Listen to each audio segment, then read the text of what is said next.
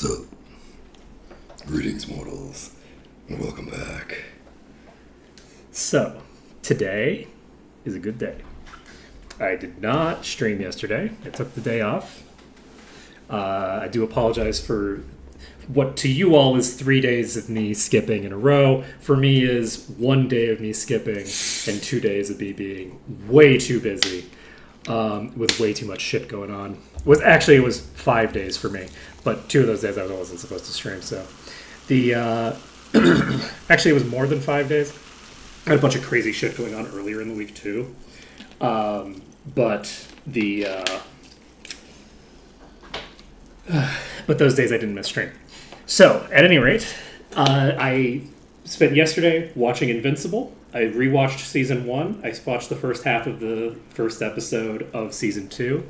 It was very cathartic. It was very nice. And it's a good show. I highly recommend it. And let's see here. I recommend Invincible in a way that I can't recommend The Boys. Is the way that I would describe it. It's a great show. People compare the two of them because they're both kind of brutal. But I feel like The Boys is brutal mostly for the sake of being brutal. And I feel like Invincible is only brutal to make very specific key points. And isn't particularly brutal the rest of the time. It's mostly chill. So, Invincible's pretty good. People should watch it. But people should also watch the crushing of the Barrows, which may or may not happen today. We're going to do the haunted house first. And I was thinking about jumping in to do it yesterday, and I ended up not doing it because I was like, you know what? I don't feel like it, so I didn't. So, today we're going to be doing the haunted house and doing a bunch of other stuff. I'm really looking forward to it. I was really excited to play yesterday, but one of the things that I need to get used to, hopefully I have in fact done all of the inventory stuff that I wanted to do, but it's all good. So it looks like the fly toggle was removed. I think fly's toggle wasn't removed last time. I have, excuse me. I have updated my my file to my program to the most recent thing. So we have blessed, we have fate, we have preservation, we have regeneration, we have haste, we have day of the gods. I think we have detect life. All right, so let's see what happens when we dive in here. Let's dive into the inn first and see how it goes. Come in, drink. Okay. All right, we're going to get rid of some of these walls that we don't need. That's kind of loud. See, I could use Floodwater in conjunction with... Actually, Vampire into Floodwater is a pretty good combo because it drops the dungeon by 2, so that's pretty useful, I think. Let's see here. We can use the quartz. And we're not going to probably use barracks. We need to hold off for for the miners thing. I think we're going to get rid of Mondo Wall. We could try to do a recruits victory, especially now that... I'm going to go ahead and use Query's help now, because I only have 1 brick because they just zeroed out my bricks. So I might as well. Let's see, I don't want to do work overtime. Pegasus Lancer is pretty decent. We can do +1 magic. I like it.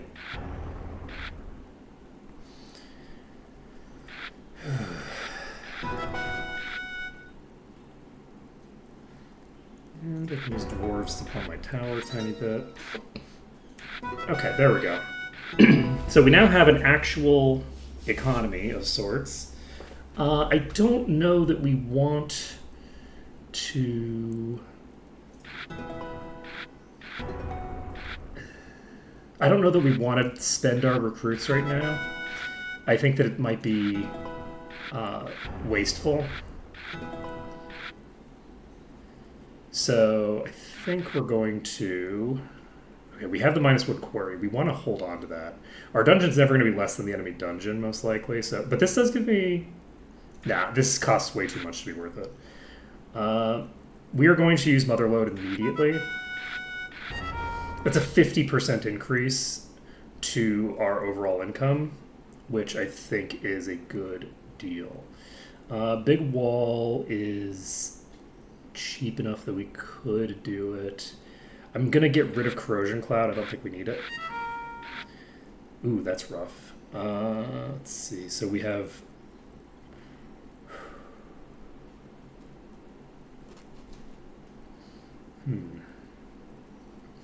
What do I want to do here? I don't think we need that high resources. I think we need 200 something, which isn't very high. We're probably going to be getting a resource victory. I'm tempted to toss this. Wait, Harmonic Ore doesn't give me what I thought it did. Never mind. We don't need to save for our Harmonic Ore. We're fine. And I'm very happy that we played that when we did. That's so funny.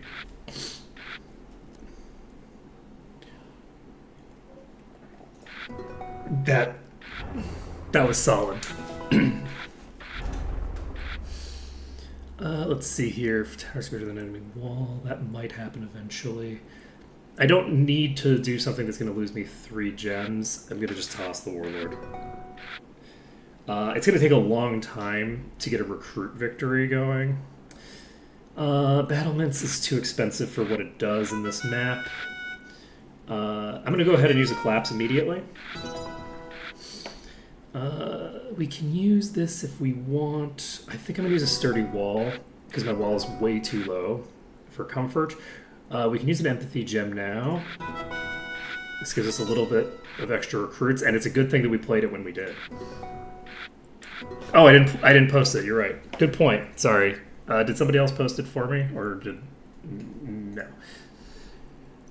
I'm a dope. Sorry. Mistakes were made. I knew I forgot something. I was like, isn't there some process that I'm supposed to be doing at this point? Isn't there something that I'm forgetting?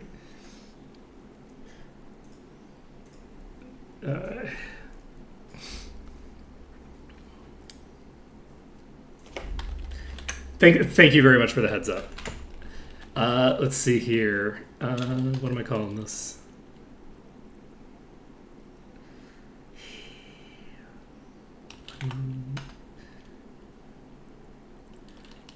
Undead. I want to mix card playing in there somehow, but I don't know a U word for playing cards.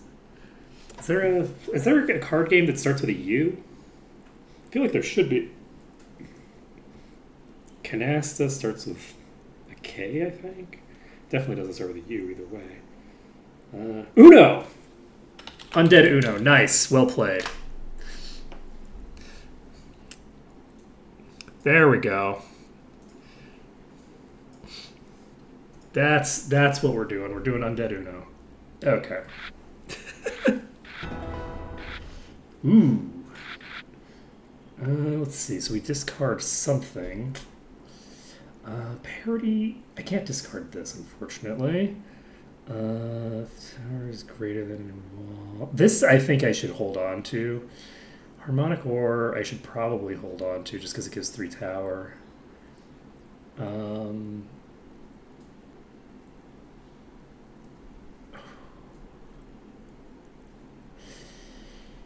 I feel like I prefer the Crystal Shield over the Harmonic Ore, so we can...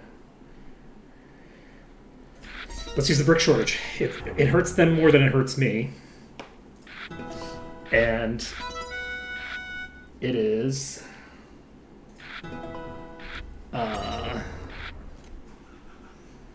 Enemy loses 3 recruits. I think I'm willing to do this. Not for the damage, but just to do the damage to the recruits because they don't have that many recruits. So we're gonna save up for a parity into Spellweaver's play. That'll give us 4 gems. Shit, now I need to discard something else. Parity into Secret Room into Spellweavers is a very big play.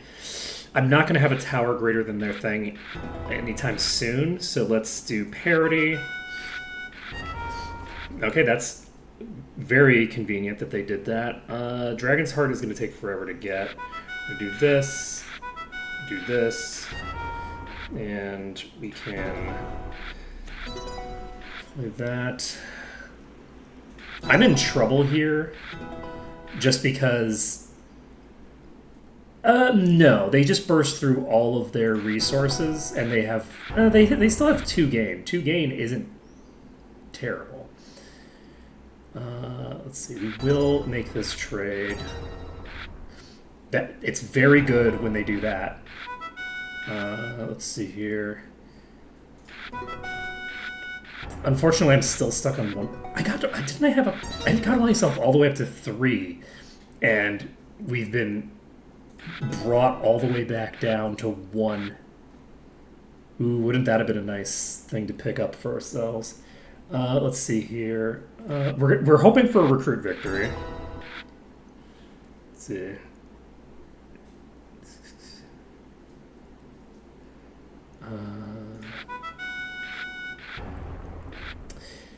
Oh yeah? Wow, that's a pretty long delay, right? Because that wasn't that fast. Huh. What's that actually? I really hate that the notifications thing gives you notifications for random shit they're trying to sell you in addition to actual stream things that are important. I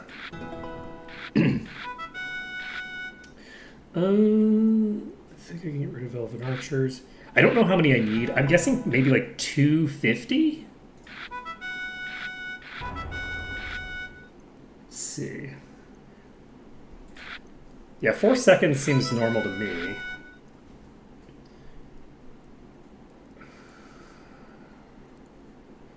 Use the phase jewel. 4 seconds seems pretty good to me. You know, I'm an old fart from the days when it was... I think this is probably cost effective even at this point. I didn't use the Dragon's Heart. Okay, well, but that's fine. Luckily, the AI is absolutely terrible. Whoa! That timing was perfect. Shit, copying the tech is really bad for me, because anything that they use bricks for is... Oh, I didn't realize they had gems too. Ooh, this could be bad.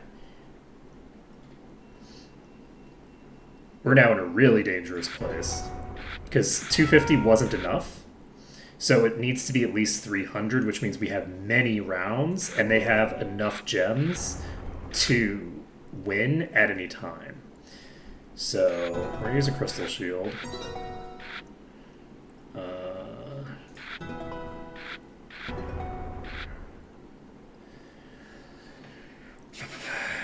Let's see. I don't need Forced Labor. But I also don't need any of the... I'm going to hold on to the Stone Giant for now. Let's see. See, what happened is that I actually have precognitive abilities, so I knew in advance that that was what you were going to say, and so I responded to it before you even posted it. That's me. There's actually like a particular like delivery route that and I think it's a specific driver actually. There's like a particular delivery driver that's so fast when we order stuff that me and my wife actually make a joke that like by the time we've put in the order they're already on their way. I vote for tacos. That's what I've been eating for breakfast all week. I've been on a diet, which means eating tacos all the time. That seems like a strange sentence, but it's exactly, or roughly exactly, 250 grams of beef. It's a specific number of tortillas, and it's a specific amount of cheese, which means that I know exactly how much is in it in terms of calories. So, and it's something that I can just eat every day. I have no objection to just eating tacos every single day of my life because they are tasty. And I have such an easy time dieting because of the fact that I can literally just eat the same thing every single day for the rest of my life, pretty much. Not quite. Not because I get tired of things, but sometimes, like, if my appetite is bad because of a variety of reasons, like, a really heavy meal is not something that appeals to me. So I couldn't quite eat it every single day, but I can basically just eat tacos pretty much every day for the rest of my life and be fine. Alright, so we're going to find out if we can just brute force these now, and it looks like we pretty much can. Is that symptomatic of ADHD?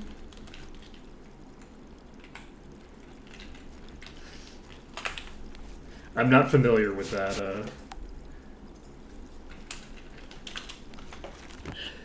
with that trend in particular. It would, I mean, okay, it's just, these might be unrelated. I was gonna say, I also have ADHD, but I'm not sure how it's related to this particular thing. I'm no doctor. Hey, look, I'm no doctor, but I do have ADHD, so I know a lot of things that doctors know.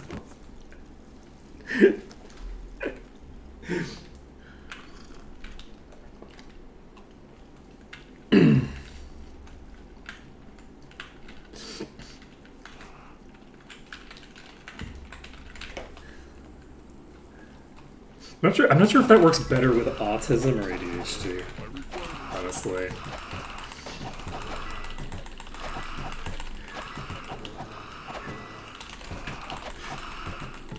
I think I don't know, I think it kind of works with both. I'm not a doctor, but I do have severe ADHD. I think works really well. Look, I might not, you know, I might not have medical training technically. However, I have gone on several extremely deep dives into very technical research into a bunch of medical topics. Just for shits and giggles.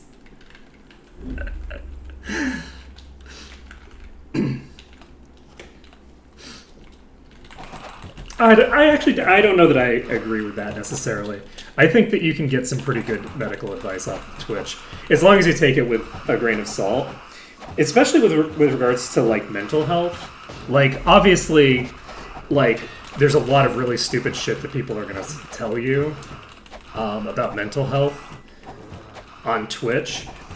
But at the same time, like one of the easiest ways to like find out about like neurodivergencies is just for other people who have that neurodivergency to go, "Hey, you're like me," and then you can like go talk to like an actual professional about it.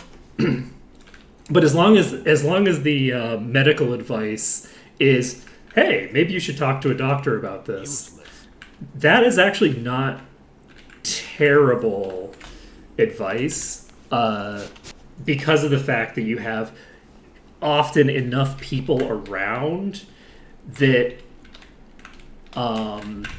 if something is like just a thing that you don't need to like think about or worry about, generally speaking, if someone tells you to go talk to a doctor about something that you don't need to, they're going to get shouted down by the rest of chat, I would assume. I don't know.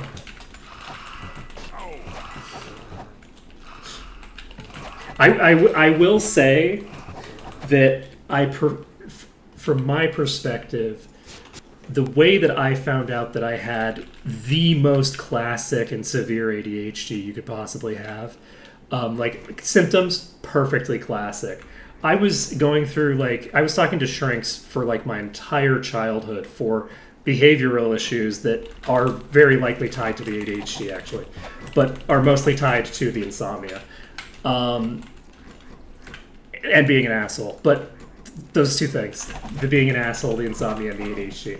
But anyway, so I had all these things that I was going to shrinks for as a kid. So I was talking to shrinks for years and years and years.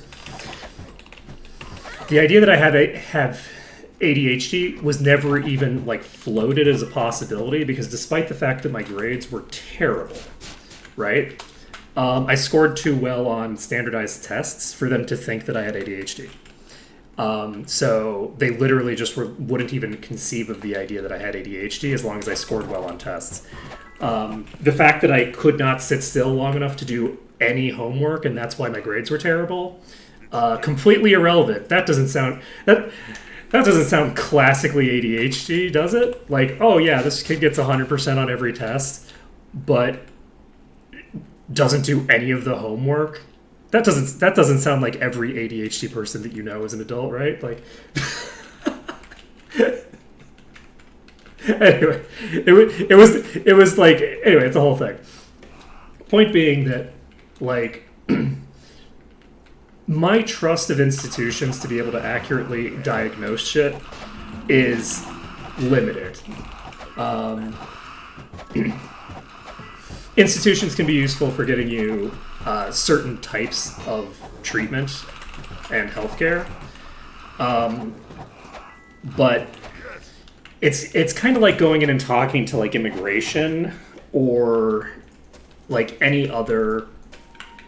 Basically, it's talking to doctors is very much like talking to It might be useful. a government entity that is prone to just telling you no.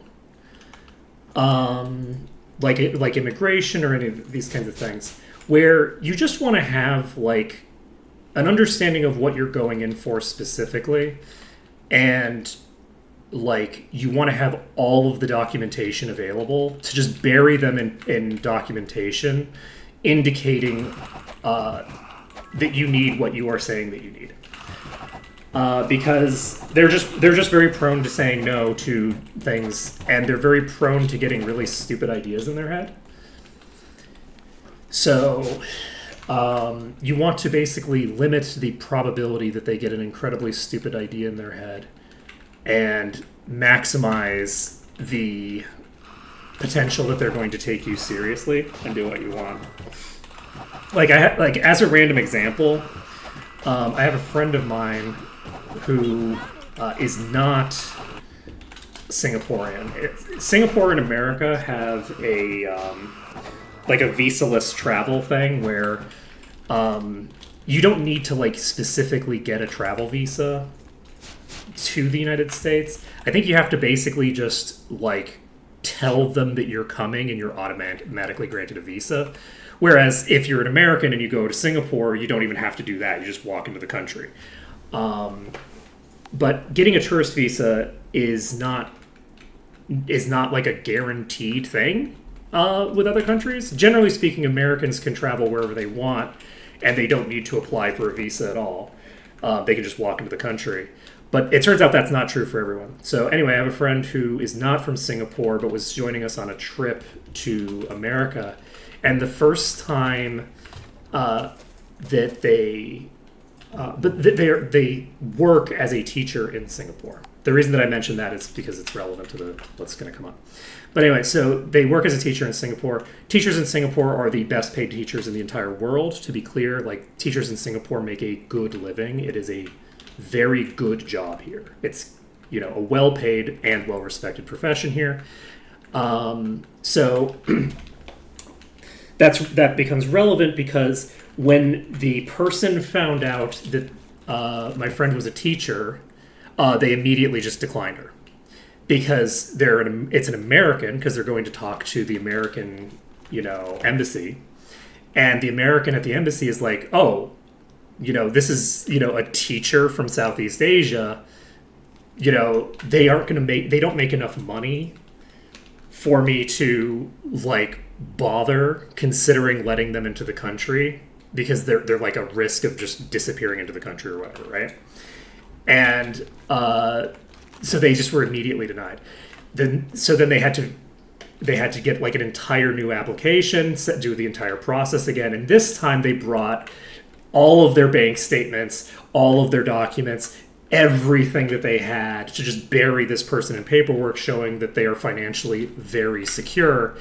And that was the dynamic. And to a large degree, you should go into doctor's visits with the same thing in mind. That's my feeling about going in to talk to doctors is you should have an idea of exactly what your concerns are. You should know everything. The doctor shouldn't have to ask you a question that you say, oh, yes, actually. You should have already told them the things, right? Like, if you have symptoms that you don't think are related to the thing that you have, you tell them the symptoms that you don't think are related, this, that, or the other thing. Yeah, exactly. You just bury them in evidence because they're prone to just making decisions that are not wise. Anyway. Now, the other thing is that sometimes there will be a local propensity for like certain kinds of things. So like as an example, like I live in Singapore where it's very difficult to get medication for ADHD. We're fighting that thorn eventually, but I'm going to fight the mansion first. I'm gonna do the mansion first because that's gonna be easier, right? I have 6 food, so I have 3 saves. It doesn't really matter that much because I don't think you get into the green in this house at all. Certainly not before you finish half of it. So I don't think that having food matters for this, but we'll find out. I have enough food that if it matters. Now, obviously, I could. I doubt this is going to work, right? Like, we're going to definitely have to... Yeah, we're not going to be able to clear the front room by just brute forcing it. I'm going to see, because they're actually at the 2 sides, I'm going to see if I can jump up to the balcony. That's a no. But I might be able to just jump over that, get in this corner. This might work.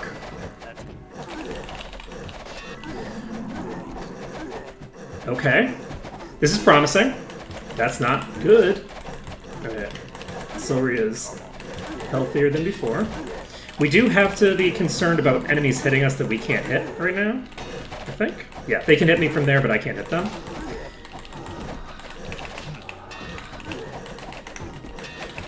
Okay.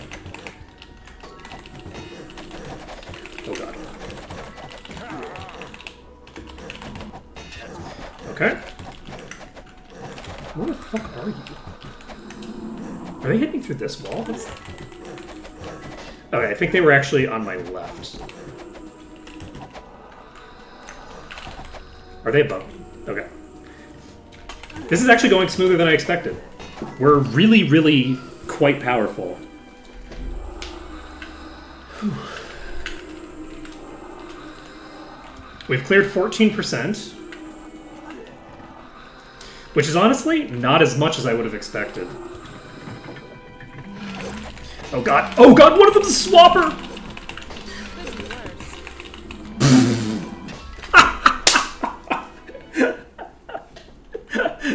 The swapper took me by such surprise.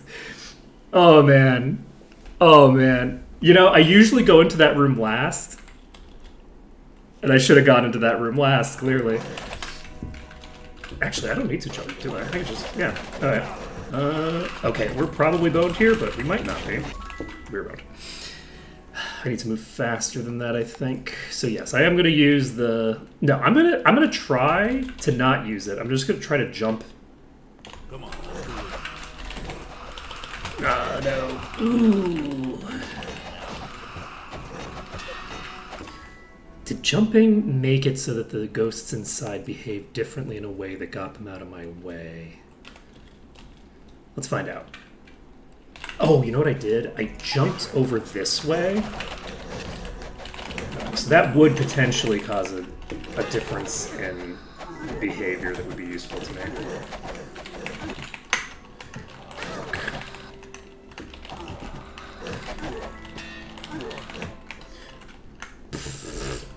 The number of buttons that I have to press at once here. I'm not usually having to do movement in addition to this other stuff. I guess I don't need to move it yet. Now I do. Right. Luckily, the ghasts are pretty weak. Ghasts and ghosts are both pretty weak enemies. They're low tier.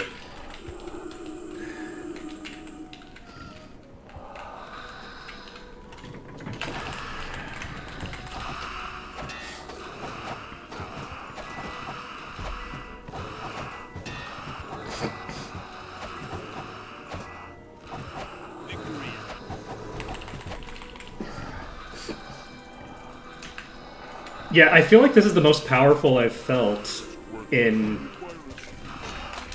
a long time. Since sometime in the second continent, maybe?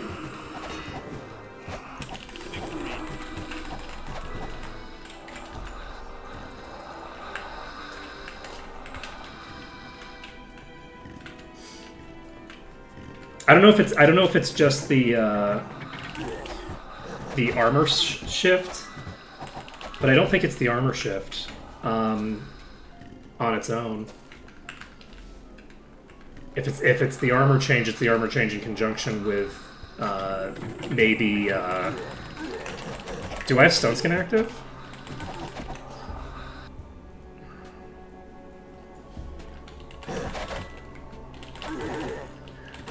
Let's see.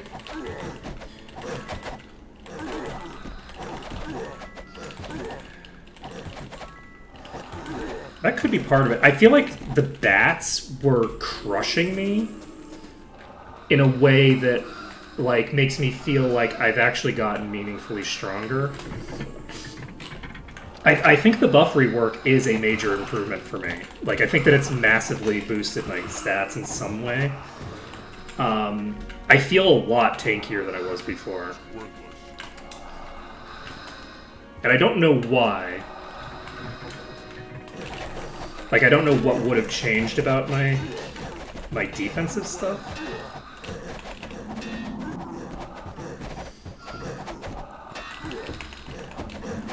It's also possible that these are just weak. They don't look weak to me. Like, their on paper damage is pretty high.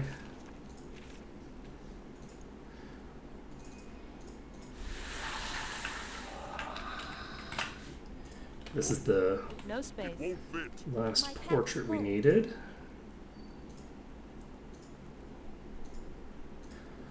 Sorry. My pack's full. My pack's full. I could.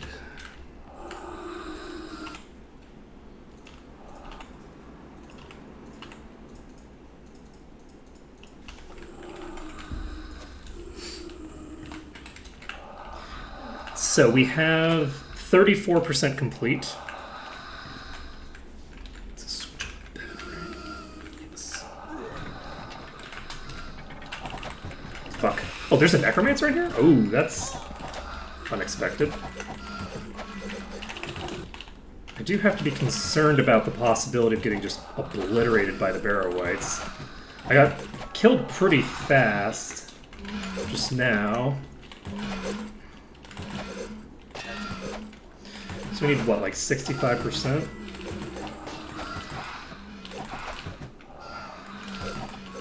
I should have probably cleared all of the bedrooms before I started clearing this back area.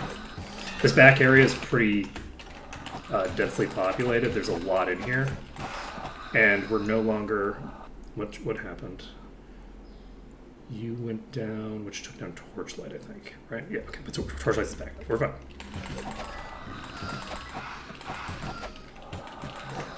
Just... Oh, shit.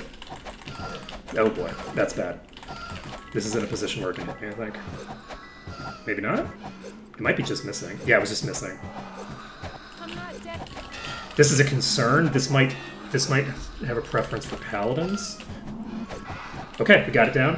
Jeez, we are doing so much damage. What level are you, Oxels? 218, so they're very low level. It might be useful. Okay. Fuck. Ooh, mistakes were made. I might have to retreat to another corner, but I do think that I've got some of them locked in here at least. And the other thing is that I can hit them.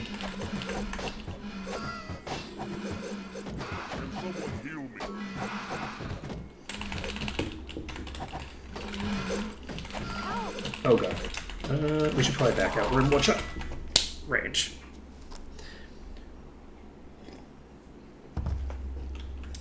My guess would be at that area, my boost for nearby was probably about double.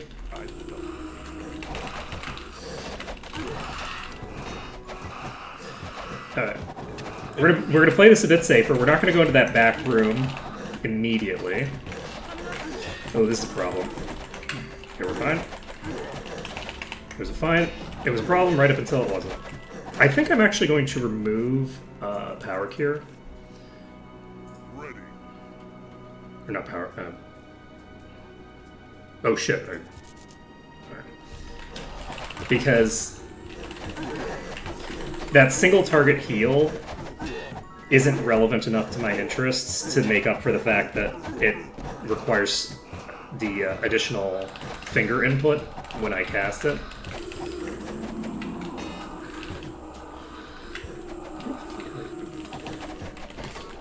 So it was upstairs.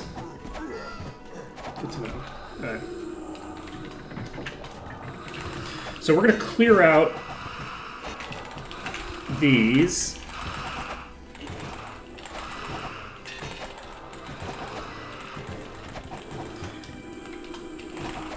We're going to continue to invest into my... Well, I can't check now, because bonus for nearbys is tied to...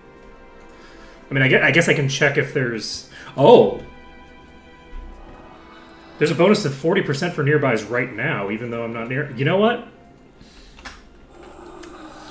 Well played.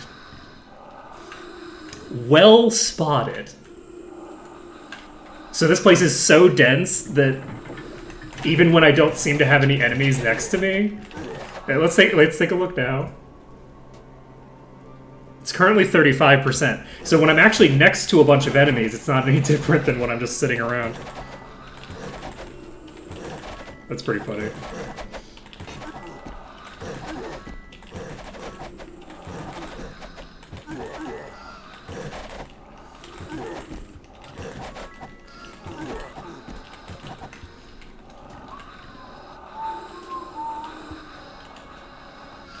See what it looks like now. Is it 0 now? It should be 0 now, right? Okay, yeah, it is 0 now. Oh, jeez. Oh, jeez.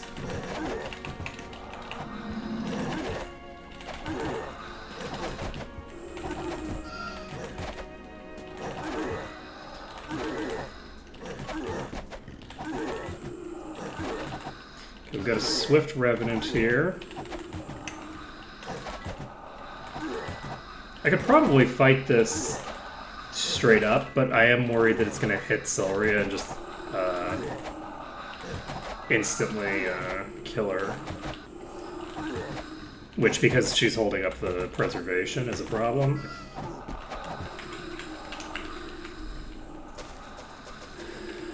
Let's see.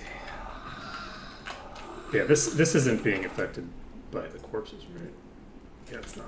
There's way more than 30% worth of corpses adjacent to me right now. Oh god.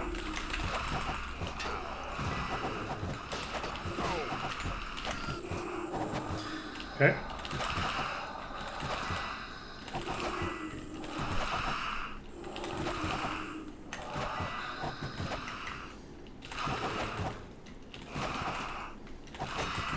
So we're at 31%, 32%. That's actually really wild to think that there's more than 100 enemies in this tiny-ass zone. I think there's about 100 enemies in here, maybe? Actually, wait, I need about 100 enemies to get to 100%, but there's more than 100% in the zone, based off of the thing. I had like 110% the last time I was doing a zone, I think, when I finished clearing.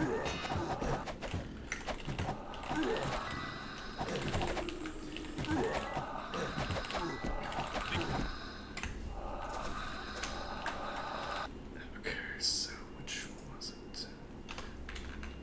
30. Okay, we're 37%.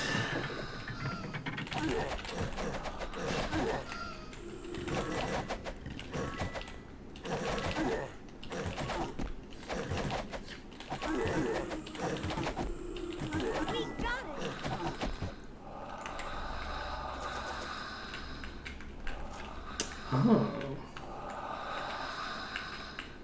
So like it's adjusted based off of the enemy HP per enemy. That makes a degree of sense. And then the patch note where it made it so that it no longer gave a bonus for the bosses was that the bosses had an additional value over what would be explained by their HP. I don't think they do now. I don't think the bosses count more now because there was a patch note. But if it's based off of max HP, then the boss bonus could have been a separate thing completely from that. But the bosses would still be worth more because they have more HP. Maybe just not disproportionately more.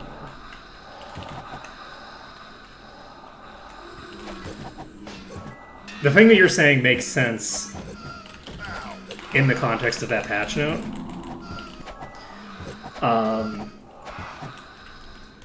So, because basically there was a patch note that I saw that basically said bosses are no longer worth additional blah blah blah. But if there was a max HP component, that wouldn't be specifically tied to bosses, so that patch note wouldn't make sense to be removing that. So it's very likely that you're right in that it's tied to specifically the max HP.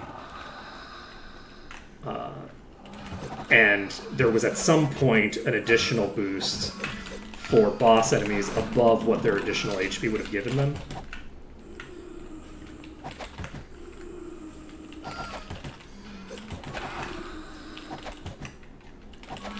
We're almost there. We're at 50%. We have a Barrow Wight here.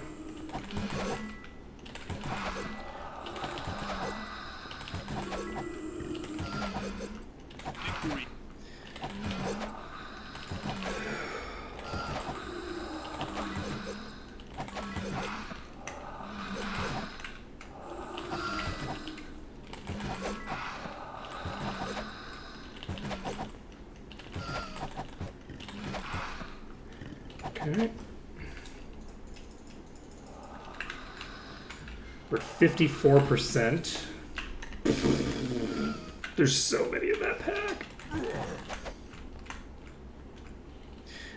I'm going to wait for, at the very least, most of them to lock in because I feel like some of them might leak.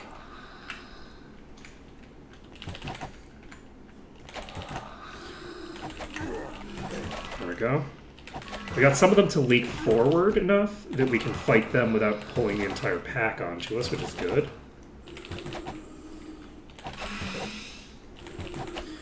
My concern is that the enemies are going to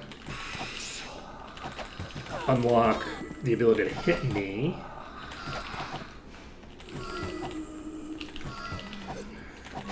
Before I get the ability to hit them. And that as a result of that, I'm going to get hit by the time I get back under cover. But it looks like we're probably fine here. As long as I play it somewhat safe, we should be chill. We're at 63%.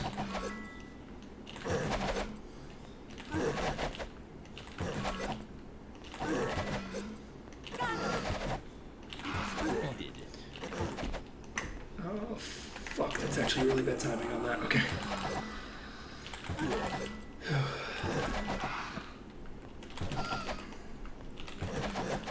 We're going to finish this pack. And then we're going to leave to save.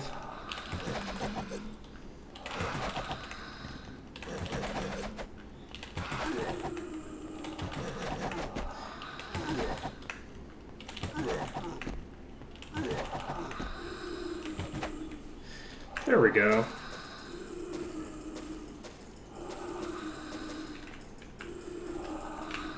This is nice. There we go. Simple. Okay, and those are all behind a door. Okay. Save the game, saving under dungeon. And we have almost cleared this out. This has actually gone pretty smoothly, actually. This has gone more smoothly than I expected it to be sure. I'm curious to try using this door. I think this is going to go badly for me, but we're going to do it anyway.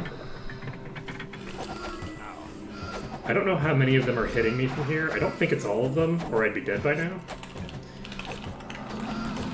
That's a swapper. Oh, that's interesting. There's a swapper in that room again. Okay, this is a bad spot to be. For reasons that we established last time, which is that enemies can hit me from upstairs from there. Oh boy, we can't fight here. There's a swapper. Oh god. Oh, we are so boned. We're so fucking boned right now. Well, we can block any projectiles they have, so we have that going for us. I think we're actually not susceptible to attacks from all of them from here. I cannot believe that we haven't been swapped yet.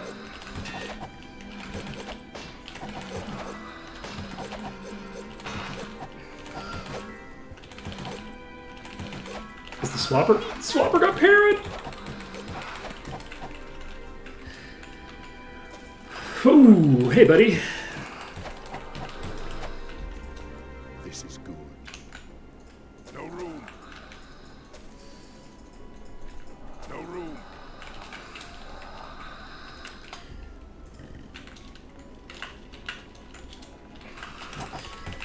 Okay. We don't need this. All according to plan. That... Oh, time to start stream. That all went exactly according to plan. Worked perfectly. Let's go. Let's see here. Oh, jeez.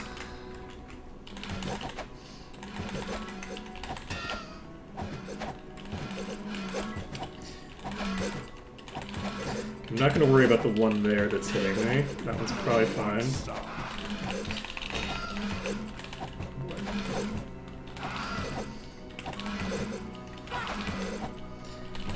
Alright.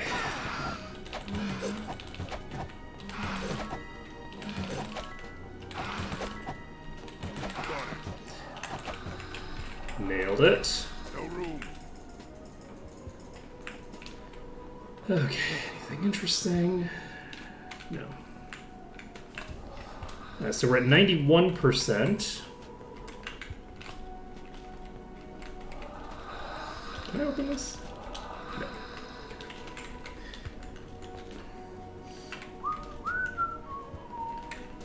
Alright.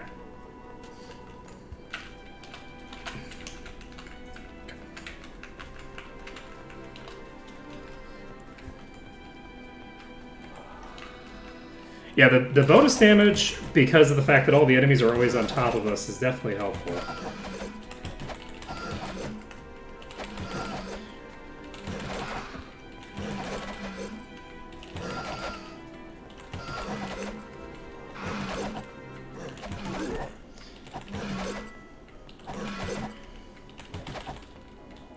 I think it mostly impacts us for the startup.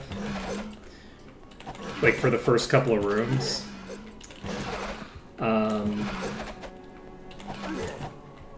Because it would only affect us really in the center rooms. Like we'll have a bonus damage from this, but that would be true for any, anytime I have a bunch of enemies in a corner like this.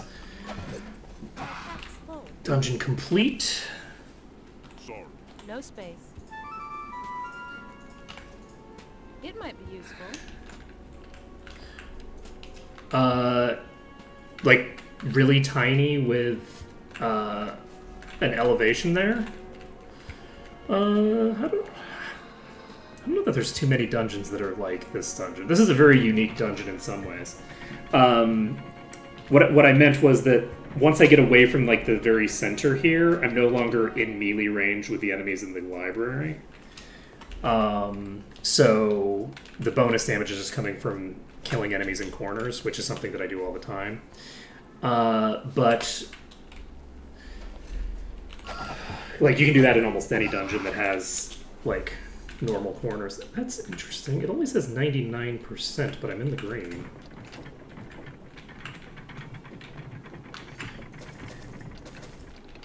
So that's usual. Worthy. Useless. That's no good. Useless. Let's see. Guess that's just a rounding error. Yeah, let's see. That's no good. Useless. I'm trying to think about like the exact layout of some of the other dungeons. That's no good. Useless. Useless. The pit might have some stuff like this. Because I think there are areas that are kind of layered on top of other areas there. So sorry, not the pit. The what is it? The breeding pit or whatever it's called. I don't remember what the area is called. The place with all the fire elementals. That dungeon might have some places where you have like a bunch of enemies like directly above you. Ooh. Breeding zone, yeah. But I don't actually remember. I don't know that any of the enemies that are on like Useless. the places Useless. on different levels are actually close enough by default Useless. to Useless. trigger that kind of an effect. Like they may or may not be. I just don't know. That's no Let's see. Other than that, useless.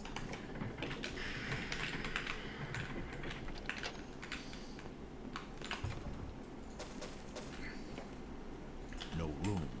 Useless. other than that, I just don't know. Worthy.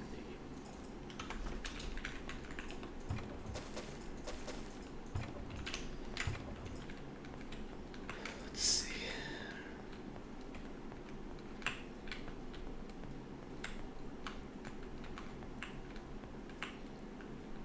There's a switch in the wall here. Interesting. All right. That's a good question. I was actually thinking about this ghost ring and whether it counts as whether it's like similar to an artifact or similar to a normal thing. Let's find out. Ghost ring, I put in whose inventory?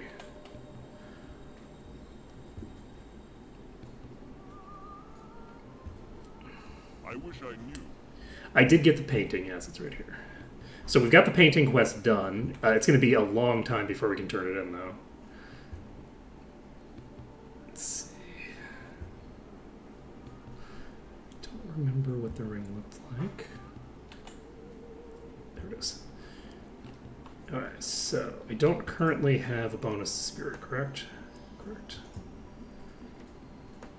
So this gives me plus 20. Plus 20, okay.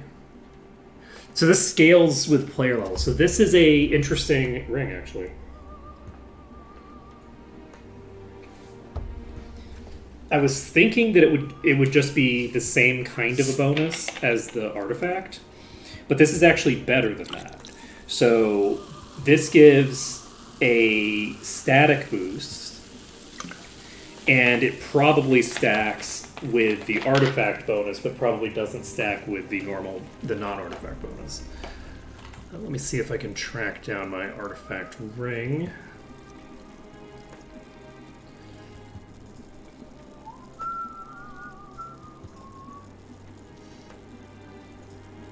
Is this it? No.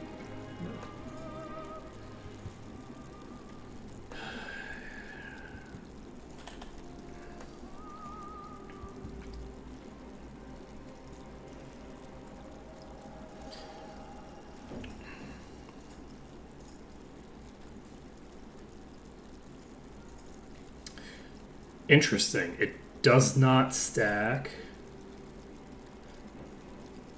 with the artifact bonus. Does it stack with a normal bonus? Because artifacts stack with non-artifacts.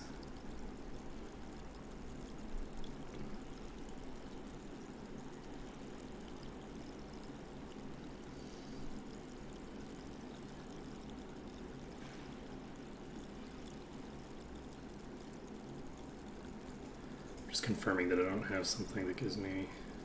I guess I could just equip that. Is this spirit? Yes, it is. There's no room. So this does not stack. That is an artifact bonus, though. Let's see. Hey, Malekith. We're trying to figure out the stacking mechanisms for the spirit ring. Because it isn't stacking with artifacts, and we're curious if it stacks with normal items, and I'll find out once I... There we go. This is +8.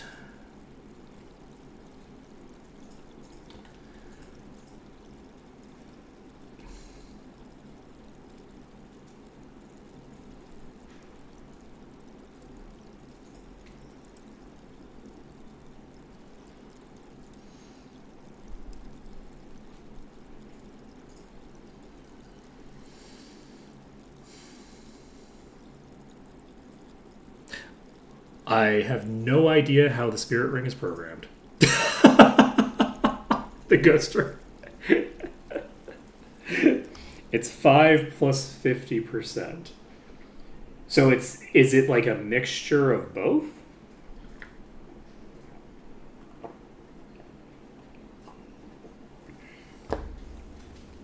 Gotcha.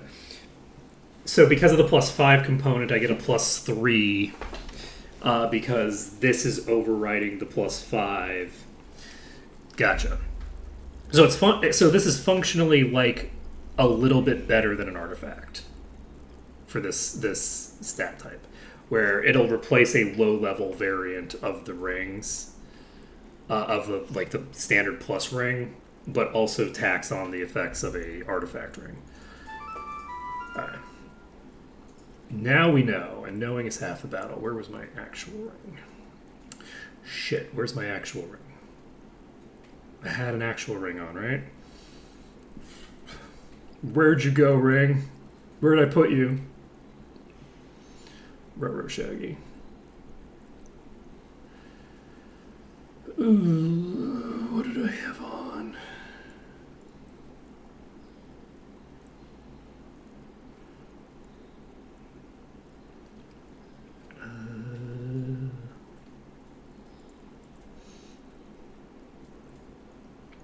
I'm pretty sure I don't have any of these on. What is your...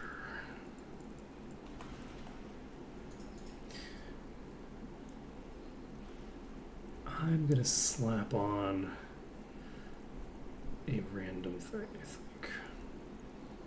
I'm just gonna slap this on for now. I think this might be what it was. Oh, it also grants preservation. Really?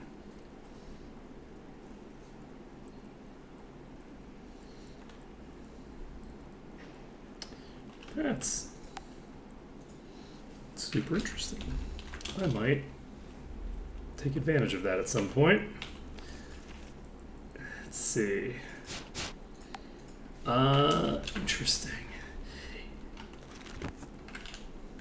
Alright.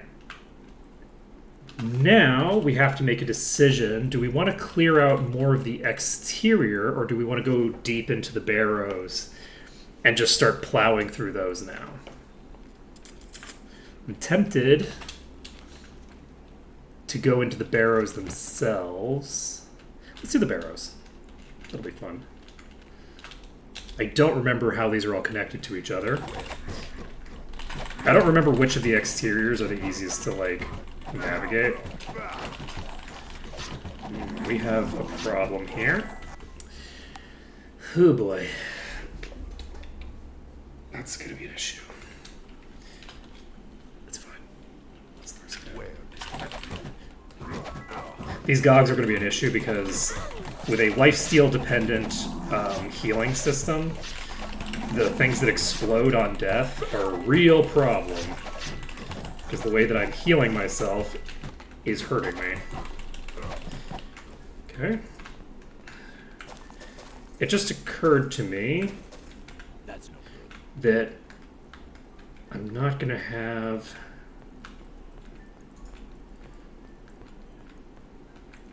the ability to, like, do proper saving while I'm in here. I'm only going to have autosaves to play with. So if I ever... I mean, I guess I have 3 saves to play with. It's worthless. So this is the first barrow Not too key. much. That's Yeah, I wonder if we're going to find anything shiny in here.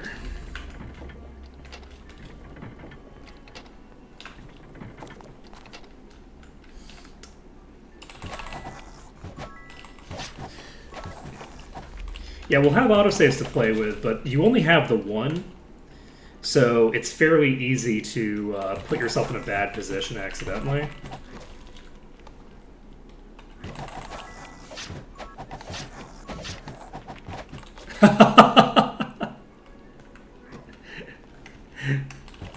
That might be a little bit too similar to Thorns, honestly. Who wants some? It's kind of just duplicating the effect of Thorns, but making it not as strong. That's no good. That's no good. Let's see. Okay, we finished this one.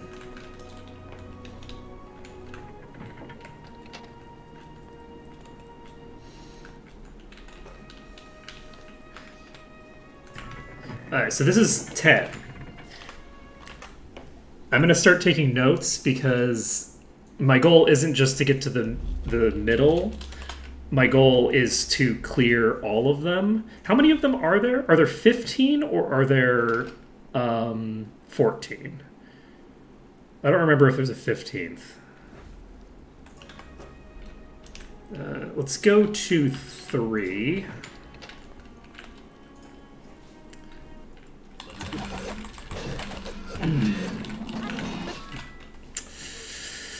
We're in trouble, buddies. Oh, we're in trouble. Ooh, this is gonna be rough.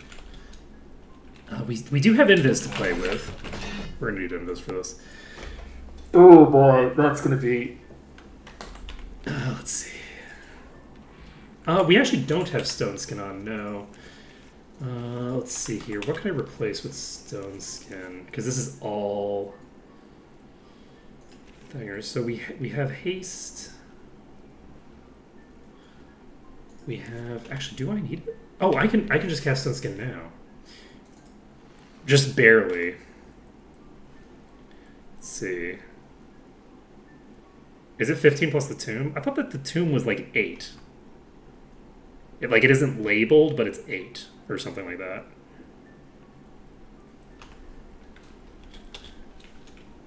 This doesn't look too dangerous. I'm probably wrong.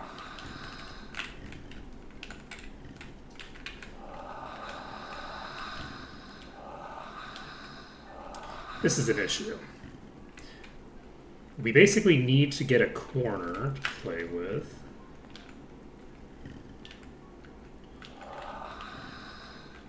If we're going to be able to handle this.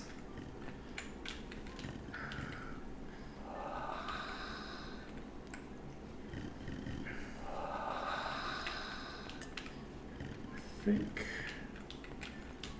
we might be in trouble here.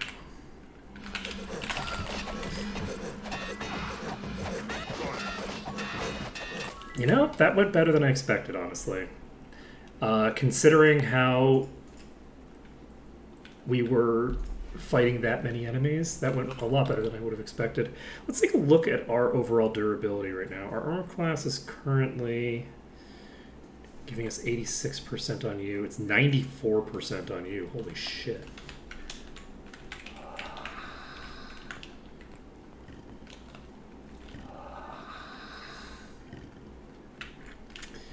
I don't know how we're going to do this.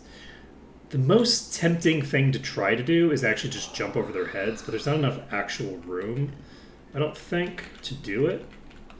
I can try it with these, because if I can get in a very specific corner here. Oh my god. Well, we made it. We made it to the hole down there. I can't believe that actually worked. I was like, technically, if I get the jump in, because the enemies in the back are at a lower elevation, I should be able to just kind of like scoot over their heads. And we made it. We made it. Did we make it work? No. But okay. There's only 5 on this side.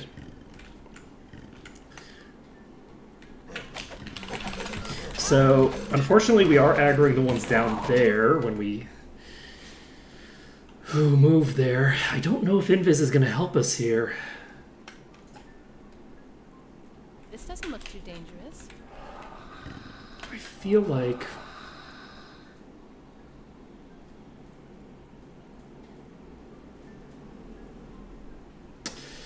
How much? I currently have 2 levels worth of experience. I might be able to do something clever to make this work. I don't think there's anything that clever I'm going to be able to do to make this work. I think I'm going to rely on RNG.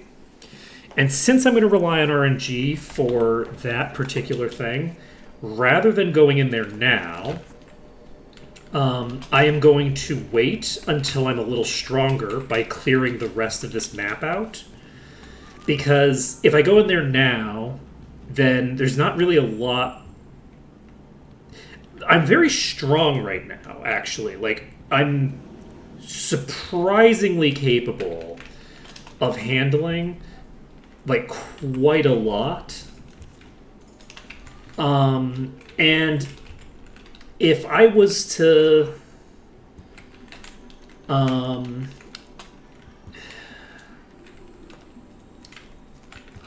if I was to get, like, a little bit more power, like, as an example, from getting a few more levels,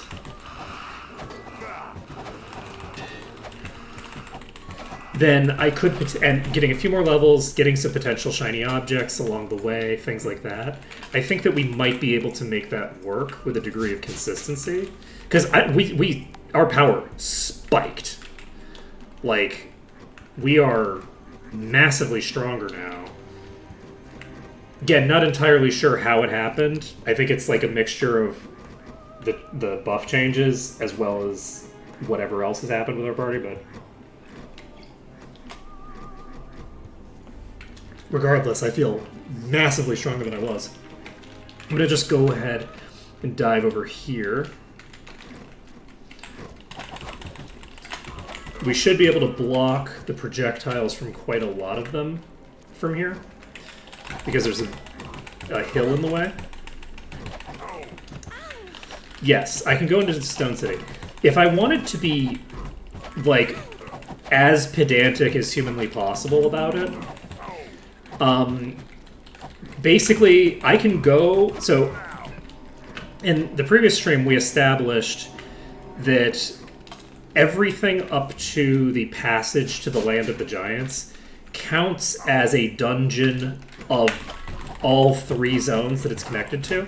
So it counts as a dungeon of Nyon, it counts as a dungeon of Land of the Giants, and it counts as a dungeon of this place, right? The dungeons syncing up together under passage means that I can consider it one of all three at the same time, which means that ostensibly, according to the rule set the way that I've interpreted it this time, it isn't the way that I've done it in the past, but I think that the way that I've done it in the past has been I didn't really think it through well enough, but I think that this is like a robust definition. Would mean that I have to clear all four of those connecting dungeons before I leave whatever world map I'm starting on, right? So like I can't go into Nyon until I've cleared all of those places from here. But the side effect of that is that, technically speaking, I could clear all of those dungeons before I have to go to the Barrows, if I so chose. So I could clear out an enormous quantity of stuff before we actually are forced to go into the Barrows. And some of those places are going to give us a lot of experience and probably a good amount of gear, but will not be that hard because of just the layout of the dungeon itself. So the Barrows we could delay for quite a while if we wanted, but I don't think I want to delay it that long. I might consider delaying it that long if I felt like I was going to have to like pull some serious shenanigans to complete that for the foreseeable future. But I actually feel like there's a pretty good shot that I can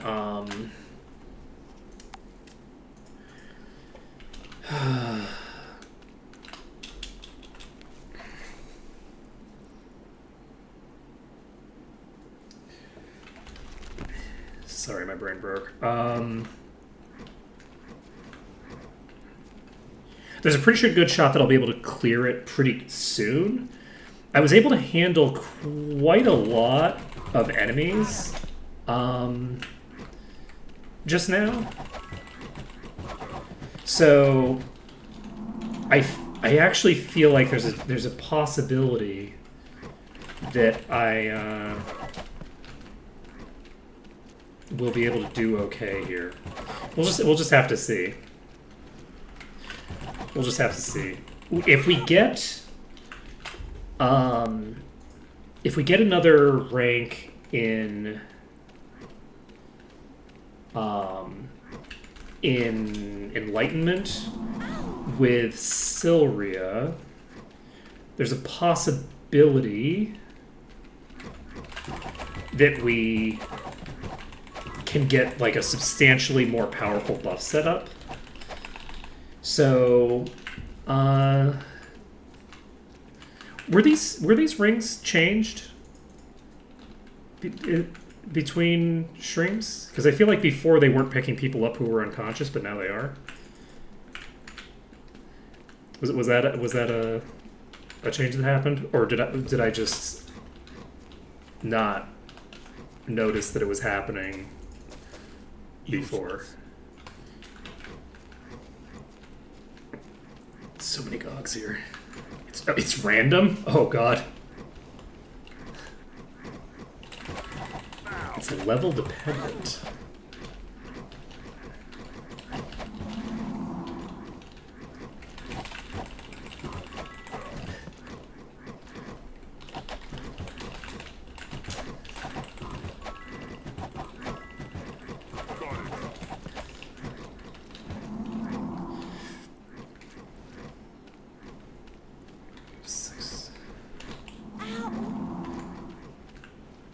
Comment on it.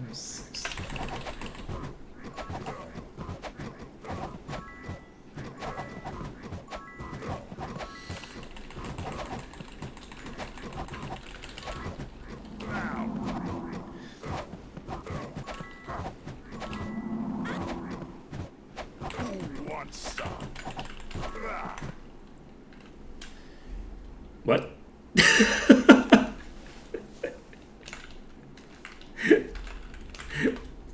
I'm not sure what you mean.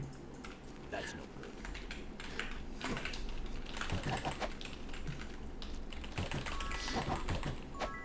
Ow. He's toast. Let's see. So we've cleared out most of the gogs. These are the most annoying section of the... Oh!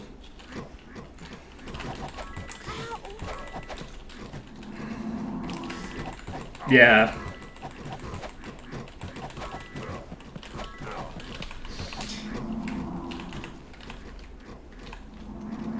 Oh boy. Ow.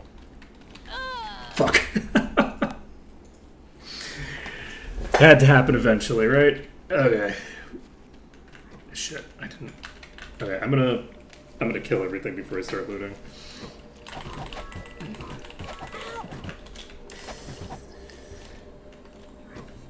Yeah, I think that it's interesting. The art styles between the three games are interesting because I feel like they do like certain things better and certain things worse in Might and Magic 6 versus 7. And then Might and Magic 8 also exists. and then Might and Magic 8 is also a game that exists. I am curious, like, what Might and Magic 8 would look and play like if it had like a proper development cycle. Yeah.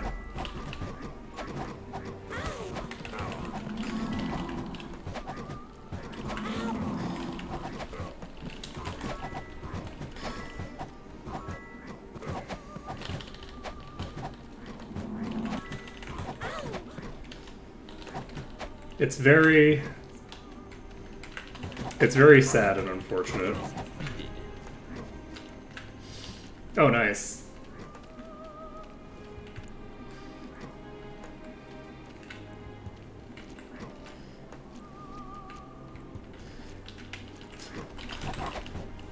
Yeah, it would be really great to be able to have like the distinct feel of each game be retained in Merge. It's very sad, like seeing like the Might and Magic 7 Evil Eyes instead of the Might and Magic 6 ones in like Darkmoor and stuff. Not because I don't like the Might and Magic 7 Evil Eyes. I think the Beholders from 7 are really cool, but it's like, I don't know, it's like a loss to have only those.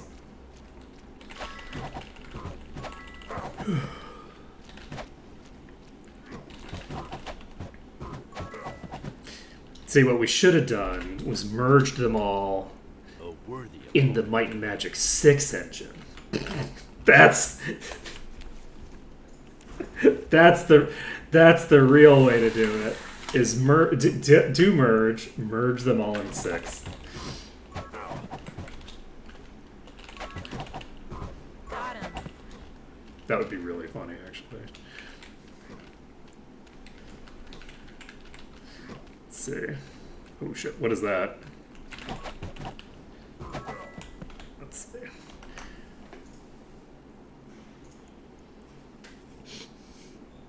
Oh yeah. Oh yeah, that's the stuff.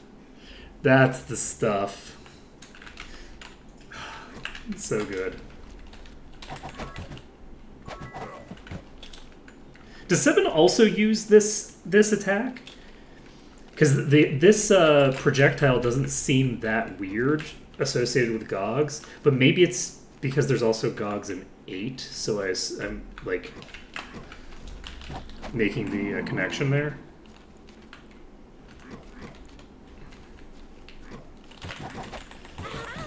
no won't fit.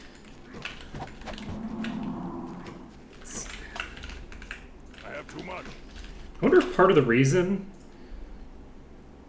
that they changed it might not have just been like time constraints, and some of it might have been the way that the spell hit animations could actually block your screen in a way that you couldn't hit enemies. Because like you couldn't attack enemies through the lightning bolt animation, if I recall correctly. We got it.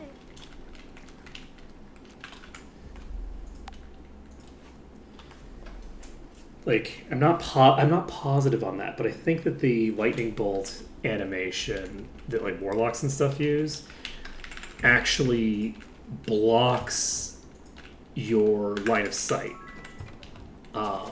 So if there's an enemy that you can only see Useless. behind the animation itself, so you can't see it during the animation, you actually can't attack it. And I'm not positive on that, but I think that is the case.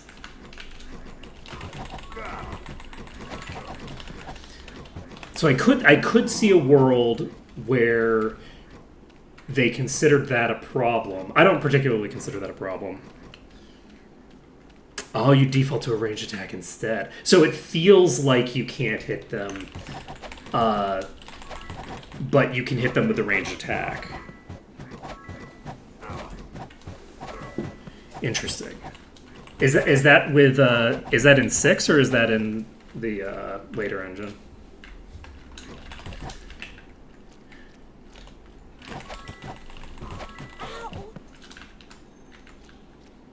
Because yeah, I think I remember in 6.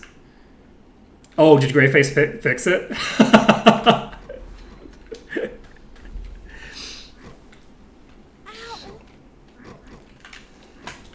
Anyway, the reason that I was mentioning it was just because it's possible, like, to give the benefit of the doubt to the changes that were made, because Might and Magic 6, like, objectively has way cooler spell animations and stuff like that than the other games do.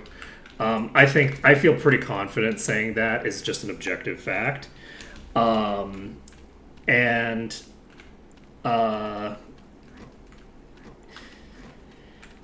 It's possible that the developers made the change because the change in part to like the way that projectiles work, because I think projectiles in 7 were pretty boring too compared to 6. I could be wrong, but I seem to recall these projectiles being about par for the course for 7. I think that it's possible that they in part made the change because they're like, oh well, how can we fix the problem of having really cool fire animations? And honestly, I feel like this pretty much feels like what I would have expected out of 7. I don't know if 7 and 8 were that different in terms of the like actual attack animations for enemies, but I could be wrong. There's certain like artistic stuff where 6 is like a very distinct outlier, and there's certain stuff where 8 is a distinct outlier, right? So like I feel like in terms of like the quality of like the way that like the like character sprites work, I feel like 8 was an anomaly in that like everything looked really like all the characters looked really weird in 8 to a large degree. Like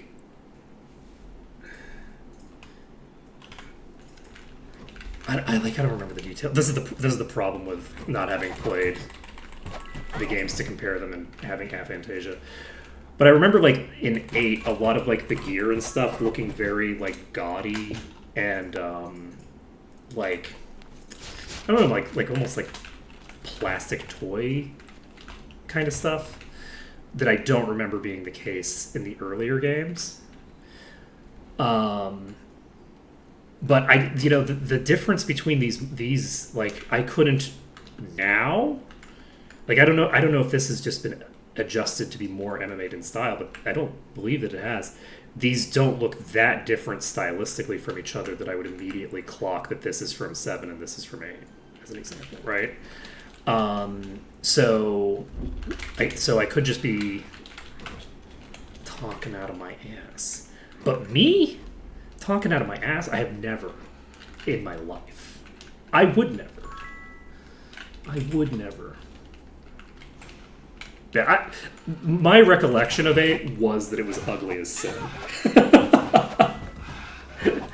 that was my like feeling on 8 when I first played it. Was like, oh wow, this game is ugly as hell compared to the earlier games.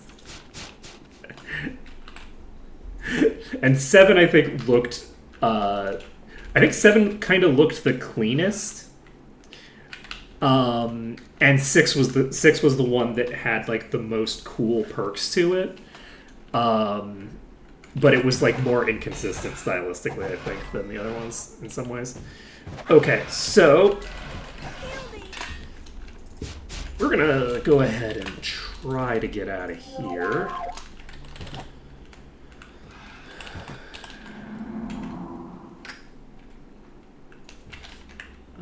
We could try to use a bridge or something.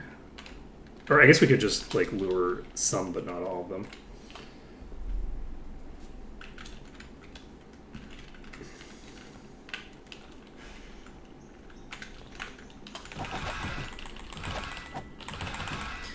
I think we're just going to do a melee kite. We can probably handle a hit.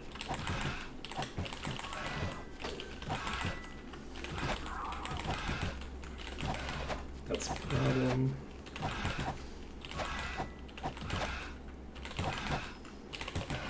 Come on, man. Holy shit. Alright. Oh. That lifesteal. Oh, okay. Part of it is the shared life procking. Two people like with Venom and we're still doing fine. Yeah, our durability has definitely gone up overall. For a while there, basically everyone was one-shottable by a lot of enemies, and now we're doing pretty okay. Part of that is the fact that we have like the perpetual shared life going on, but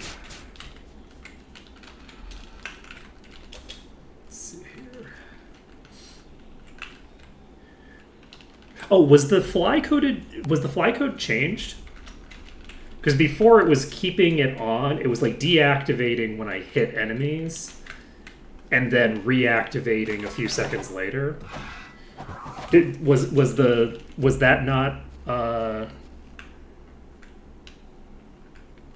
like intended / desired behavior? I really enjoyed it personally. Like, I thought that it was a really cool way to handle it. I'm fine with it going back to default, but I thought it was really cool and interesting to be able to like jump in and out of flight. It felt very smooth to me, but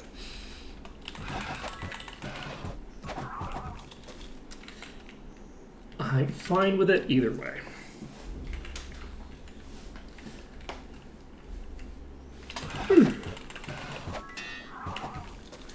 But I'm really enjoying being able to just like travel between areas and like have my buffs stay up.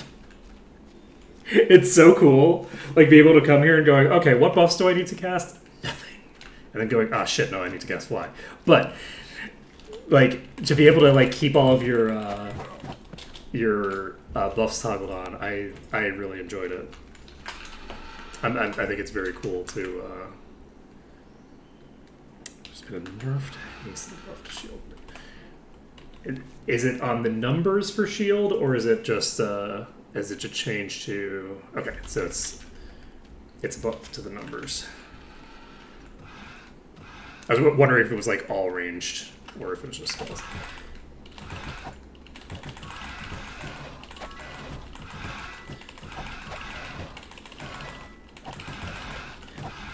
While I was dealing with the Gargs, I'm currently dealing with the Gargs. When I was dealing with the Gogs, I should have swapped to shield from Thinger. I was thinking of swapping to protection from fire, and I just didn't. I don't know if I can swap protection from fire. Probably can, right? This is 15%. So yes, I can swap my my defensive thing depending on what I need.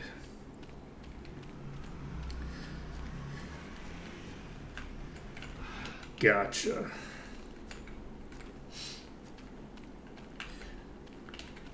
Well, whatever nerfs you've implemented have not prevented me from doing okay. I still feel... honestly, I legitimately feel stronger than I did before the buff change by a pretty considerable margin. I felt about on par when I was only having like a couple of buffs to play with. And now that I have access to like a full suite of buffs, even with a party that, like, the party isn't that great at buffing. Like, I feel like overall my party is substantially stronger.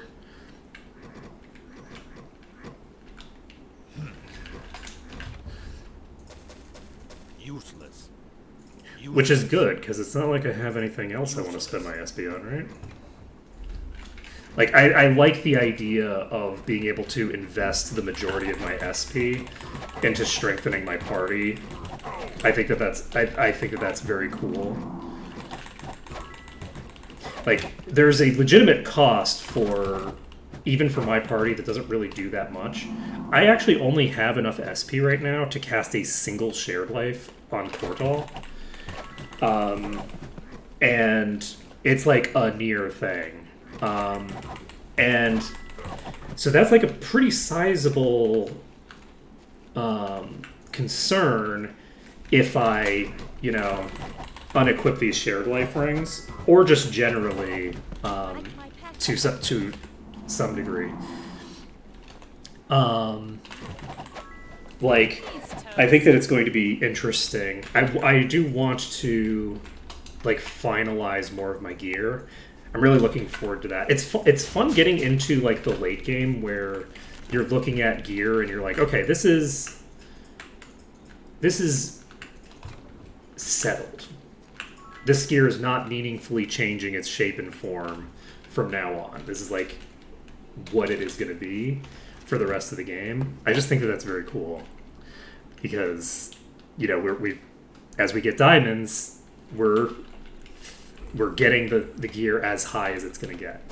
And I just really enjoy that. You know, we're finishing our gear instead of just being like, okay, well, what do we want to improve? It's what do we want to finish? Love it.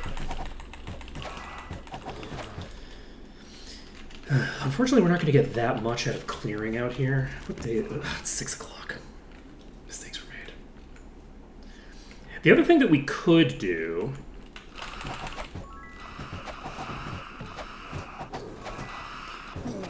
if we wanted. This is a possibility. I hate this possibility. I'm going to share it because it is a thing that I could do in theory. But I hate it, so I don't think I'm going to do it. But I could do some of the barrows and not all of them. So I could do jaunts into the barrows rather than a jaunt into the barrows. And the reason I say that I hate that idea is because the barrows as an experience are somewhat unique in being extremely claustrophobic and full of dungeon entrances, with dungeon entrances being meaningfully different than basically anything else because you're just kind of slapped into, you know, enemies. And you have no way of controlling how you approach it, right? And it's very fun to go through like 15 mini dungeons in a row. There's no room. There's something very... I don't even know the word to use. It's, I think, claustrophobic. There's just something claustrophobic about doing all the barrows at once. that if I were to jump in and out of them, I feel like I'd lose a fairly unique, and by fairly I mean completely unique, dungeon type by doing that. So I don't think we're going to do that. The advantage of doing that would be the ability to just sort of like pick it apart piece by piece, as opposed to dealing with like, a puzzle that takes an hour to figure out, followed by another puzzle that takes an hour to figure out, one after another, stuff like that. So there's advantage to doing it, but I think that it'll lead to a substantially less satisfying experience.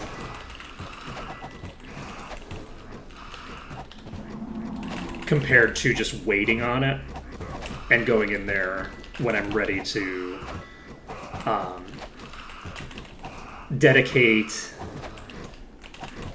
the time to getting it all done, to get that real good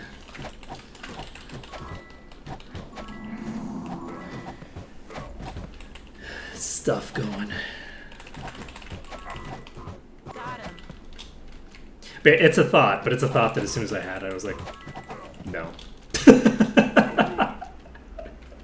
I was just immediately like, nah, I don't think so. Jump. Fully not worth it to me.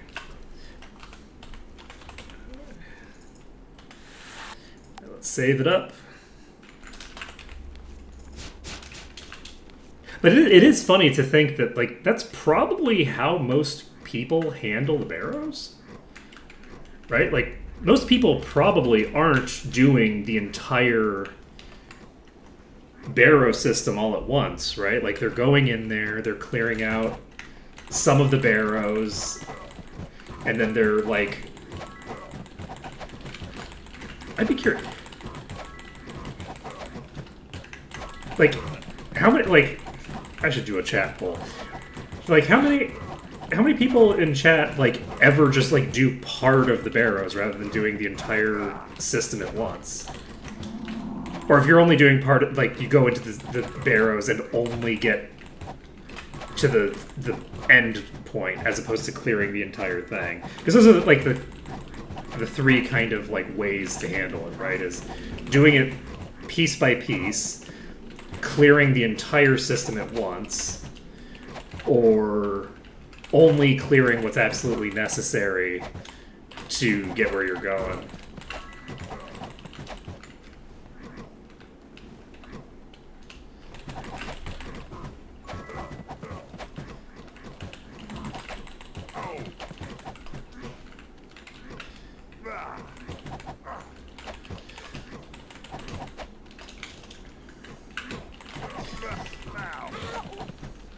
Yeah, when I was a kid, I used to like basically enter the barrows in turn-based mode and just blindly search for the correct barrow, with like, but not fighting like anything until I got into the correct barrow. It's so funny how different, like, my general gameplay is as an adult versus as a kid. Because as a kid, I was always so underleveled in every game that I played. Like, by such a ridiculous margin. I remember, like, talking about, like, what level I remember talking, I was playing, like, FF7, and I remember telling a friend, like, that I found the final boss, like, practically impossible. And they were, like, so confused, because, let's be clear, Final Fantasy VII is not a hard game. Final boss, not a hard boss, right? And then, like, I told them what level I was, and they're like, how did you even get there at that level? And I was like, well, from disc 2 to disc 3, I ran from every fight in the entire game that I could run away from. Jump.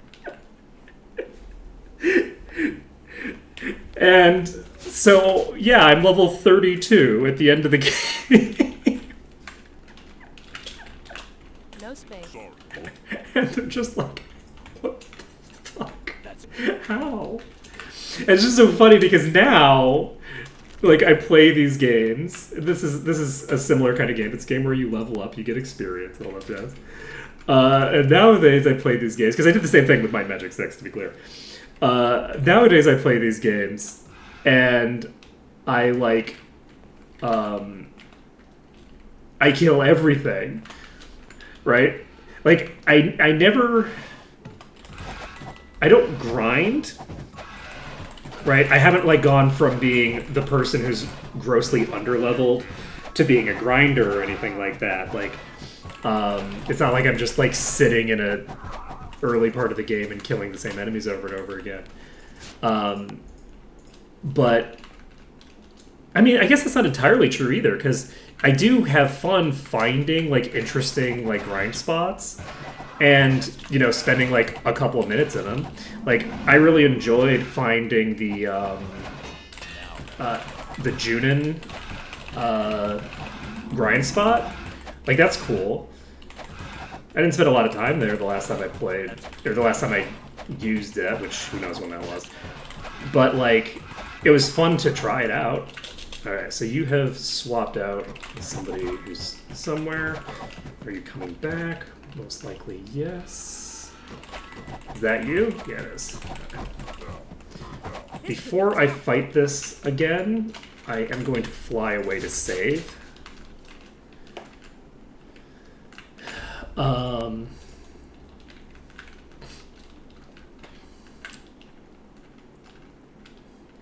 But yeah, I do occasionally grind when I have like a very specific reason to. I enjoy beating optional battles, and there aren't a lot of optional battles that are like prohibitively difficult but still technically possible in games anymore. It used to be semi-common in JRPGs especially to have like a boss where you're not meant to fight it, but if you do fight it and you beat it, something vaguely interesting happens before the game basically treats it as if you had lost the fight anyway. no. Um, I have too much. And one thing, actually, you know what's weird? One thing that I find very annoying about modern games is that modern games have, I'm not sure what it to a is. degree, replaced battles that you're supposed to lose with battles where you're supposed to win/survive, and then it acts like you lost anyway. Which I think, narratively, is garbage. If you want me as the player to feel like, oh, this is an unwinnable contest and extremely, like, my party is, you know, doomed, you should make me lose the fight and not give me a game over. If you give me a game over when I lose the fight, and then act like I lost the fight when I win the fight, it makes me want to just, like, question your life choices. Or mine. Or somebody's life choices. Like, it's like, what are you doing? Why would you make me win this fight and then pretend that I lost the fight? That's a crazy thing to do.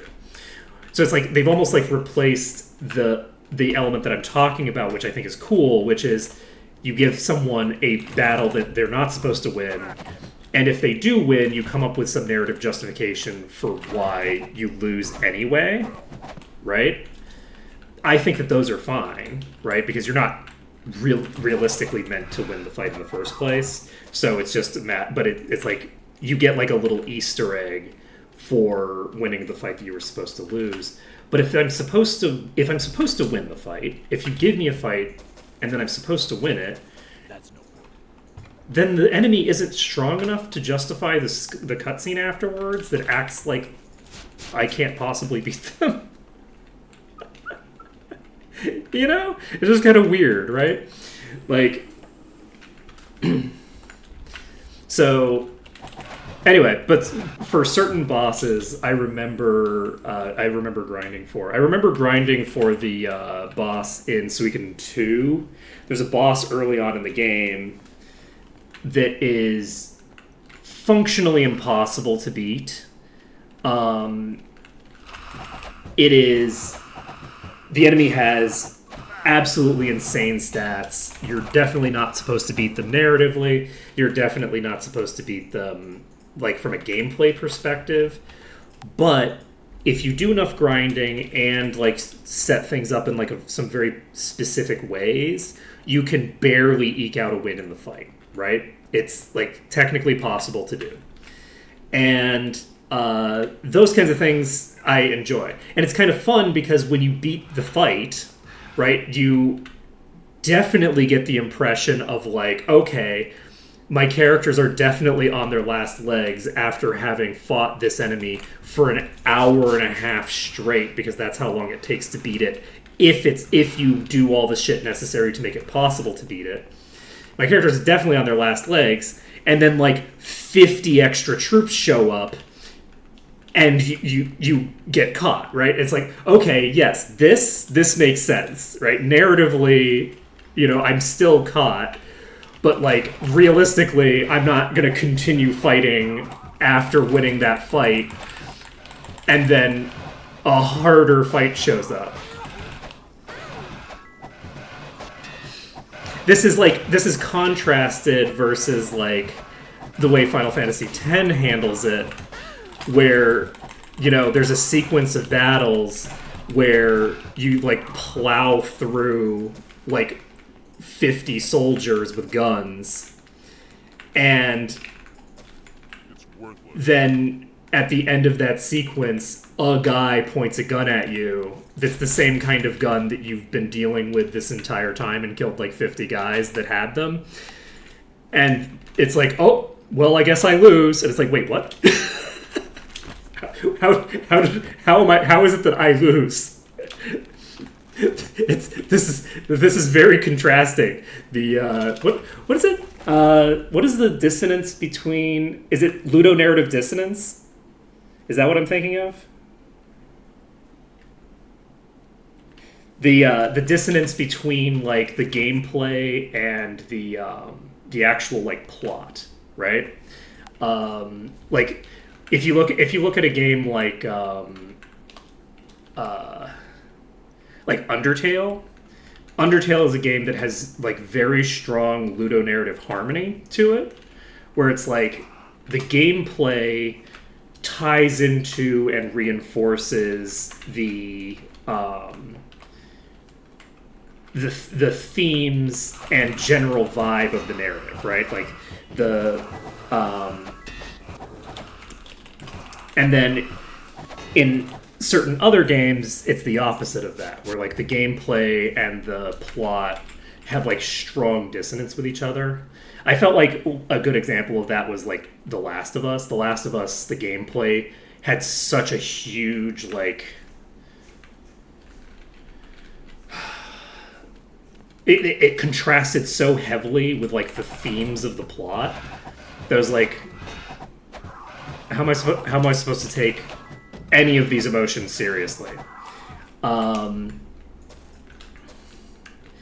And the that one had very strong dissonance there for me. But like a lot of JRPGs have this weird dissonance as well. Like there's this very strange thing that happens where like a lot of JRPGs have like really cute like enemies that you fight that it's like, why am I fighting you? Like they don't seem particularly hostile, and then like you just see them hanging around and not trying to kill you at various stages, and it's like, well, why am I randomly killing this thing if they're not deadly? Right? Very strange business. Like the random encounter system doesn't always work super great with the narrative. Oh right, we have this Thorns Ghost that people were asking, when are you going to kill that Thorns Ghost? The answer is probably about now.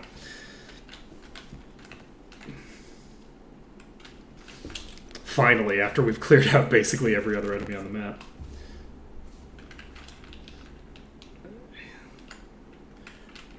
So I'm going to get over to the green. We're going to save.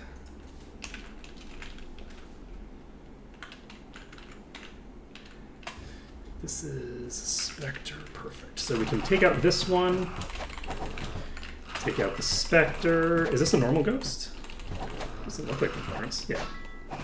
Oh, this isn't even a ghost. This is a Spectre. Misread its color palette.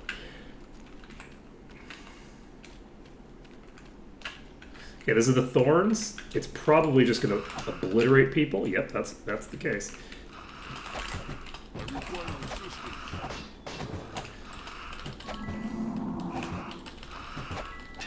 Okay, that's actually not too bad. That's way better than I expected.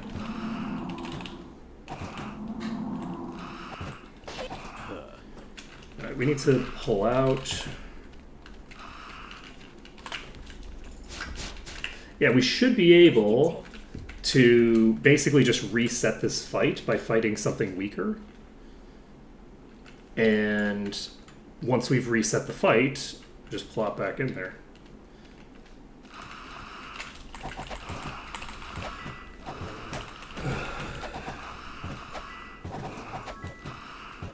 Yes. Okay. Save it up.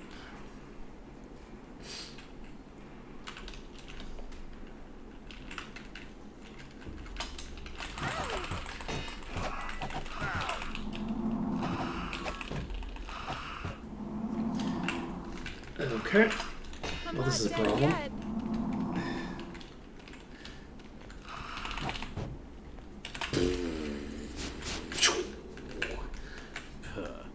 Alright, well, if we get a full HP bar again, we can kill it. Save it up.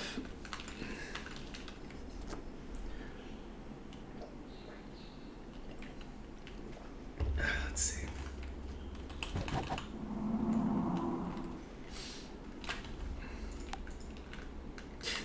Actually, you know one game that has a really fun, like, system with regards to, like, battles that you're supposed to lose, but which you can technically win, is the Disgaea series. The Disgaea series has, like, a whole, like...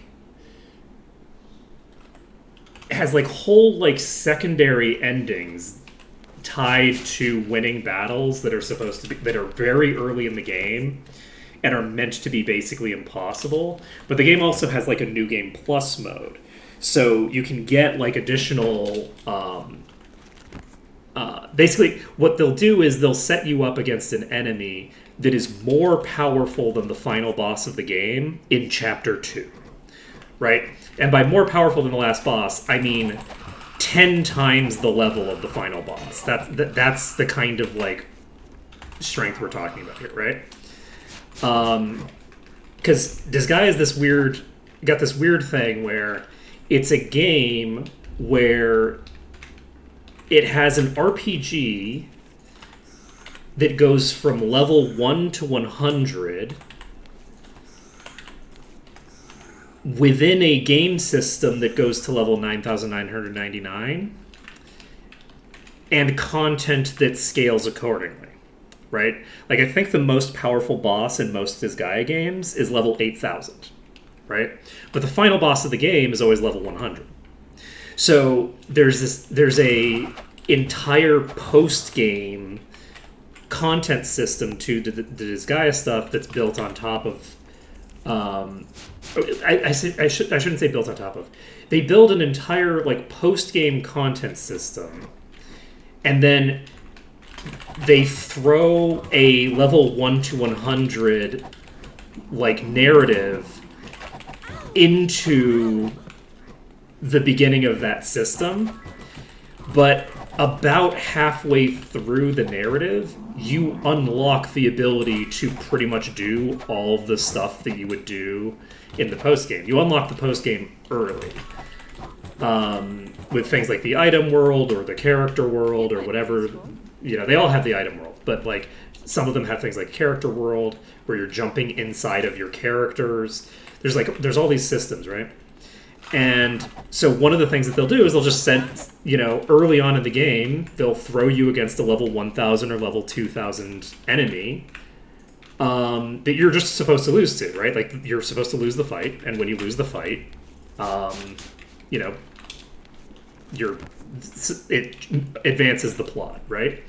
But if you win the fight, it doesn't advance the plot, right? Like, the plot is not advanced by that because you needed to lose that fight for the plot to make sense. So rather than find a way for you to have lost the fight anyway, they take you to a secondary ending where you won the fight. And so it just, like, immediately gives you a different ending, which I just think is very funny. And I think that usually those fights are early enough in the game that you don't have... No space. You realistically don't have access to enough of the post-game content that you would be expected to be able to actually get there. Like, I think you usually get that fight before you get access to, like, the item world, for instance. The item world is where you get, like, the most, like, crazy shit going, usually. So I think you usually run into those fights before you get access to the item world, or maybe, like, immediately after. But, like, your characters are, like, level 10, right? So being able to grind to the point where you've beaten that fight would, like, be absolutely insane. But you could hypothetically do it. But it would be an insane thing to do.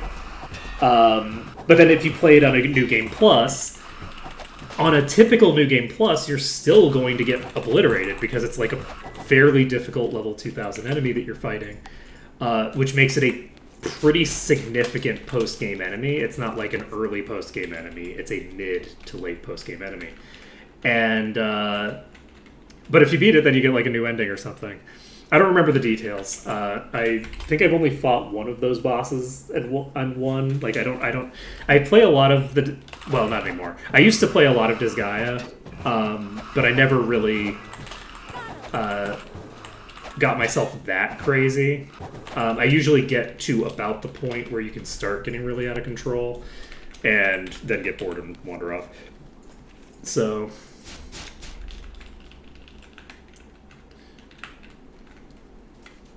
yeah, I really enjoy boss fights where you are meant to lose, but have the ability to win, and then when you win, there's some sort of justification for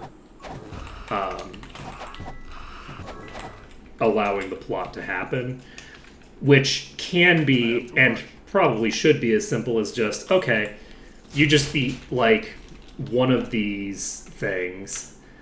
15 more just showed up.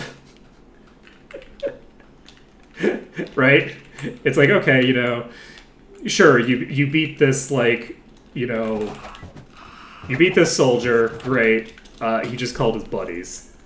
Right? Like, if you're talking about like the really early game ones where it's like just an adult soldier is an unrealistically difficult fight to win. Which I guess doesn't happen that much, actually. Because, like, one of the most difficult fights, that's, like, in terms of, like, the optional battles, one of the most difficult fights that you ever fight is literally just a adult who is a soldier. He's not special. He's surrounded by other adult soldiers.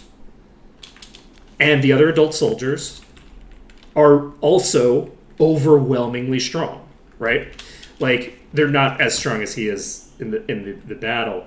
But the idea of the battle is you are a child who has the most basic of training. It's 2 hours into the game. You cannot beat an adult, right? Which is interesting because I actually feel like that goes against, like, the trend of, like, modern, like, anime and gaming tendencies, which has a tendency to be like, oh yeah, I'm 13 and also can trivially defeat the entire army the second that I touch a sword for the first time, right? Like, that seems to be more common narratively than the idea of like, yeah, you have no training, you have no idea how to, do what you're trying to do. You're not as good as the people who have been doing this for 15 years, right? Like, that's not an insult. That's just like how things work, right? And even if you're a prodigious talent, it'll take you 3 years to catch up to the people who've been doing this for 15 years who are mediocre, right? It might not take that long. It really depends on the thing that you're doing. So it might not take 3 years, but it's entirely reasonable for it to take 3 years for a person who is an extremely prodigious talent, like just an absolute genius in their field, to catch up to the people who are very mediocre but have been doing it for a long time, right? It's also reasonable for it to happen within 6 months, honestly. It really depends. But it's not going to happen in a week. It doesn't happen in a week. So, like, there's a pretty big difference between 6 months and a week in terms of training. Okay, I think we have got this. So we've cleared the exterior. We've cleared the haunted house. We cannot go into Nyone, but we can go into Stone City. We have some enemies to clear out here. We have the ability to loot a bunch of chests in here. Useless. That's no good. And we definitely should, because we definitely have permission to loot all these. We also have Grog's Grog. So let's grab some Grog. Oh. Does Stone City count as a dungeon in terms of saving? Come in. Drink.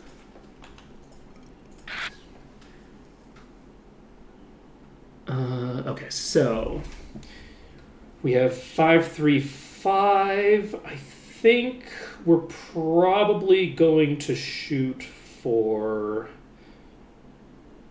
a beast. Nah, we're going to go shoot for a tower victory. There's no shot that tower isn't the play here. So, because we're starting out like halfway to where we need to be.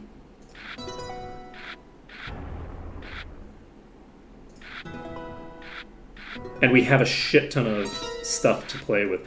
And the thief does nothing because we only had 1 gem to steal. That's actually really solid for us. So we have +10. We have a +3 here. Since I don't need to worry about a resource victory in this, I don't think.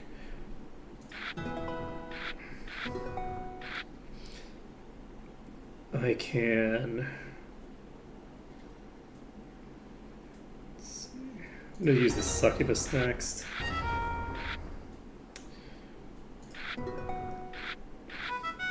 I'm ignoring the miners because I'm so close to victory that I don't know that there's too much utility in it. So if we do lodestone and then crumblestone, we win.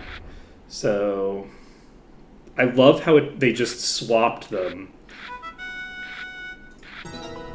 when they had, you can tell the AI is just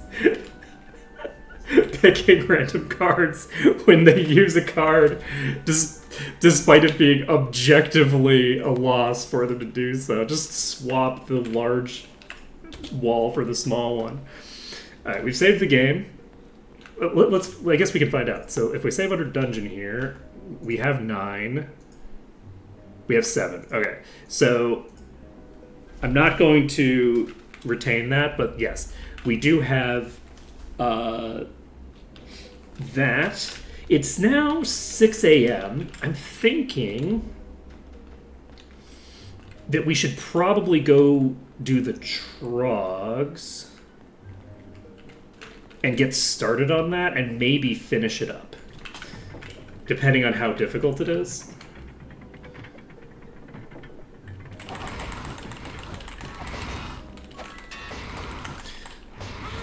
Wow.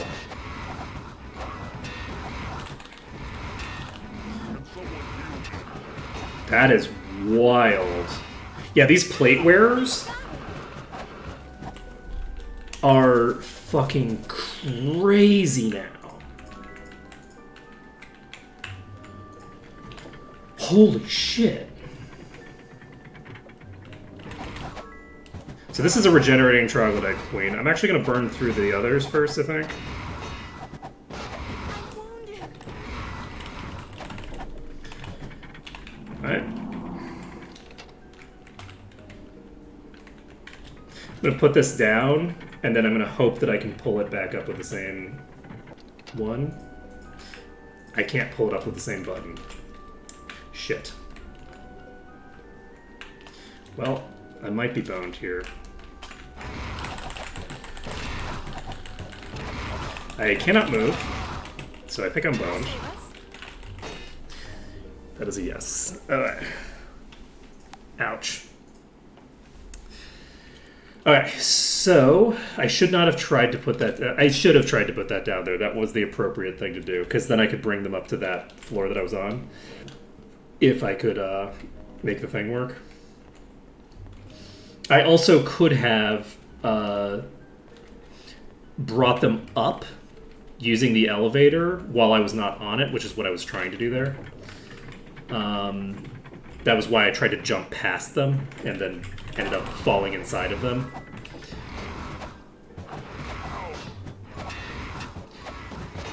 Alright.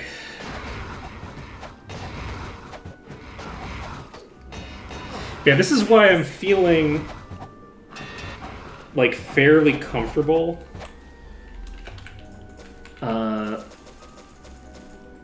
with the idea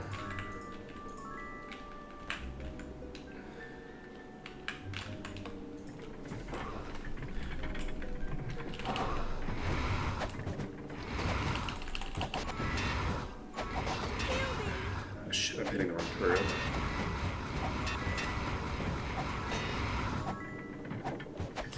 Alright, so our goal right now... You cursed? Yes. Our goal right now is basically to just drop down.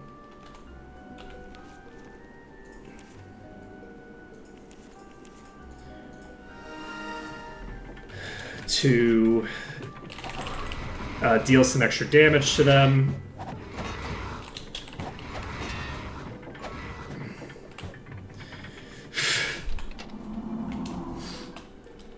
Wash, rinse, repeat. So...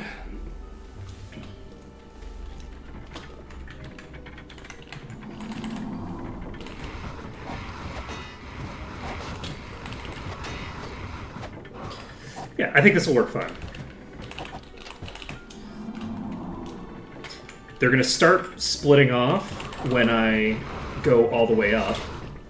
And then I can basically start pounding into them before they start getting attacks off on me.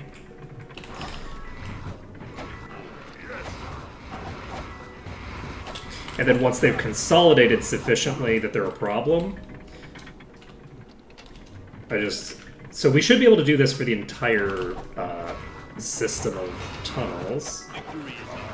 I think we're safe to fight this now. We certainly are with it paralyzed.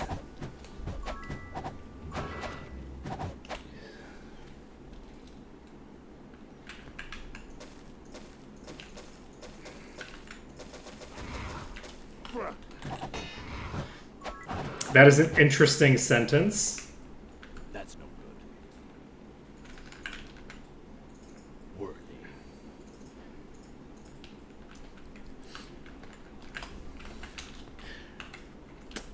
Go ahead and tell me what you want to say.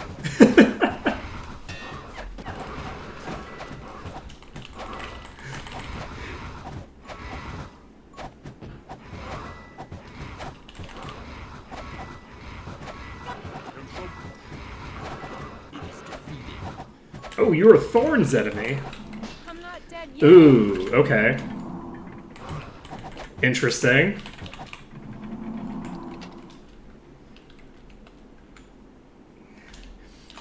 What fresh hell is the Thorns, or the Merge quest line going to impose upon me now. Man, this Thorns enemy's gonna be a pain in the ass.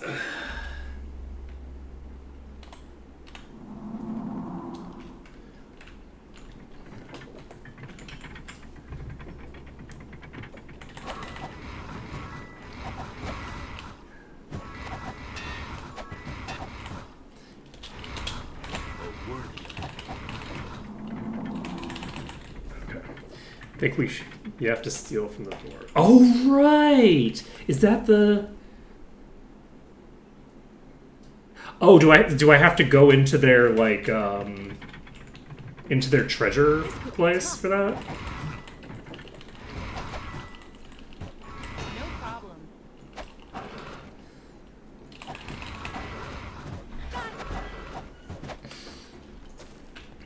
Interesting. I'll need to figure out what the mechanics on that theft are. Useless. Because if I think if I invis into there, they don't aggro until I loot the thing, right?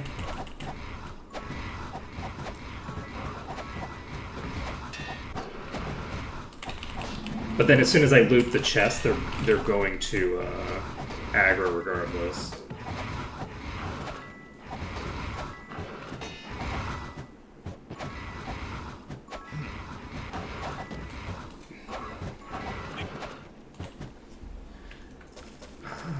I need to remember how the mechanisms for that work. Room. So, let's see here. Room.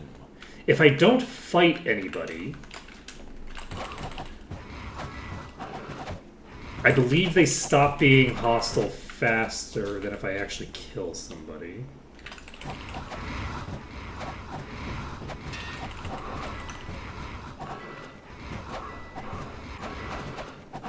Yes.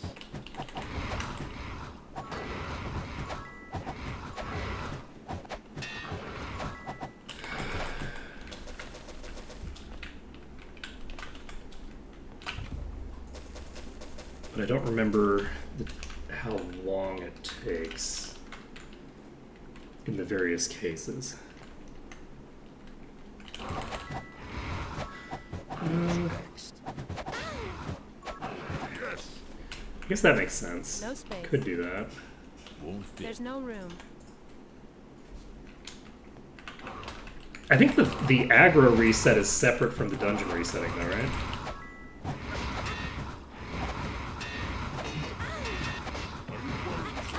I have too many enemies on me. Oh boy.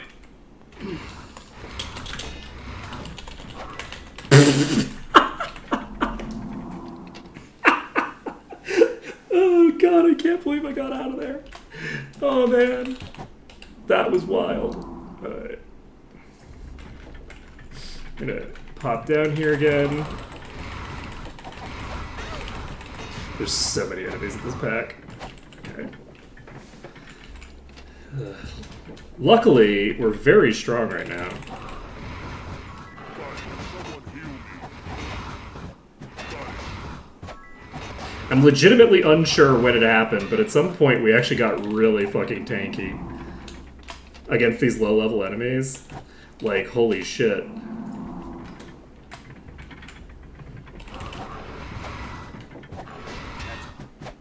Require assistance.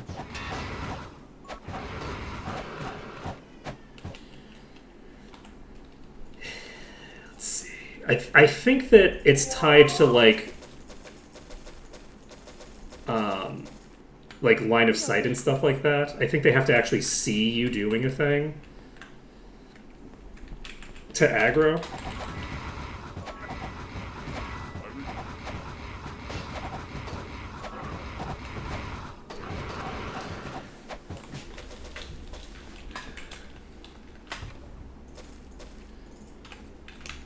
Let's see.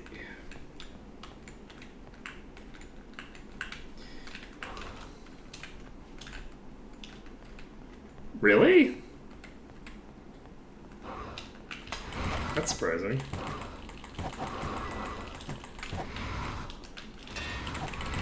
I would have expected that the I would have expected the sort of like communal aggro to just spread to the peasants. So like as soon as they come in range, it aggroes everybody around them.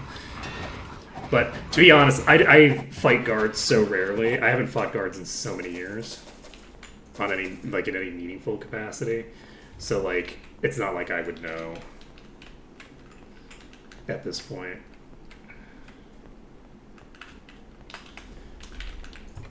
You know, I'm just such a law-abiding citizen now. Useless. You know how it is.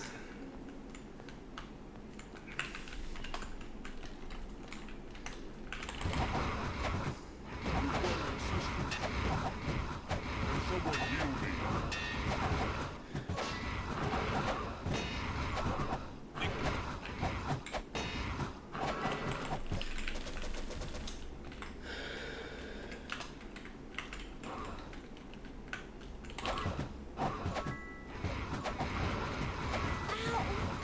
Interesting.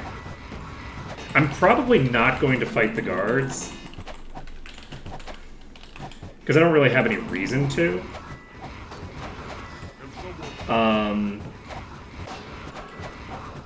Like, I have a justification for stealing from them.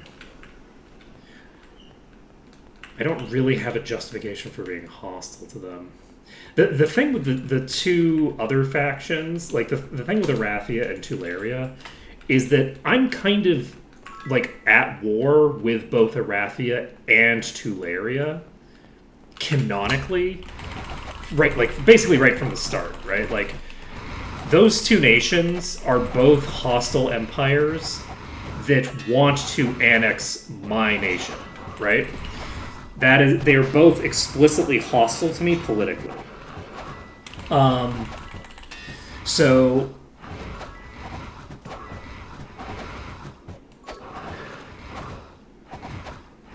He's toast. that's interesting. We got it. Are these gonna stop respawning at some point?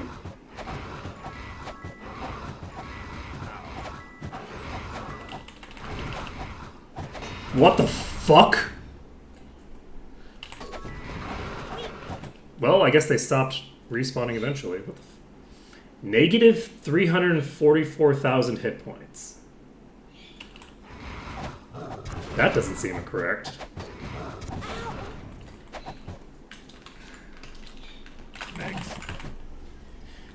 Dies instantly when hit because it's already Sorry, I at a can't use that. No negative use to me. HP value. Won't fit. We're now in the green, and interestingly enough, we haven't killed enough enemies No room. to prevent them all from respawning.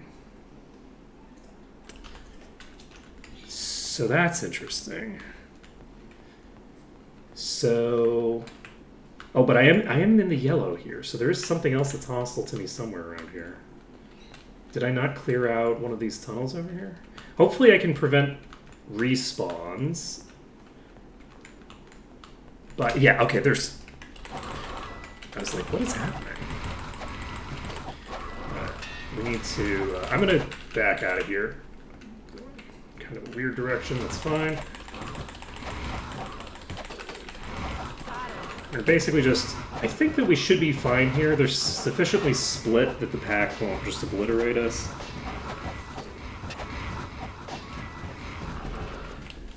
Monsters are weakened, can no longer resurrect. Are we cursed? Yes, we are. Okay.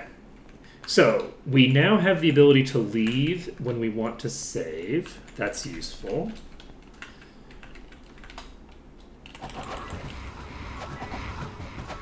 That's an adamantite.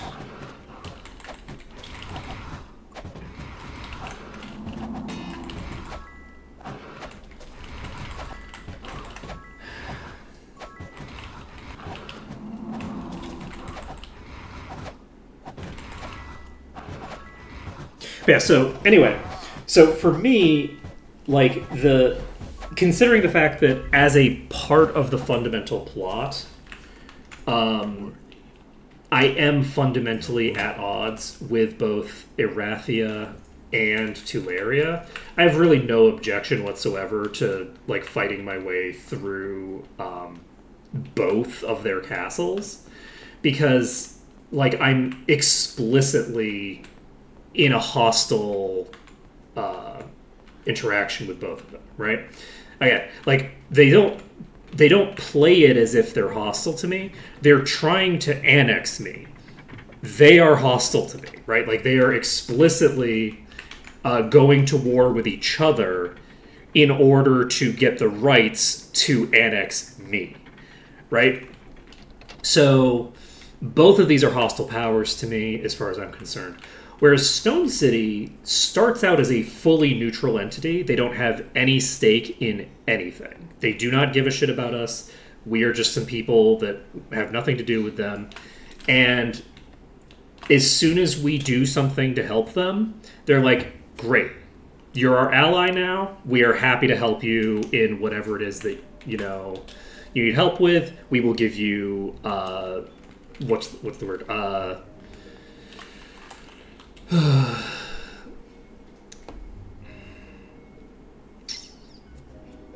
What's the word that I'm thinking of? Legitimacy.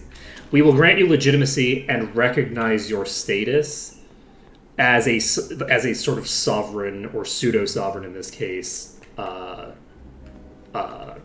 ruler, right? Which is, not a lot, but it's not nothing, and it's the opposite of hostile, right? Like, it's explicitly in my interests. So from my perspective, I don't see a lot of reason. Like, I feel like it would be very unjustified to be fighting them. That said, Useless.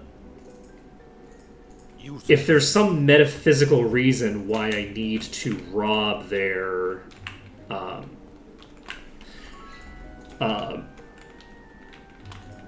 vaults as a component of fixing the timeline or whatever nonsense, that's fine. But that just means that I need to figure out how I can do that without with the least amount of like collateral damage possible. So I think the least amount of collateral damage possible is none. I'm not going to fight the guards, and I think what I'm going to do is I'm going to invis my way into there and basically just...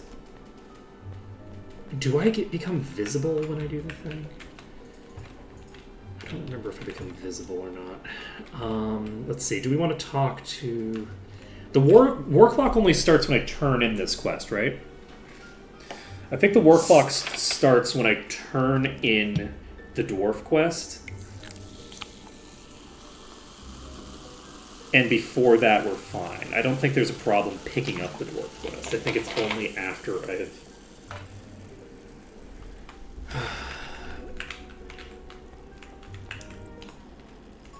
I think it's only after I've turned in that it becomes a problem. Okay. Oops, sorry. Let's see. So, with that being the case...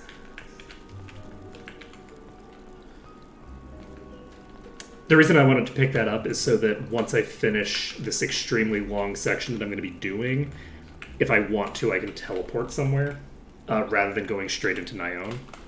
The other thing that I should do is I should check if I can train here or not. I was at the trainer, and I should check if training is possible, because we're going to have a very, very long road doing all these dungeons in a row, and I'm not positive if I can even train here. No pain, no gain. It looks like I can. I can train here to reset my timers. I think I'm going to do that now. No pain, no gain. Good job, good job, good job, good job. That was everybody, right? Yes. Alright. So you can get a point of regen, you can get a point of Arms Master, you can get spear, sword, And that's you. You can get nothing but enlightenment until we get that up to GM. I think that'll be very powerful. And you can keep pumping these other things. This gives me...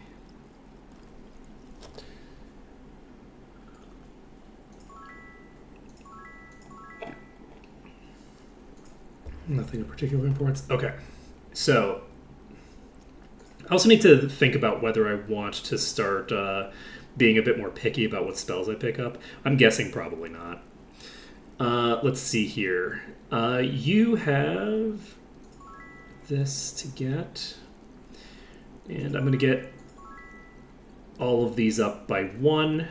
I'm going to keep these 5 ahead of the other ones. That's what my current goal is. I should probably at some point calculate out like what the actual ratios of things I should have for my goals. That's a thing I probably should do. But, I'm lazy, so I'm not going to right now. I say I'm lazy. The reason that I'm not doing it right now is because I'm lazy, but more specifically, it's because the problem of how I would calculate that is a thing that I feel like I should know offhand how to calculate the relative effects of these, but it would require probably a pen and paper and about 2 minutes for me to actually figure out what the equation I want to use to make it to understand what I'm doing. And that is the thing I'm too lazy to do. To give an idea of like what I mean by I'm too lazy. That's what I mean by I'm too lazy. Is I don't quite remember what the formula is. And since I don't quite know what the formula is,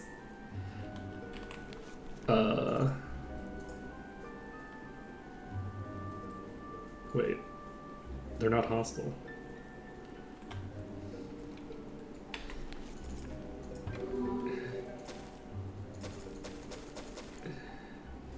There's no room. Unfit.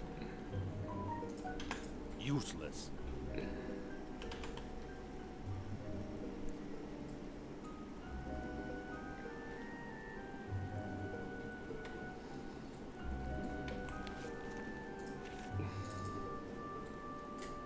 Does telekinesis not trigger the guards?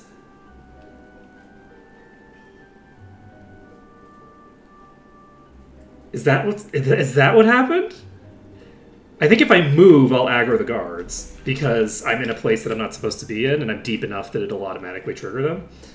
But I think if you cast telekinesis, you might be able to just not worry about it.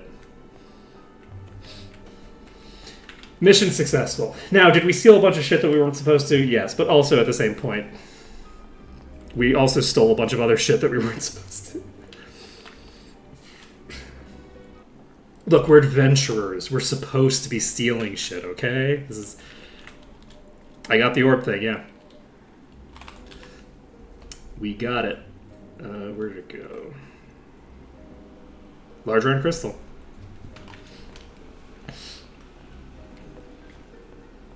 Yeah, I wonder if it is because... I'm gonna go find out. So, well, I might. It depends on... Okay, I have enough mana. We're fine. I'm going to cast Invis, and I'm going to just go open the box manually. And if I open the box manually and they turn aggro, then we know that it's because of telekinesis. Oh, that's interesting. That's no good. What? Worthy. Was this changed in this mod? I can loot this shit while invisible? That wasn't the case before, right?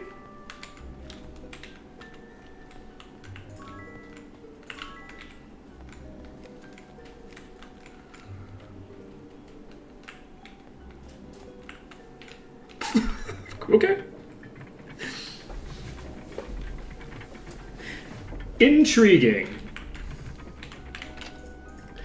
Alright, we're gonna try to get through this next section without anybody dying, which is gonna be rough. It's probably going to be fine, honestly, just because of the fact that, like, how much stone soup can I get? I'm gonna get my stone soup on. We already grabbed this obelisk, right?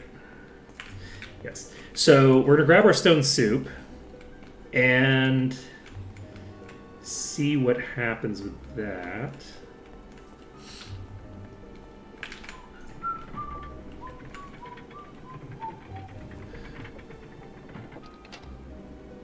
So.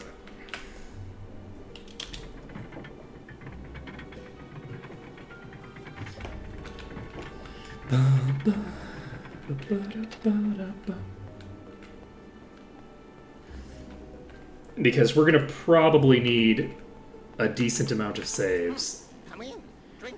20. Stone soup. Good stuff. Alright. So we have 10 saves available to us. Do we need a hard save? Let's do a hard save. And we can start the process of doing these. I'm wondering how far we want to go down here. Maybe we want to go through until we get, like, maybe a legendary, clear whatever area gives us the first legendary, and then once we've done that... Oh, wait, we've cleared all the trogs. We need to turn in that quest as well. And then once we've done that, we can check back into the barrows. It's also tempting to just go through this whole tunnel chain and then come back at the end of the chain. Perfect. Not quite enough XP to get everybody a level. So that would have given us an extra level on the people who only leveled twice, I believe.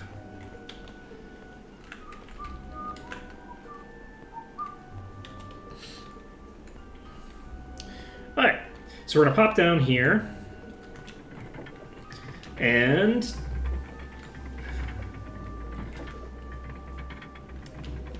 from here, we can start up the Tunnel to Nyon. And I do think that the enemies are going to be hitting for low enough damage against each other that I'm not going to have to be that concerned about them killing each other.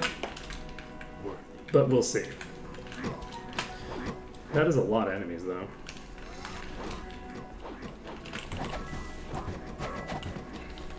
We can take it. We can take it. Jeez. Holy shit. I'm so low right now.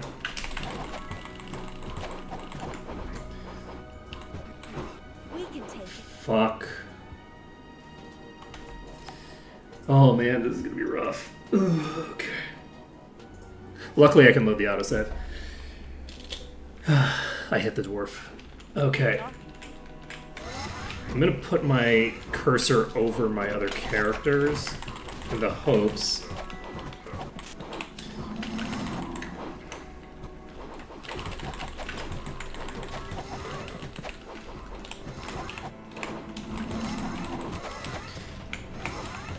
What the fuck was that damage?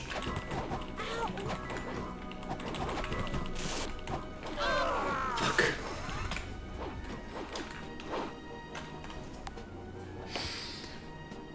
Oh my god, these Gogs are going to be such a problem. Okay.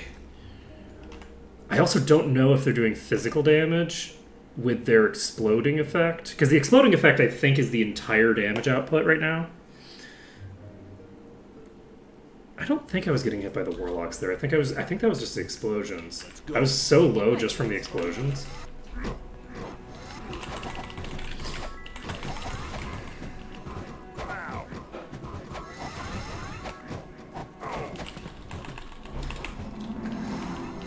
Oh shit, there's a warlock behind me now. Oh wait, do the warlocks have fireball? You have fireball! Oh no! I forgot they can cast fireball! I was like, I'm pretty sure I wasn't getting hit by their projectiles, but I don't need to be getting hit by their projectiles. I'll save us. I can get hit by the fireballs. Oh boy. Oh, that damage bug is back. The one where it keeps like escalating the damage. Come on, let's go. I haven't seen that in a while. Okay. This is a sizable issue, actually. So the Warlock fireballs have extremely long range. We can take it.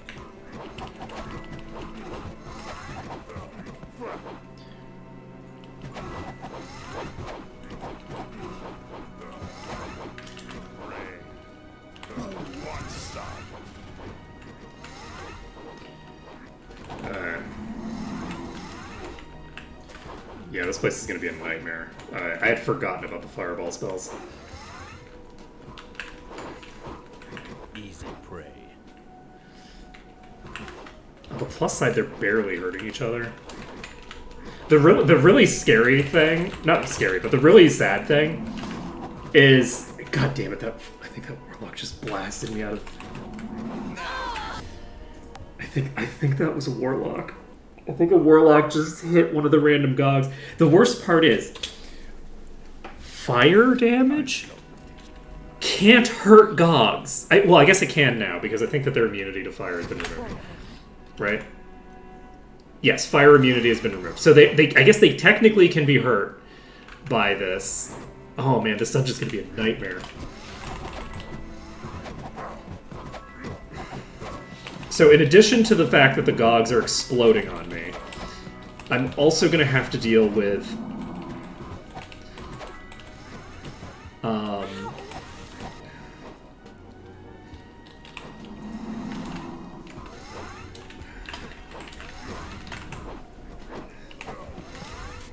I'm also going to have to deal with the Warlocks blasting me with fireballs.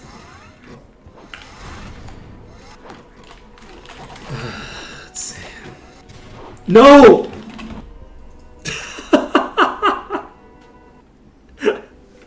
I was just trying to heal myself. Oh god, this is gonna be such a nightmare. Oh, this is such a nightmare. Oh god, without the ability to save? Oh man, this is gonna be such... This is such hell. Okay. How do I want to handle all of this bullshit? Hey, buddy. We don't need Okay. You know what it's gonna be? I don't usually play this card. I don't usually play this card. my pack's full. But I think the time has come. Let them fight.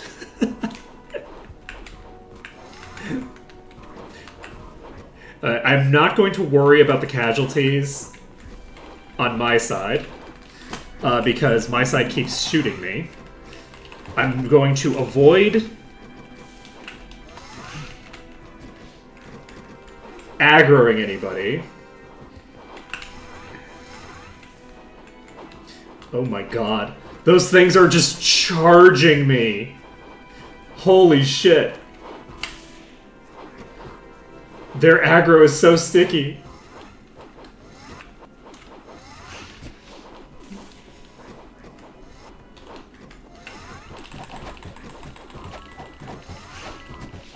Wait, are the dwarves not hostile to the Gogs?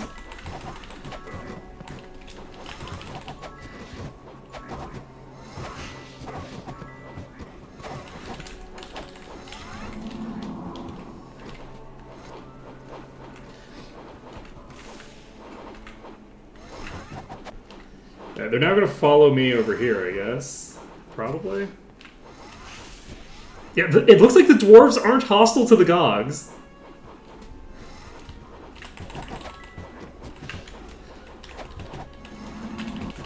Like, I think the Gogs maybe are hostile to the dwarves, but not vice versa or something.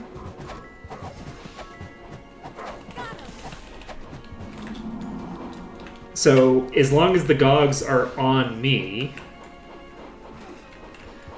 Okay, but I can lure them into attacking at me, and when they attack me, I can just basically bank the shot into the dwarves. To okay, we're fine. Is that a boss? Oh god, it's a leecher? Oh, that's amazing. Take it. Let's take it. Am I in close enough range to hit you? A worthy opponent. I'll save us. No!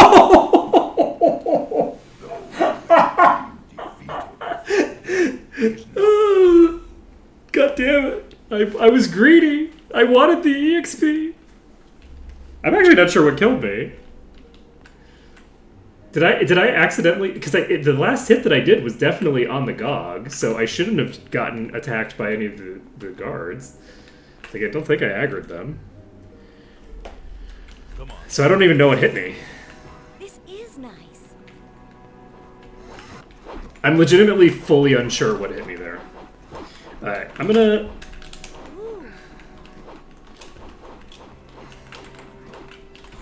Stand aside. Excuse me.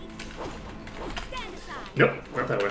Stand Get up there. Stand aside. Fight the good fight. Stand aside. Stand aside. Excuse me. Excuse me. We don't need this. Alright. Alright, we're not... this is the merge mod. So we're currently in the 7's world. So I've set it as 7. It's technically in the Might and Magic 8, whatchamacallit? Engine. So you have a party of 5. You have available all of the classes from all 3, I believe. Oh shit, I'm an idiot. Oh, this is not a great place to have dropped down, actually.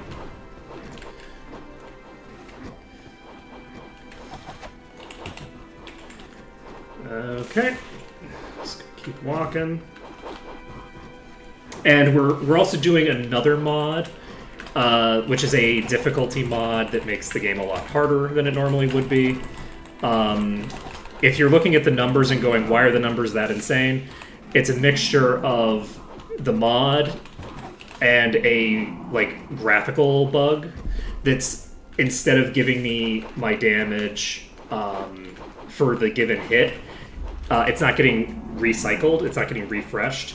So it's just adding all the damage together, which it's not supposed to do. But that's just a visual bug. It's not actually giving me that much damage per hit. Actually, you know what I could do? I could probably just stand right over here.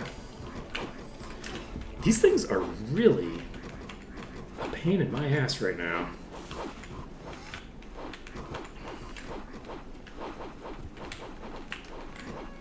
Please. How did you... Their projectiles just went straight through 3 dwarves. What's happening? Okay, we need to get the hell out of here. I don't know why. I need to... You know what I need to do? We need to turn Stone Skin off. And we need to cast... Do we want fire resistance? Or do we want...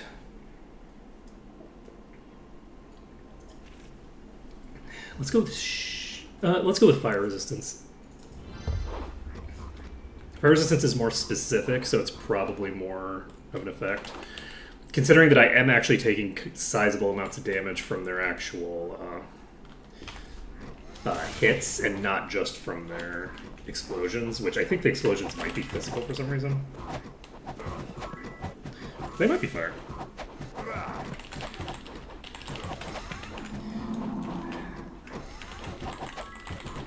Nope, there's no room. Yeah, I usually don't allow myself to have any of the friendlies die, and I usually don't allow myself to use crowd control for this kind of stuff. But yeah, Berserk works really great. In this, you've come up at an interesting moment where I have died so many times because the warlocks keep blasting me with fireballs that not when they're hostile, when they're friendly. That I'm just like, you know what? Screw it. You all can fight each other, and I'm not going to worry about it. I'm just going to keep dragging enemies into you to fight. It's fine. Okay, there's... This pack is hopefully going to be able to be pushed to I No can't space. carry anymore. fight the entire enemy Can't carry anymore. zone. That is my goal right now. My pack's full. Well, I've been streaming this mod specifically for, like, pretty much most of this year. We can take But even beyond that, yes, like, I tend to stream at least one of these games at least once a year. And recently I've been playing more of them because I've been trying to be more consistent in terms of, you know, playing stuff that people actually want to see.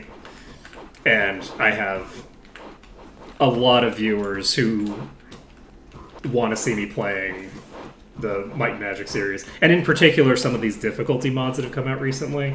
There's been kind of a, like a renaissance of, like, the modding community for Might and Magic recently, as, like, there were some changes that Greyface made that allowed, what was it? Was it like Lua scripting or something like that to be done in the game? And then, since then, people have been building upon, like, architecture that other people have built within that to now, like, it's gotten to a point where there's, like, all sorts of really crazy stuff that people are building. And it's very cool. So it's a good time to be be playing or streaming or watching, like, Might and Magic style content, because there's been a lot of cool stuff coming out in the wake of, in part, you know, the Greyface changes, but also the modding community taking those changes and, like, using them to their full extent over the course of, like, quite a while. So, anyway, so I've been doing the more... Oh, God. Alright. We're 11% of the way through the enemies. Which is probably not actually the case. These guards are... These dwarves are probably also on the list, honestly. So...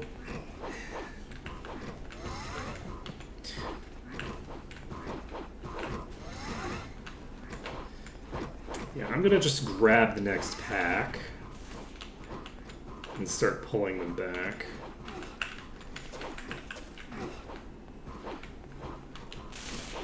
It is kind of funny. This is very similar to, like, the kind of stuff, Too easy. like, I might have done when I was younger, weirdly enough. Because you're, like, because this place is, like, a nightmare to try and, like, fight your way through, because the guards will just, like, kill you.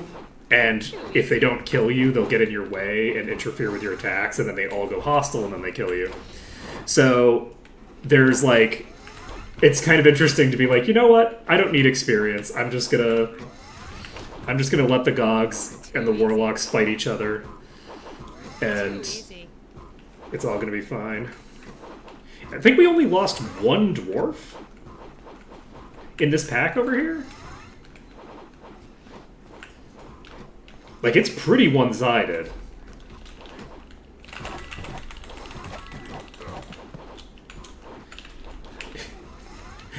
It's a pretty one-sided fight. Okay, bye.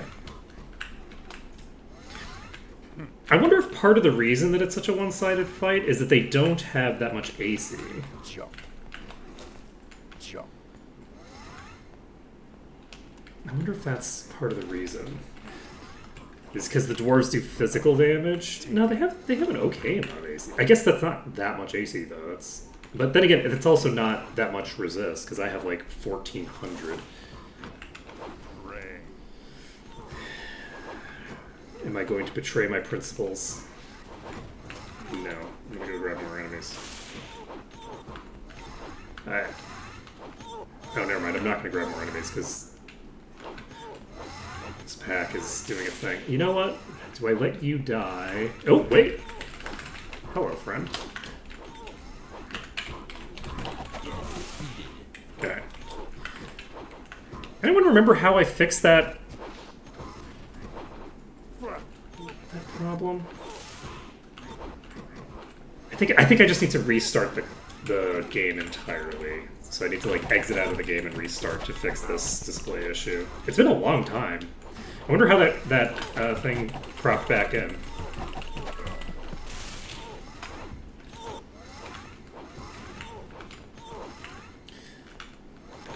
Crept back in? Crept up. Oh, holy shit! Oh, are the dwarves fighting the warlocks? Oh god, I think the dwarves are fighting the warlocks. Oh, that's funny. The dwarves aren't even fighting the gods at all. They're fighting the warlocks because the warlocks keep blowing them up with fireballs. That's so funny. Look, I'm not complaining. I have no objections to this behavior.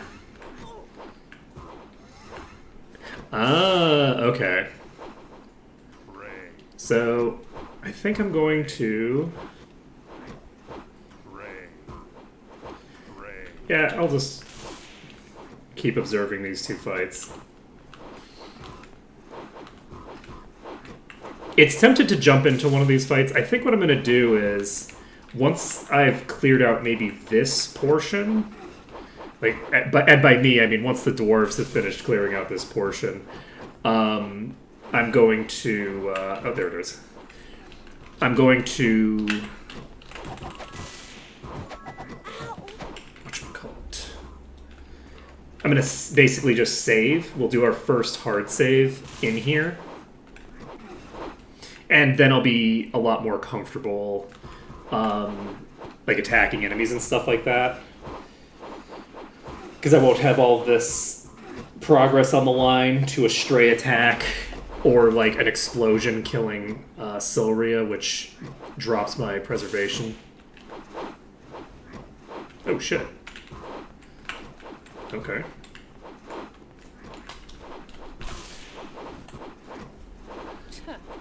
Too easy.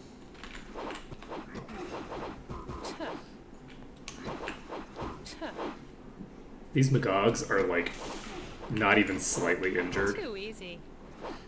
It really does take a long time for the enemies to beat each other up. I could try doing this. Because I hit way harder than the dwarves do.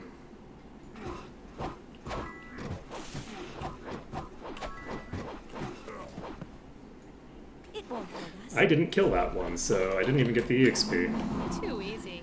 Too easy. I'm just gonna wait a little bit. We're fine. Too easy.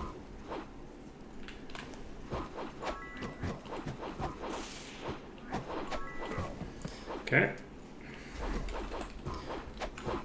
Meanwhile, Silria is just like sitting at full HP practically. Okay, we're in the green. Perfect. Won't fit. Perfect. There's so many corpses here. Because the dwarves were just fully ignoring the Gogs and just fighting the warlocks instead. So it consists of a couple of classes that don't exist in vanilla. So I have a knight. So Ashkor is a knight.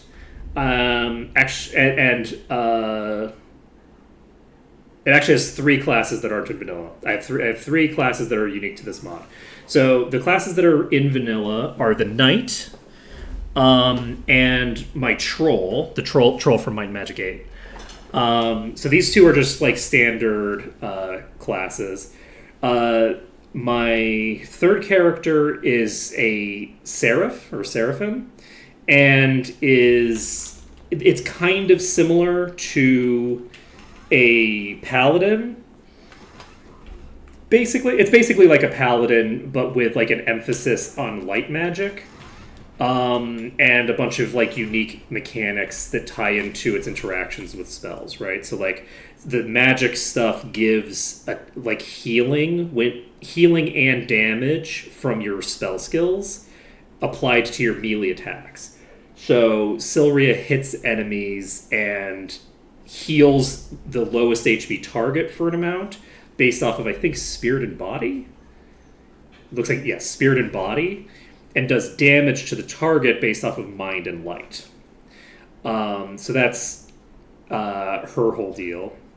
But fairly similar to Paladin, like plate, shield mastery, the ability to Grandmaster Sword, but importantly, the Seraphim cannot dual wield at all. They have no ability to do dual wield, so you can't use the dual wield component of swords. And because of the nature of their class, they benefit a lot from attack speed because they're getting bonus damage out of this stuff. So swords are pretty much the best for them just because they get the speed out of it. But you can either use like a two-handed sword or a sword and shield, but you can't dual wield. I was using a two-handed sword for quite a while, and I swapped over to a one-hander and a shield because I needed the durability. And she wasn't doing any meaningful damage anyway. This character is a shaman. In Merge mod, you can decouple the portraits from classes. So this character is a Minotaur shaman, and in this mod, Minotaurs as a racial, they can't use helmets and they can't use boots, and to make up for that somewhat, they have the ability to dual wield two-handed axes. So they can use two-handed axes in a single hand, and they can dual wield them. So this character is dual wielding axes, and each point that they put into their magic skills gives like bonus effects for both their melee and their spells. So I've been just increasing all of these, and they have like each one has like a unique effect. So like fire magic does like a percentage of the monster's HP in damage based off of your fire magic skill. Air magic reduces your damage taken. Water magic reduces damage taken again, but the water magic is reducing it by like a flat value, whereas this is percentage. Earth, it's basically lifesteal.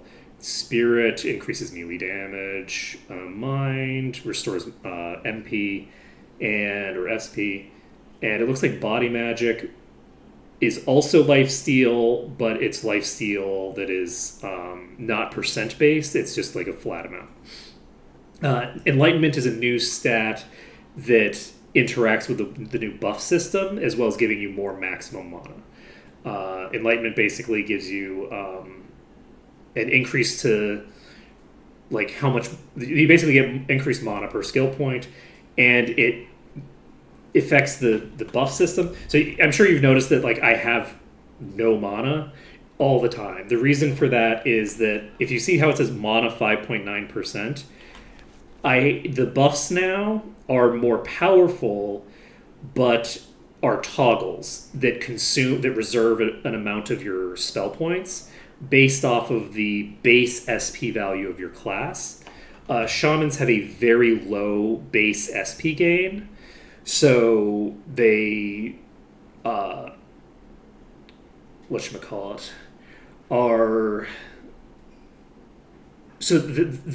it costs a lot of their SP to cast a relatively small number of buffs. This is a hybrid, so they have the same deal. The last character that we have is a Death Knight, and their basic deal is they have some unique spells like the racial classes in Might and Magic 8, but they have a unique spell book that gives them the ability to do either like on hit effects, but also they have the ability to use like specific like nukes and crowd control and things like that. And they have 3 spell types to go with. One of the things they can cast is Vampiric Weapon, like right off the bat, pretty much, which is really very cool for a melee class to have access to. And yeah, so that's the basic gist of them and the general class build. But yeah, the reason that I have a Minotaur Shaman is because I was going to make a Shaman and someone said you should make them a Minotaur to get the dual wield axe mechanic, and I said, okay, that makes sense, and then I did it. So...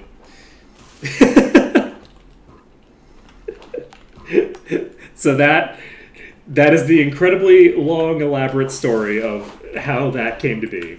Which is to say, the not long, not elaborate story of me just doing what chat tells me to do. Oh, that is quite a lot of friends.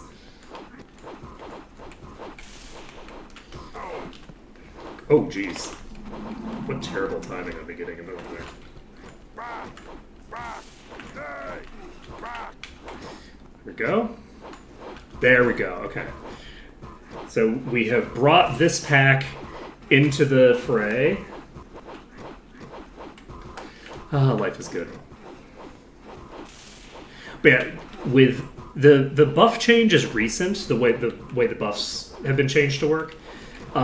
So we're all still kind of getting used to it. I've only played with it for like a day. So it's going to be interesting to see how it plays out. But basically, one of the like big changes with the new buff system is that the toggles are deactivated while you're unconscious, but automatically come back up when you become conscious again. But what that means is that because your buffs go down when you go unconscious, whoever's keeping preservation active on the party, when they go down, the party loses preservation. So preservation, which is such an important spell, is vulnerable to just dropping mid-combat. So it ended up being a very good thing that I buffed the durability on Silria and swapped them to Sword and Board when I did, because it was literally like, I think 3 or 4 streams later that they actually implemented the buff change, which I wasn't expecting preservation to be a part of it in the first place. And I had a different idea of like how that was going to play out. I knew it was coming, but I didn't know how it was going to play out. And it was very different than I expected. And but what that means is that now if Silria goes down, anyone who's unconscious, including Silria, is probably just going to instantly die because I'm almost certainly going to be at a greater negative than my endurance level anytime I go down, because enemies are hitting so hard. Like, it seems like I have a lot of HP, right? I have 16,000 HP.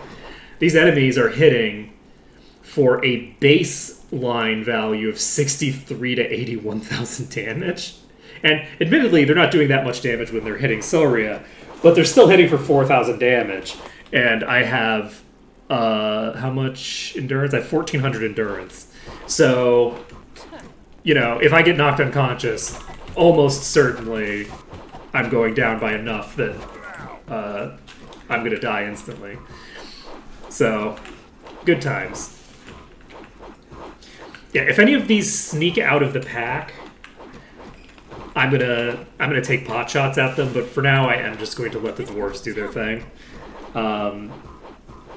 Just because it's kind of fun to watch the chaos. Just be lazy for once, you know?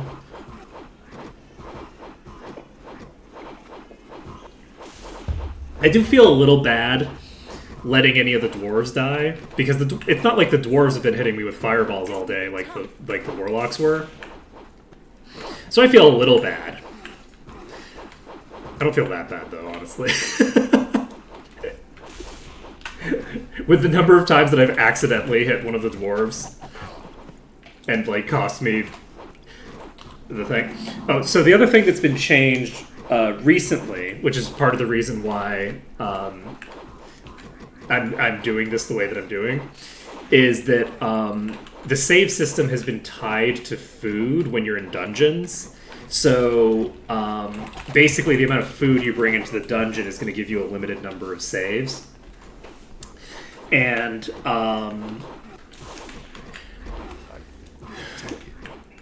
so when you're in range of enemies, it's like exorbitantly expensive. It used to be that you couldn't save while near enemies at all in this mod, but now you can, as long as you have enough food for it. But yeah, as long as I have enemies nearby, I'm basically not going to be able to save. So, and when I don't have enemies nearby, I am going to have a limited number of saves. I'm not sure how I'm going to handle this in terms of like... Well, at least the warlocks are actually hostile to them, right? Oh, shit, that was fast. Alright, so hopefully those two will just fight each other. Those two packs. Oh god, that's a problem. They're shooting down this way. Whoa! She walked in here so fast. Holy shit. So she's probably gonna end up getting obliterated, considering that they have like 310 fire resistance. But again, she might as well, now that I think about it. Do warlocks also have... No, she doesn't have that much fire. She only has 130 fire. I wonder if she can hit herself with her own fireballs. I think I'm going to tag this Magog.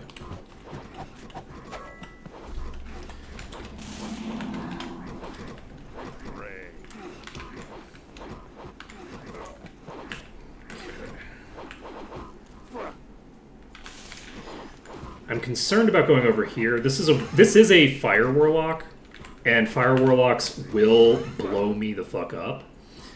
Not even intentionally. So I can, as long as it's on that other one, I can probably do this fairly safely. The concern is that basically she casts a fireball at the same time that it dies, and I get tagged with the explosion.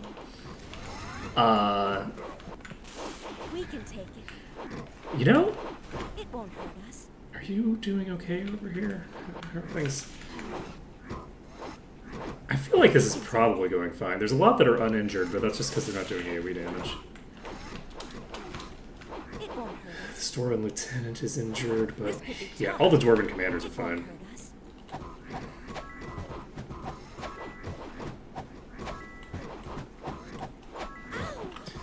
Whew. Just a single explosion does so much damage. It won't hurt us. Okay, this Magog is actually very low.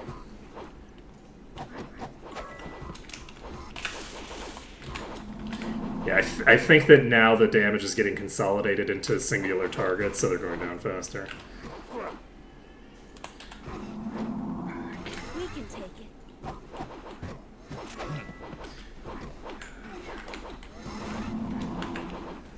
I'm not gonna try to fight this thing because it's very close to them and it's very little.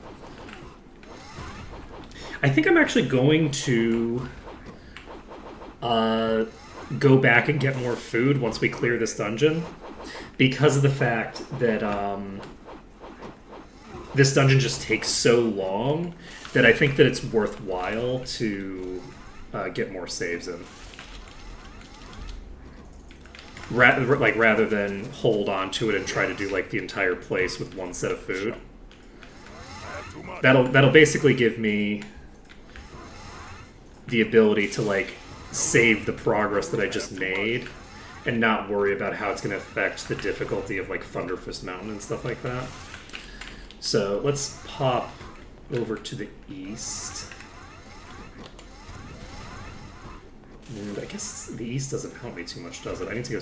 Oh, no, we're fine. Okay, so we're going to save this under dungeon. We haven't aggroed any of the dwarves or the warlocks. And we've cleared maybe a third of the dungeon. Whoa! Jeez, hello. I did not see that there was a dwarf in the room. That was terrifying. Okay. Everything's going here. Wow, you two are basically not hurting each other. Okay, you know what? I'm gonna try it.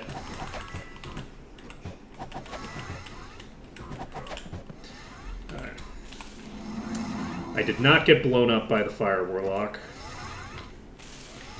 Okay, there's a little Gog here. I'm not gonna try to fight that. We should be fine with, like, the air warlocks beating on him.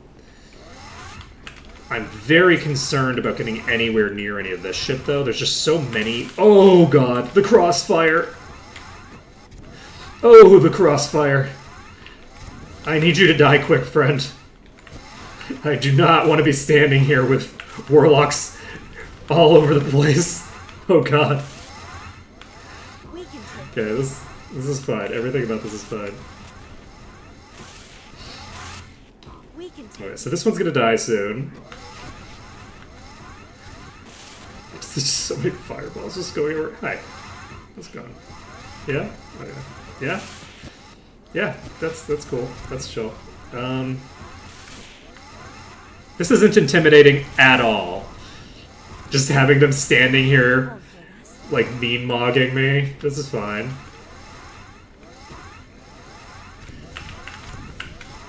Okay. Okay, please. Okay.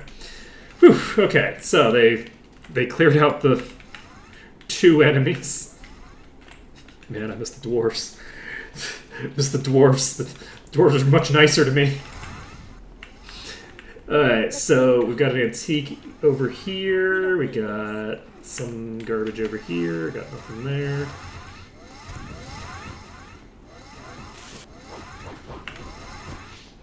Okay. Unfortunately, I don't see any dwarves around here. This is a very dangerous... Oh, good, there are some dwarves here. This is a very dangerous place to go down, because I'm worried that I'm going to get just blown apart by fireballs from over here. The fireballs have very huge, like, areas of effect. So, it's not even just like, oh, maybe I'll run in between.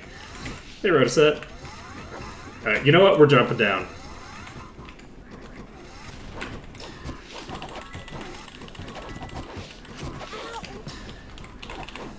Okay.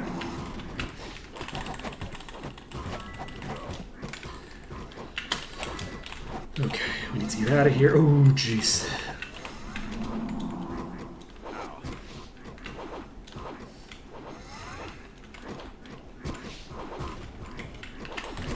Alright, I think we're okay to kill this one. Oh, God. It's fine. Everything's fine. Alright, let's go up here. This gives me a few more enemies to drag into the pile, hopefully.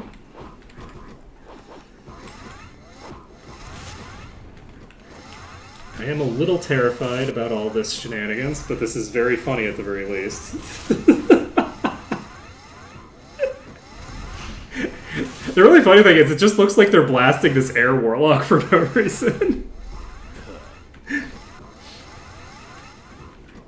How we doing?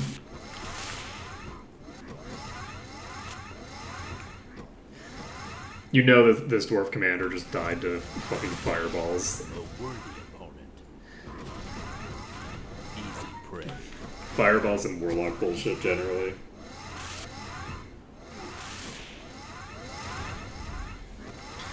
Should I find some more friends to pull? I'm gonna find more friends to pull. Oh god, there's so many over there. You know what? Maybe I shouldn't find more friends to pull. Is this just like dwarves? I think this is a good pack to get invested into. Because I think with this pack, I can probably clean out the pack without being in particular danger myself. We can take it.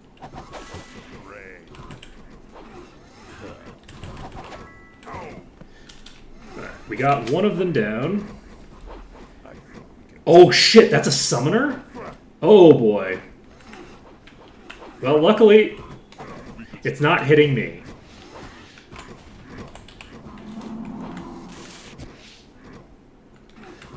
So as long as the summoner isn't attacking me, it will not be summoning new enemies. Too easy. Okay, that was toast. And I'm a little concerned that this summoner is not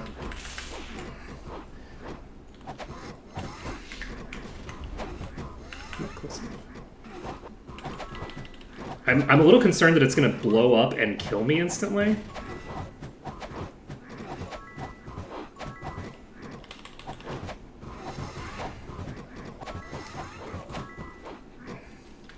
We're gonna take no steps to prevent that from happening, of course.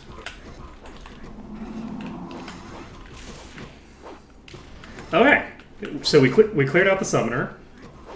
We have a dwarven lieutenant here who's about to die, actually. Oh, shoot!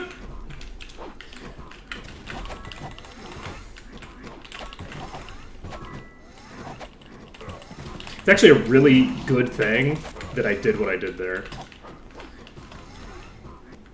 If I hadn't cleared out that summoner, it would have caused significant problems for me. I didn't realize that there was a boss in this pack, so I was thinking that the dwarves were going to do fine, No but space. Full.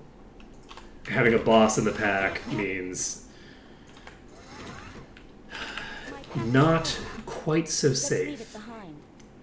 No space. Spirit and mind No space. resistance.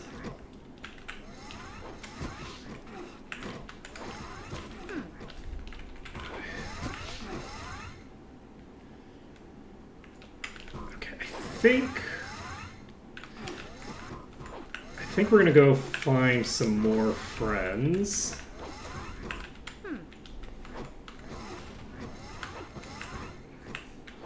So like, who's up here? So there's some dwarves here. There's some warlocks here. Some warlocks here. There's probably some enemies over here, which would explain why these are running in that direction, right? Sure would. Okay, they can't reach each other. I'm going to... Oh, interesting. Those are... over there now. I'm going to tag this one. I'm going to try to avoid getting in range of the warlocks. Let's see how successful I am in that.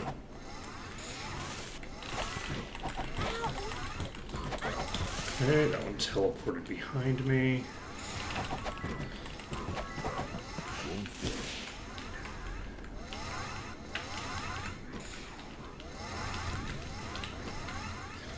Let's see.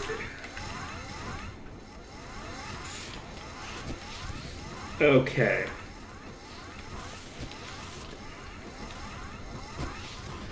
Whoop.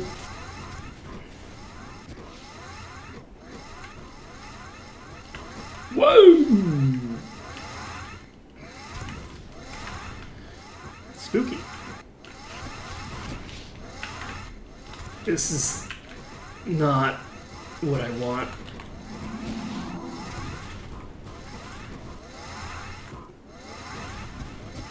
Hello. There's so much crossfire.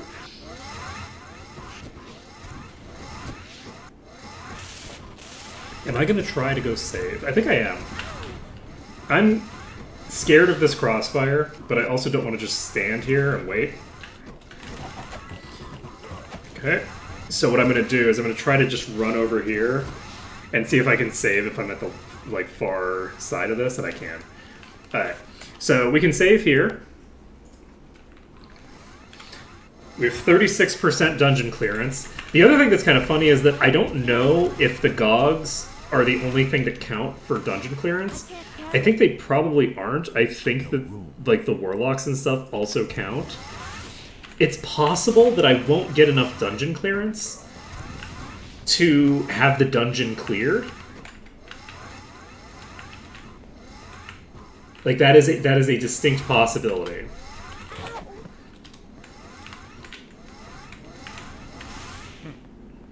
And so that we might end up with respawns if half of the Gogs are already dead, which I think is likely.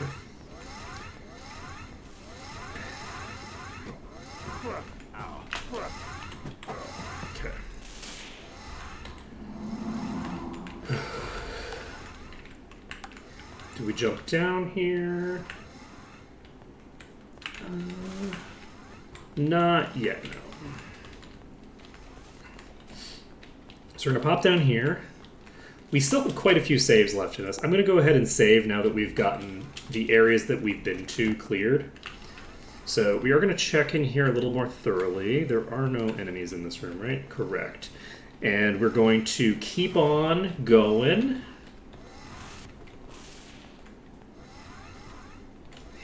Let's see. It might be useful. And that will lead down to that place that I was just at. So let's go around here. And see what happens. Yeah, I think we've actually taken out most of the Gogs, honestly. It might be useful.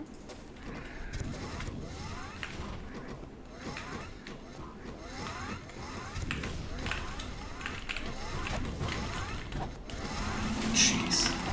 I'm going to try to clear this one. Okay.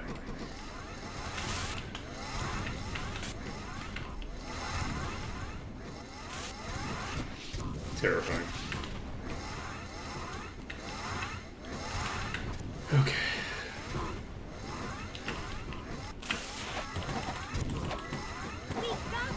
Yeah, that one's toast.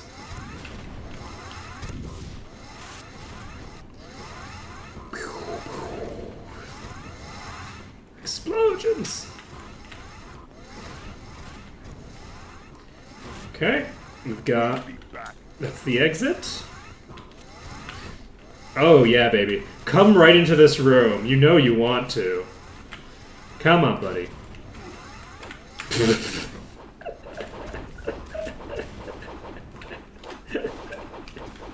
Life is good.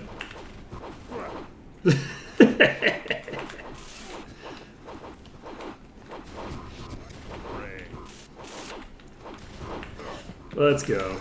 Oh, yes! Perfect. Alright, so let's see how things are going to go here. Oh yeah, I remember this room. This is the room where all of the dwarves just die automatically because they're in, like, a trap that is, like, just going to inevitably kill them. They're just standing in a trap. Strangely implemented room, honestly.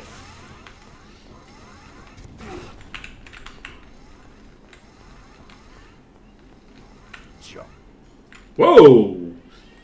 There's just an artifact lying on the ground. I can't carry it. There's no room. I love how there's an artifact lying on the ground, and when identified, the person who is looking at it goes, junk.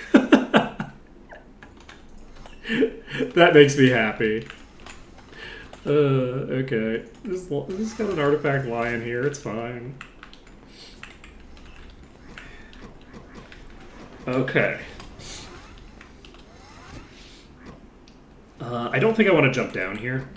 I think that's a suboptimal way to approach this fight. So we are going to backtrack over here to the other route. Oh, are those fireballs homing? Yes. I think they're homing in. No, that's fine. It wasn't homing there. I don't know what happened there, but it very distinctly looked like that fireball homed in, not even on me, but on one of the random doors.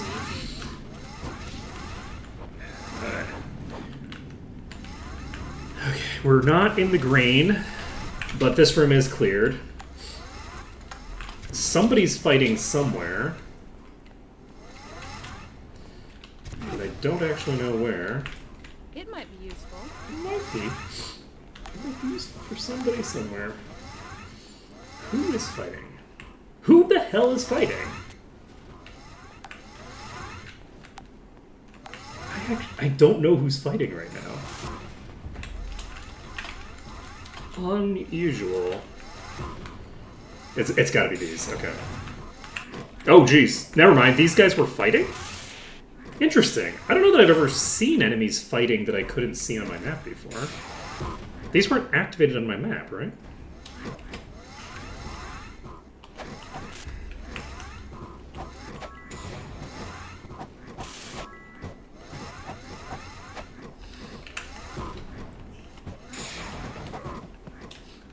Hi. How's it going?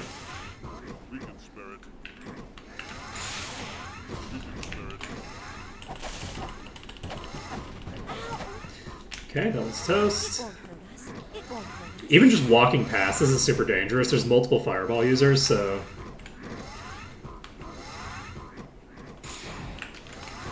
Alright.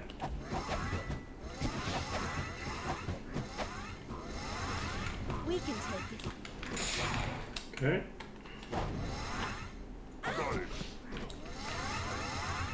Whew. Too easy.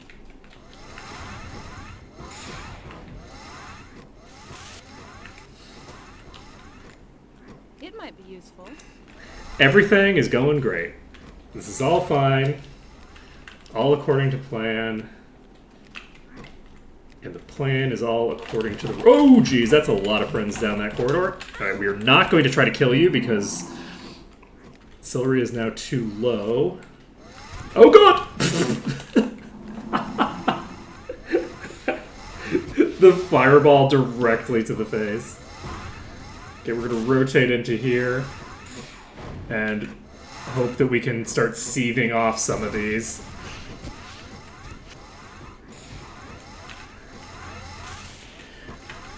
Oh, no, no, stop getting him. No. Oh, God. This is so dangerous. Stop chasing me into piles of warlocks. Oh, God. Please don't block me off, warlocks. Okay.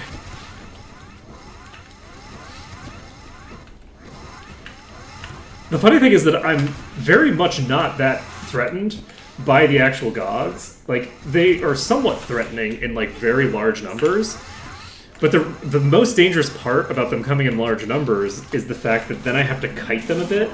And when I have to kite them a bit, I have to kite them directly through enormous piles of warlocks.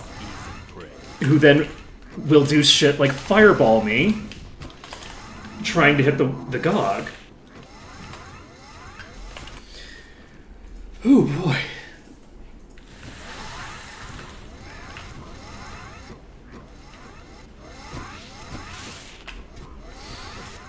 It looks like this pack is locked in now, question mark? Not fully. Okay. There's one fireball user there. Okay.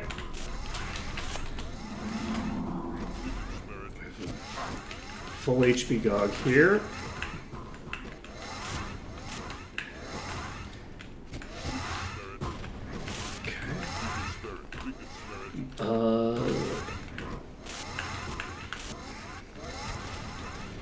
Who are you? Is there... Oh, it's in between you. Okay. It's like, is there a Gog in the ceiling? What's happening?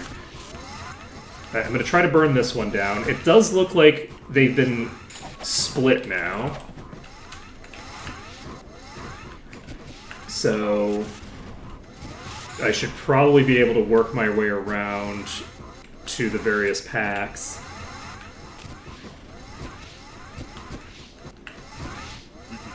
This one I can't do much to, but it's surrounded by a bunch of air and water warlocks, so I think that one's fine. This one is weak and is probably fine. So the stuff back here, I think is suitably taken care of. That'll be handled on its own. This Gog here we need to burn through.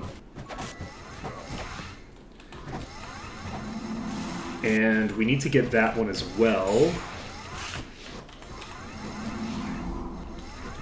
Currently, there isn't anybody with line of sight on it from behind us. So we... Oh, this is reflecting? Okay, this is a boss.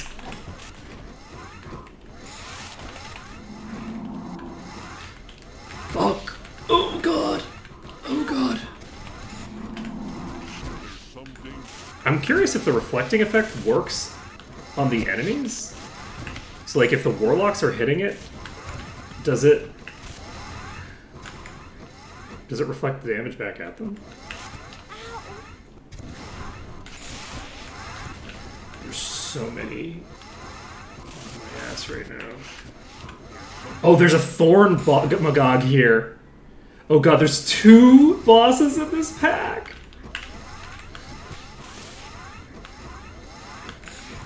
I'm gonna try... Oh.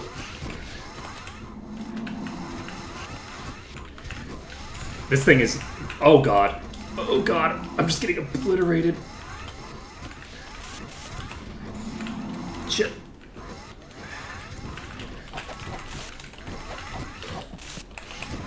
Oh god! I need to get out! Oh god, I can't get out! Oh god, there's no escape! Please stop blocking me in! Warlocks! Oh my god.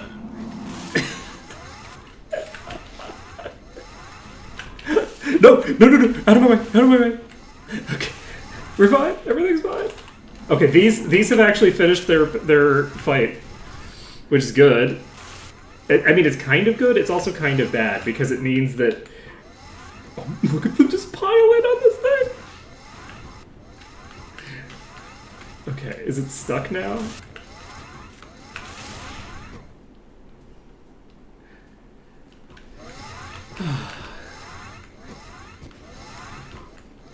Nope, it's not stuck. It's gonna keep chasing me, and it's gonna bring along this giant swarm with it. Oh my god, this is so funny. Oh man, I love this. This dungeon is making me so happy. It has taken no damage. It does not give a single shit about what these people are doing to it.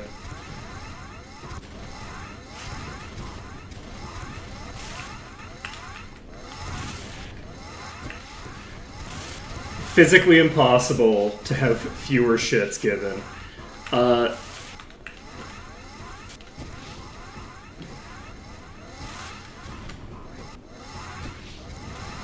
Is it locked in now? It might be locked in temporarily. It's probably not locked in permanently.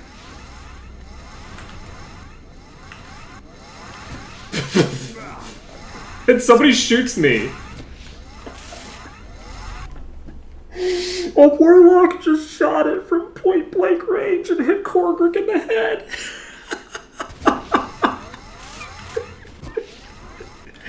Oh, with friends like these, you know? Oh, with friends like these. Okay. Let's take it. On the plus side, they don't seem to be reflecting on each other.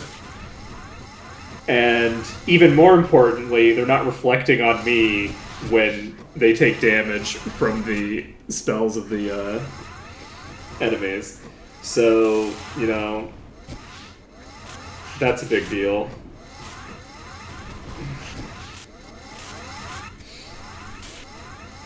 Yep, it is in fact chasing me again, which means I'm going to have to get away from these, because these are going to start attacking it. It's so funny. It's so ridiculous. Can I get far enough to save? I'm gonna see if I can get far enough to save. It's 2 p.m. Life is good. I am thoroughly enjoying this. I think this is very funny. This is such a nice, like, change of pace to just be, like, desperately running around trying not to die as, like, the warlocks and the gogs just obliterate each other with AoEs that would kill me. This reflecting Magog is taking no damage now. Alright, I need to do something about this situation. I'm gonna die. But I just saved, so it's worth it, right? This could be tough. Alright. Silria's low. Oh god, why are you all standing here? I just got fucking obliterated. Obliterated by those warlocks. They just fully stood right there and just shot me directly in the face with absolutely no remorse. They just walked straight into melee range with me and said, I'm gonna fucking murder you today, Arctole. Goodbye.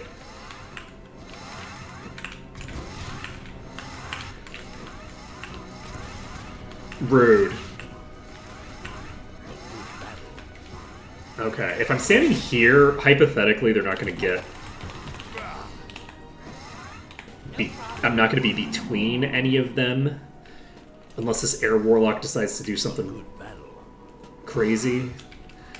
Which is possible. Unfortunately, Silria is now low enough. No problem. No problem. Well, I'm gonna die. I can't get out of here. Alright, we're gonna try to kill this Reflecting Magog before we die. No problem. It's paralyzed, so that's useful. Unfortunately, it's not the thing that's doing the damage to me, so...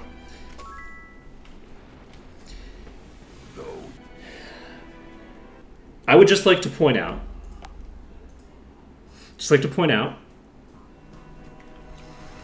It was dead.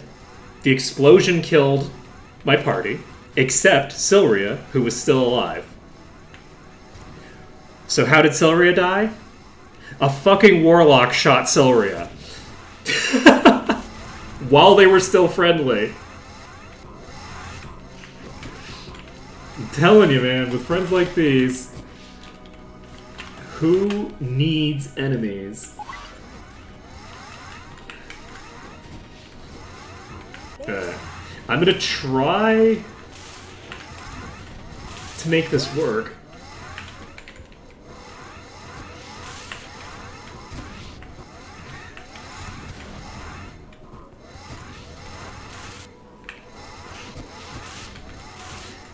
This is so wild. It's so funny because they just keep following me around and, like, moving toward me in ways that, like, ensure that I'm getting continuously reintroduced to the crossfire.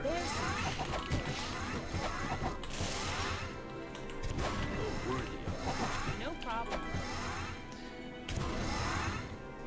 This could be tough.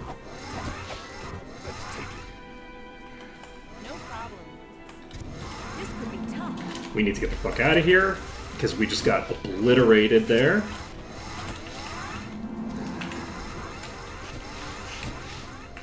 Whew.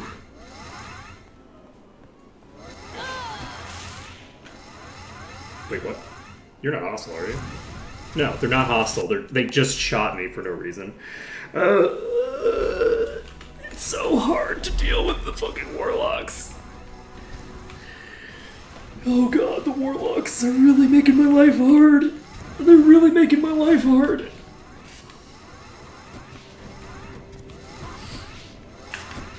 This could be tough.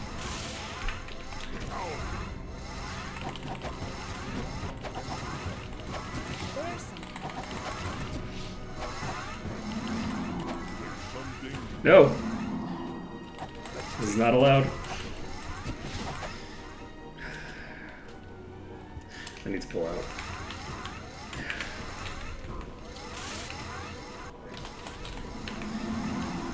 Alright. There, wait a bit.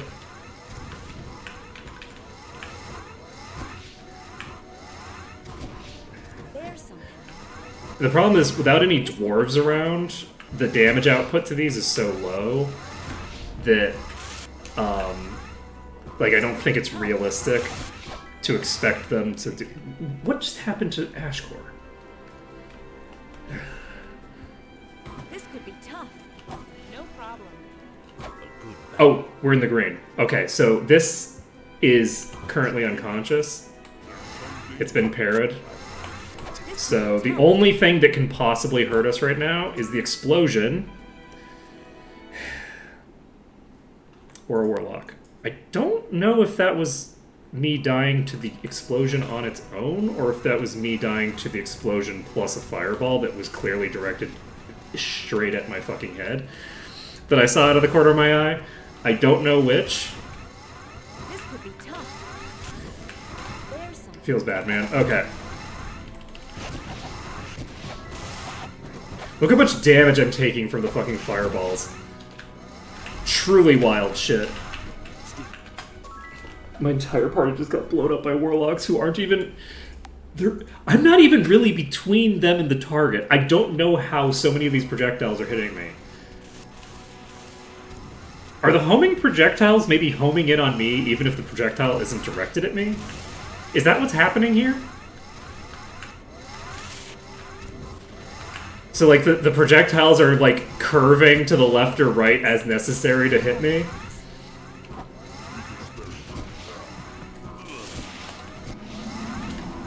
Oh my god, I'm gonna die.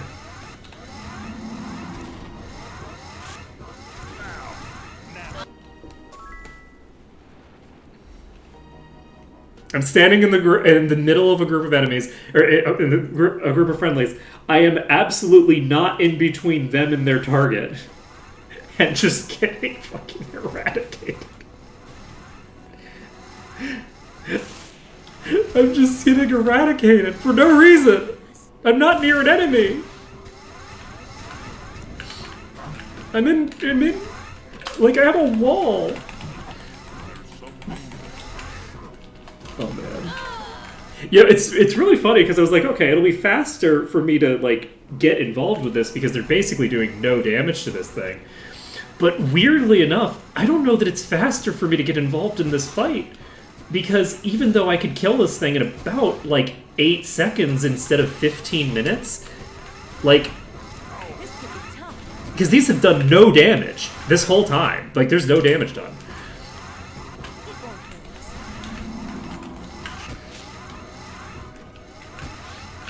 us. God. Why? Why are you like this? Why are you like this? It's so hard to even get past them.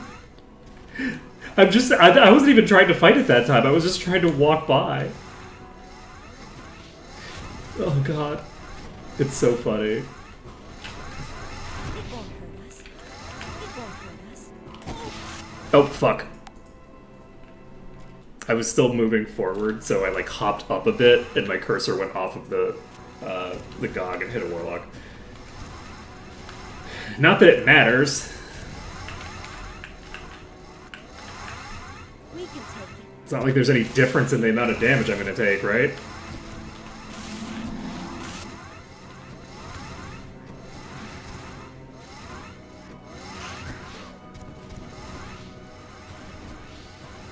Alright, so these are no longer attacking.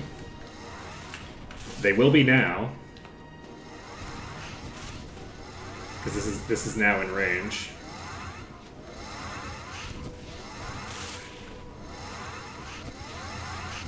If they all stay in there...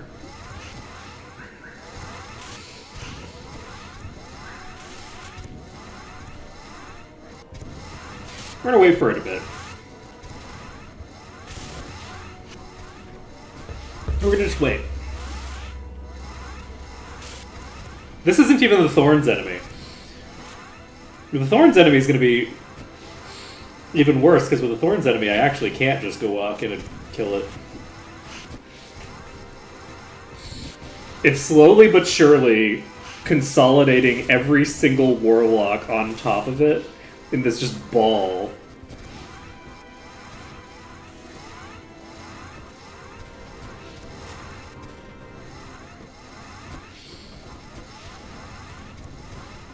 That is very funny to look at.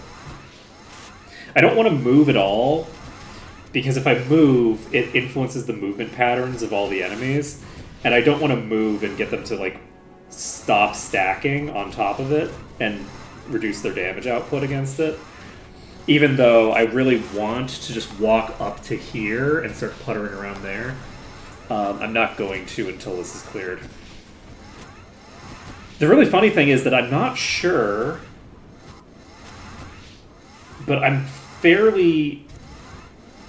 think it's fairly certain that I'm not going to be able to kill enough enemies to prevent respawns. So this whole zone is going to respawn once we go through it. We won't have to fight it on the way. We won't have to fight our way through the zone on the way back. On the way back, we can just invis through. The rule is not that we have to get this number to 100%. The rule is that we have to kill every enemy in the dungeon, right? So the warlocks, despite how they behave, are not our enemy, and the dwarves, who act perfectly reasonably, are also not our enemy. those are not enemies. So, but they are counted for this enemy tally, I think. I'll be surprised if we're at 44% and it's only counting Gogs. I don't think it's only counting Gogs. So, we'll just have to see. Also, goddamn, that thing is still alive.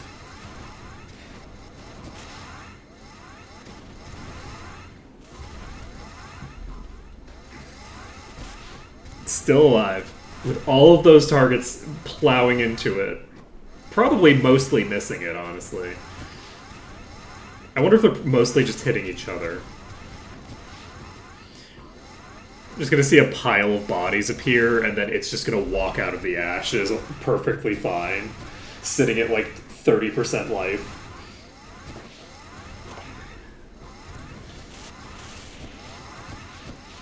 I'm gonna look. I have to look. I can't. There's some power. Oh, good. Oh, good. We're making progress. It's almost dead. We're not going to get the experience for the kill, but it is going to die. It'll die fairly soon, I think. You know, sometime in the next 20 seconds. And once it's dead, we can save the game and then start working on the Thorns enemy. And by start working on, I mean start pulling the Thorns enemy into a pile of enemies that's so large that it will eventually die.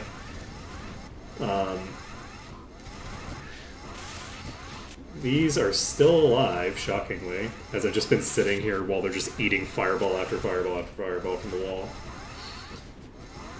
45%, something died. So it looks like there's progress in the fight up here.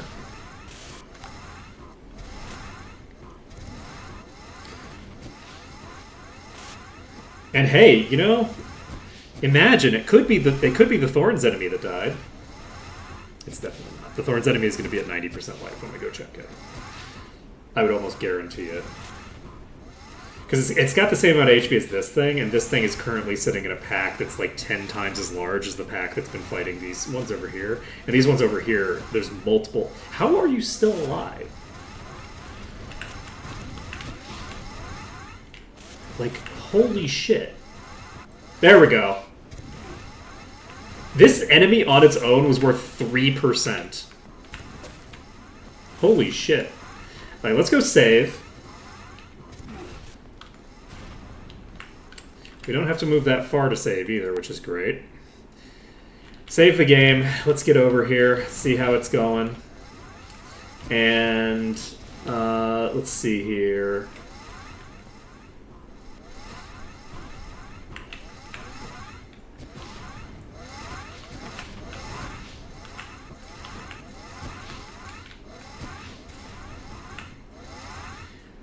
Okay, you know what? That's way better than I expected to see. Like, way, way better. I was expecting this thing to be damn near full HP. So I'm pretty sure that the Warlocks were, in fact, mostly hitting each other. This went from 48% to 45% again. Huh, wonder why that happened.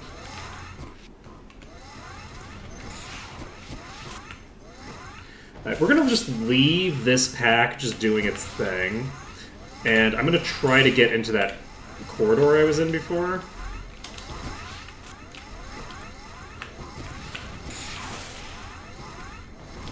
Okay. Right, this thing's gonna try to follow me. I think I'm gonna try to burn it down if it keeps following me like this.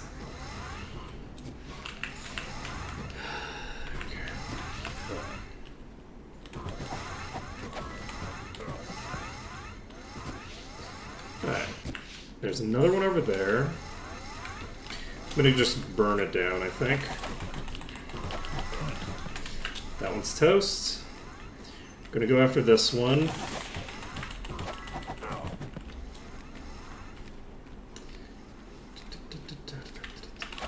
Okay.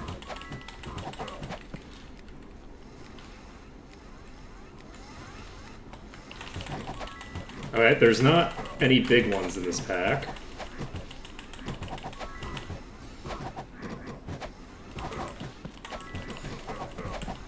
Alright, we're all set. We're in the green, interestingly enough. Enemies are still fighting each other. I'm going to go ahead and save this since we've cleared our way to here. And then I think it might be just that Thorns enemy, and then like maybe a few over here left. So there are 3 in this room.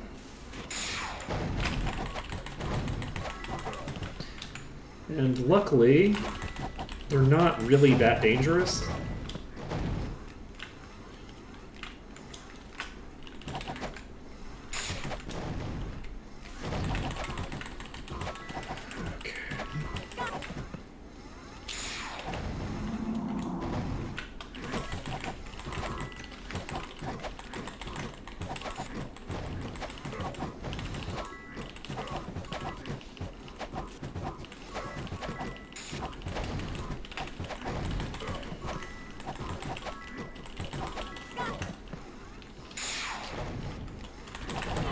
Yeah, if this dungeon was just Gogs and no friendlies, honestly, it would be mostly fine. This is they're just not that strong. It's just like this part is mostly just chill. So while they're beating up on that Thorns enemy, I'm gonna burn through the Magog first.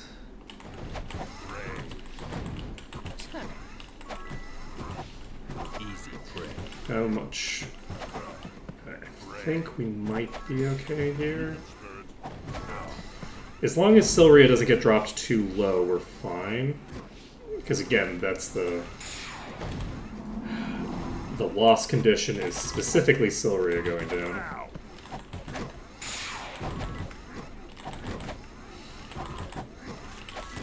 I don't like the fact that I'm going to be splitting my damage with this, because it means that it's more likely for me to kill multiple of them in one, like, round of attacks.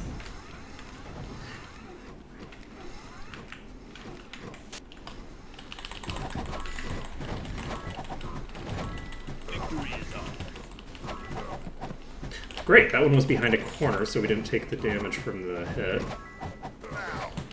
Okay. We're actually at 52%.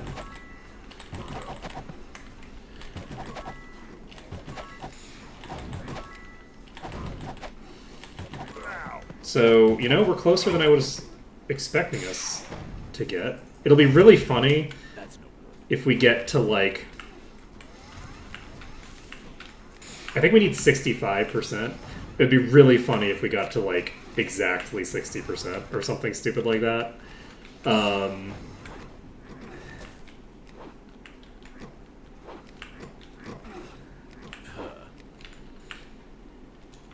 There's a Dwarven commander here getting its ass kicked.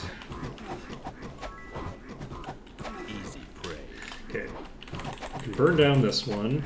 We got it. This one has a lot of HP, so we should be back up to full by the time it dies.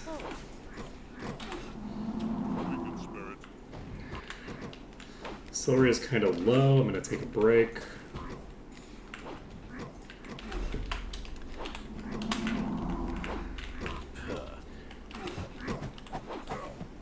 Okay, so the big one's down. So as long as...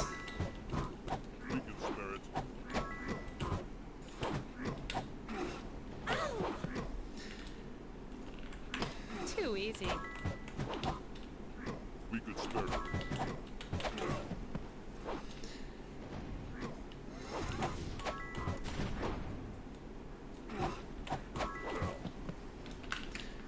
Okay.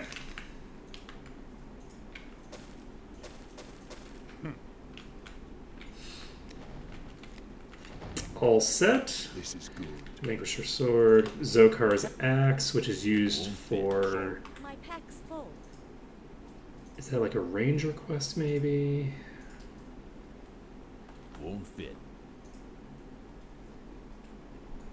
I know it's for a promotion quest, but I don't know whose. I have too much. Which makes me think probably Ranger.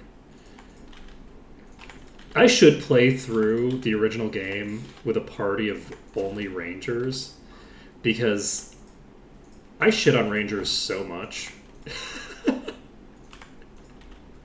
And honestly, so does most of the rest of the Might and Magic community. And I think it would be kind of funny to like try playing with a party of all Rangers and being forced to go. I mean, it works. It's fine, actually. You know, it's not like, you know, it's not unplayable. And that's the thing that I think would be funny, is the fact that it would probably work fine and not be unplayable at all, because like the game isn't really that hard. So, you know,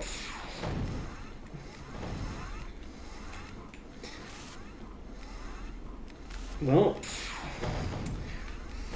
our Thorns enemy is still up and running. I think that Thorns enemy... Is it for Druid? I did not realize. It's weird. Oh, is it both? Is it like the skull is for Druid and then the axe is for Ranger or something? Or is the axe just not used for anything? It just looks like it's for a quest when it's not.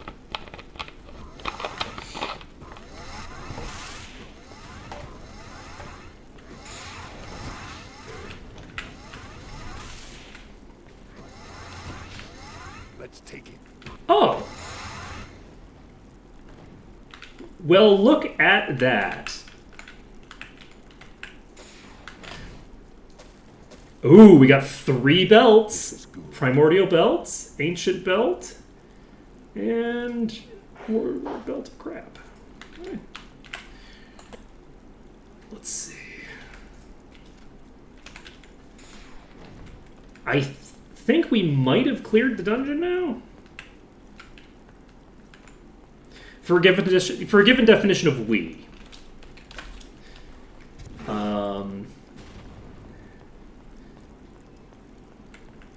So let's rotate back toward the entrance. We're going to confirm whether we have all of the Gogs down. It'd be really great if we could get that 57% to go to 65, but I don't think we're getting 65% in here. Which means that we are going to have to just invis through here on subsequent runs. Which is not a huge deal.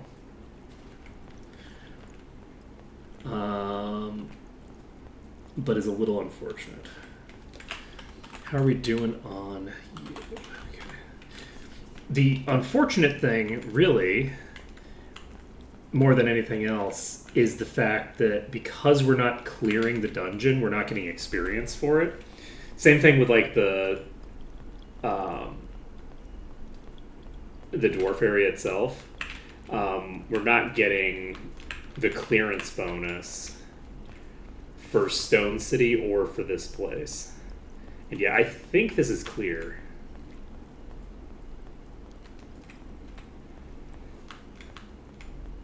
I feel like we would have gotten into the yellow by now if we weren't in the clear. There's a couple of places, like in this corner, that we could potentially have an enemy, but I don't see why there would be an enemy left there. So yeah, I'm pretty sure that we're set. Now I think that we've gone close enough that we would have gotten the yellow if there were any enemies there. We also would have heard them start fighting, because they would have had to be in a room that have friendlies in. Actually, I guess they could. Those are dwarves in that room. So it's possible that they wouldn't be, like, currently hostile, but I don't think that's the case. I mean, that doesn't make much sense. So, let's see.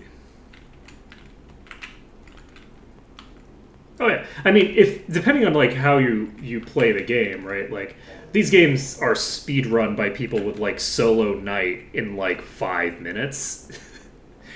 So, like, in terms of doable, like, you can do whatever the hell you want, right?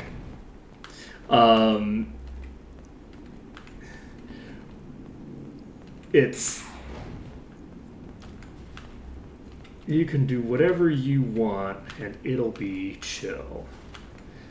I do think that all night runs are a fun idea. Doing an all night run and bringing hirelings along to make up for the fact that you're all nights seems like fun to me. So I won't be able to use an autosave here, weirdly enough.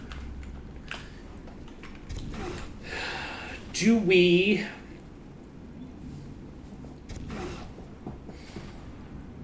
do a normal save and hop into Thunderfist Mountain that way, with one save available for Thunderfist Mountain? Actually, I guess I'd have 2 saves available for Thunderfist Mountain. No, I'd have 1 available for Thunder. I have 2 now. So if I do jump in there immediately, I think that that's fine. I think I'm going to do that. So we're going to save this under dungeon. You know, isn't all code execution arbitrary? At the end of the day. I think we're going to die. Usually one would use invisibility to make that entryway a little bit more reasonable. Okay, let's go ahead and do that. To try and smooth out this opening.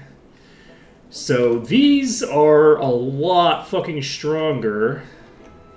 Holy shit, Silria. What is happening?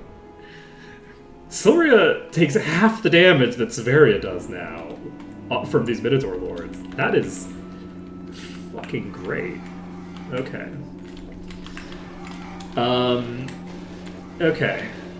So, We don't need this. Green in Dungeons does still use food, yes.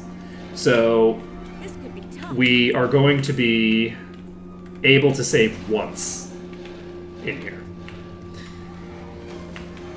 The more I move around, the more enemies I'm going to pull when I inevitably do the pull. So it's not optimal for me to be running around this much, honestly. But I'm going to see if I can find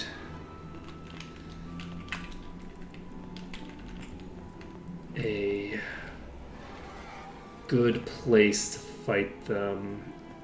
Like maybe one of the little inlets that has a warlock in it would be a nice inlet. That's a swapper. Is this where the warlocks hang out? Oh, there's a lava pit here.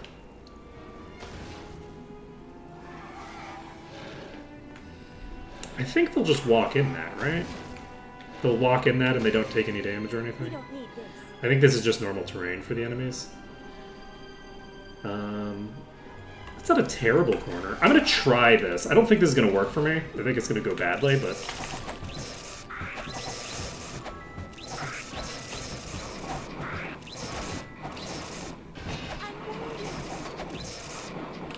I'll say Hey, you know, I was right. Also, we're not going to load. We're actually going to quit because I want to reset this this bug so that we can actually see the damage done instead of seeing... We cannot go to Nyone. We can't go to Nyone. Because Nyone is a new area. So we can do all of the dungeons that are connected here, but we can't go to Nyone itself. So we can basically try to we can pick up food in in Stone City if we want. That's a thing we can do. And which we might end up needing to do. Depends on... These are pretty fucking strong, honestly.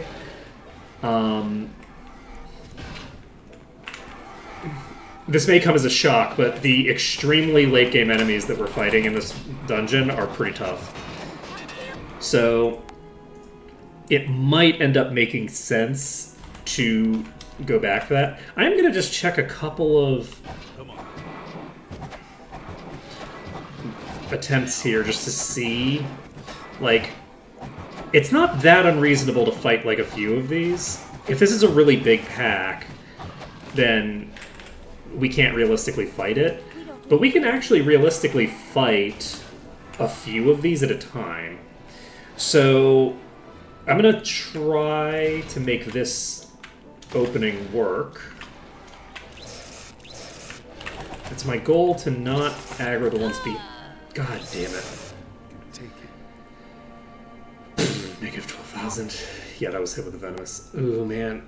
The Venomous triple shot. So, there's going to be some RNG in the opening, and there's RNG later as well as I get into, like, fights with... Because, like, this I think I can handle pretty comfortably.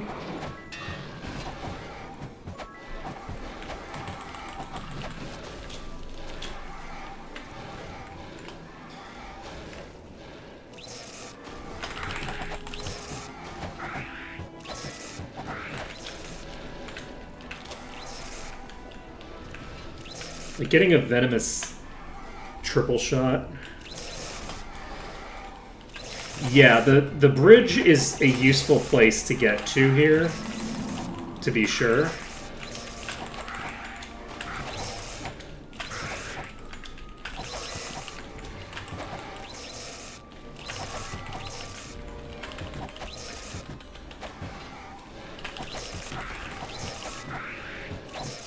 This is behind a corner, so only one of the shots can hit me, I think.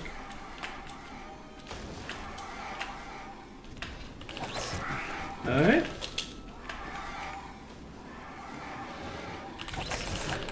Ooh. Concerning.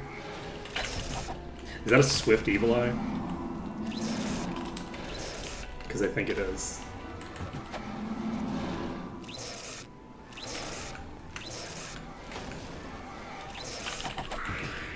I think that's got vision on me. Okay, there's the Swift one. There comes the death. That's so funny. It's so funny. It just like pops in there and just obliterates me. It's delightful. It's oh shit, it's already 12:19. Alright. So if it's 12:19, I have about 40 minutes left to play with. So let's see. What do we want to do?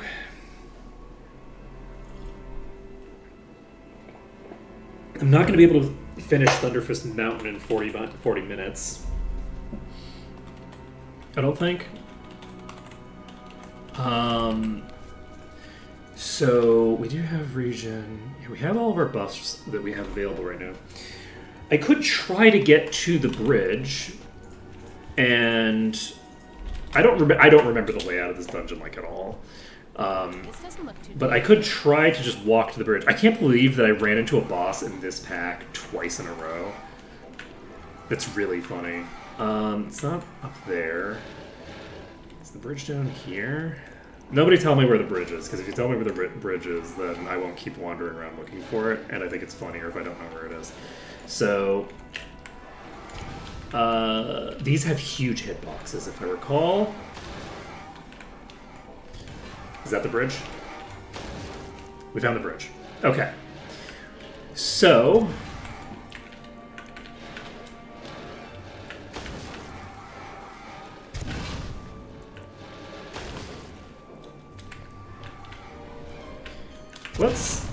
We don't need this. Let's find out what happens if we pull these onto the bridge.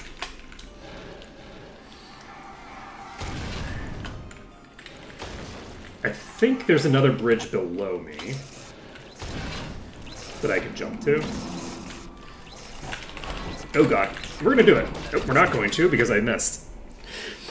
Okay, I think what I'm gonna do is I'm gonna get to the bridge and then I'm just gonna jump down to the second level from that. Whoopsies. You know what?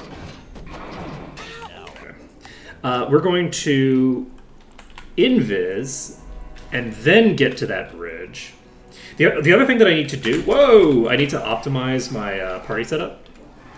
Because I currently have protection from fire cast, and I need to swap that out for something else. I might actually need to continuously swap that out depending on which enemies I'm fighting at any given time. So swap that to Stone Skin when fighting these, and Protection from Air when I'm fighting the Evil Eyes. I could also try using Shield, but I think Protection from Air is going to be more powerful because of the fact that the top tiers are so much stronger than the lower tiers because they have a triple shot and the lower tiers do not. So I'm gonna try jumping down here. And we're gonna see what happens.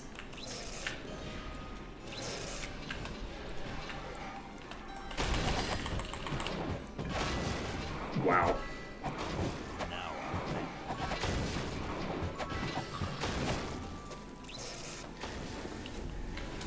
So it looks like everything kind of got stuck in that entryway there, which is convenient for me. Let's go ahead and swap fire resistance off. A good battle. And we need to swap on Stone Skin.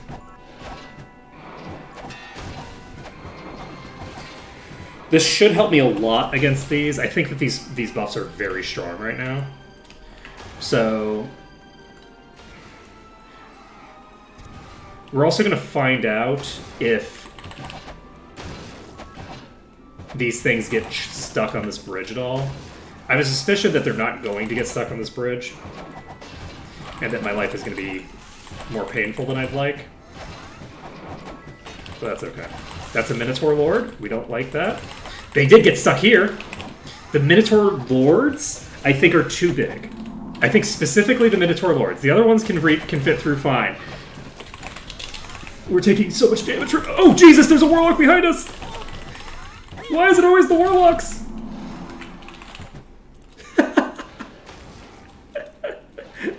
Why is it always the Warlocks? Oh my god. Okay. And the enemies from upstairs can attack us, but probably the bridge itself is blocking the attack. Okay. We have an avenue of success in clearing Thunderfist Mountain. So I think what we're going to try to do is clear out as much of Thunderfist as we can using these doorways to block the enemies in. I do think that Silria is going to be very, very tanky against these Minotaurs with Stone Skin active.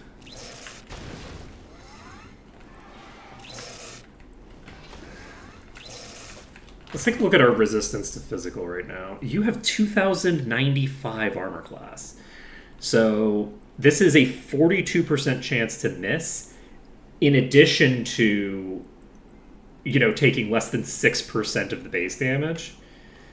So, interestingly enough, the block chance difference isn't that huge compared to the difference in physical damage reduction. So, like, Severia is taking more than double the damage that Silria is. But still has, like, pretty similar chance to block. So that's what the bulk of it is going to come from the actual physical mitigation as opposed to... Okay, so it looks like we do have the holders over there. It looks like somebody leaked into here. So what does that mean for us? Concerning? If these can leak, this is not a great place to fight these enemies. So this might be okay here. Oh.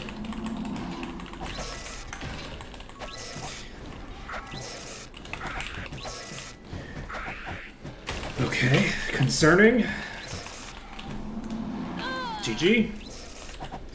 Alright, let's take a look back here. Where is this? This is this room. This sequence of rooms, we could potentially... That might be something we can make work. That is a good sequence of rooms to fight enemies in. So, let's see. We have 30 minutes. Do I want to continue fighting, or do I want to do some inventory management quick?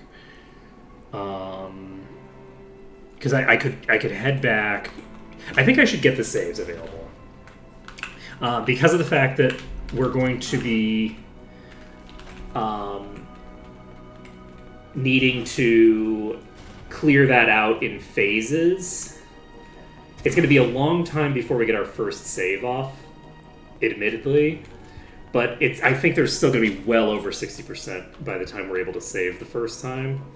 And I'm going to want to be able to save pretty consistently after that point, rather than only being able to save the one time halfway through the dungeon.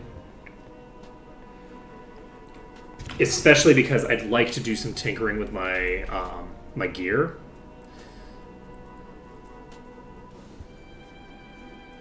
Yeah, I'm going to do some itemization stuff.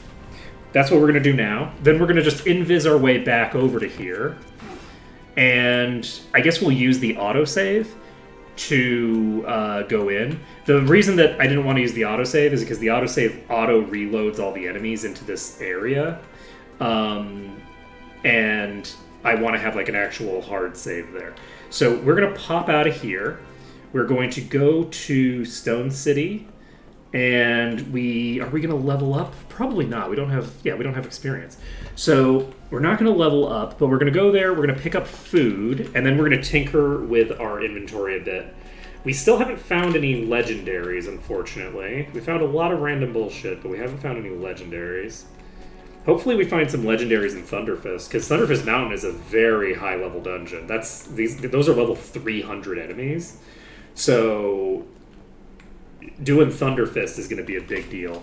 Also, fun fact, I just realized I need to cast Invis before I leave here, too, because we didn't get clearance for this either. Oh, yes, we did. We got it. It's 78%. I was like, we didn't get clearance for this either. These assholes are respawned, too. No, they haven't. We're fine. So we're going to go outside where we can save comfortably. We're going to pick up the stuff. And then we will start heading through Thunderfist Mountain tomorrow. What day is it today? It's Wednesday. So tomorrow we'll start doing Thunderfist Mountain. And I think that we'll be able to handle it. If we can get the Minotaur Kings to get trapped in that location, I think we can handle just cornering warlocks and thingers. We might end up having a problem if we end up... Because we're going to have to go through a lot of Minotaurs right at the start. We're aggroing a huge number of Minotaurs right at the very beginning. So there's a possibility that we end up having trouble with that. Great. 300 what? Did I say the word 300?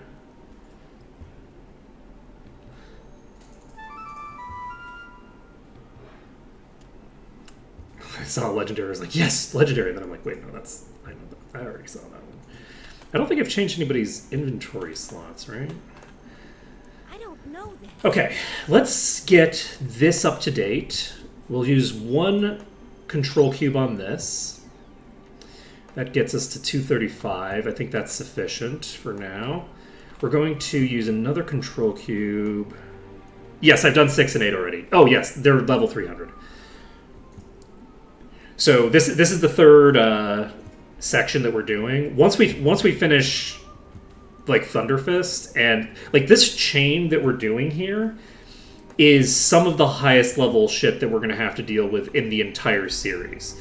We're at the max amount of bolster that we're going to have for everything over here, and Thunderfist Mountain is one of the highest level dungeons in the game.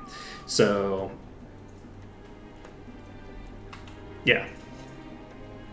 Now I should have caught that from context clues because, I said it, but I forget the what words just came out of my mouth the instant they come out of my mouth. Let's see here. Phynaxian crown. I'm forgetting what I'm looking for. I'm looking for mostly control cubes, right? And I haven't seen any here. Okay. And we also have diamonds and emeralds and sapphires. Funnily enough, we did find some more crafting emeralds. We didn't find a lot of them, but we found some. Some of the enemies here are low enough level to give us crafting emeralds, so we can make use of those, and we can sell it. I'm pretty sure that I found a bunch of crafting cubes over time. Let's see here.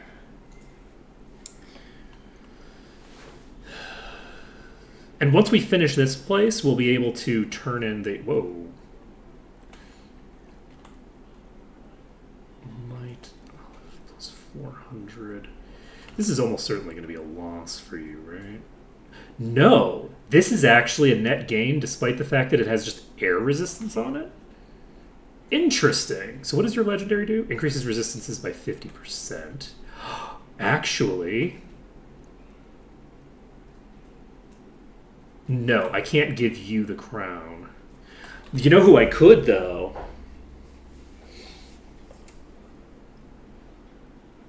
You know who... Ooh. Ooh, buddy. You know who can wear a helm? You know who can wear hats? Do I want...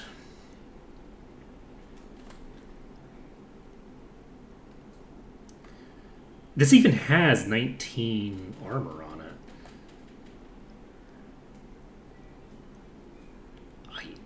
I think I might want to do this.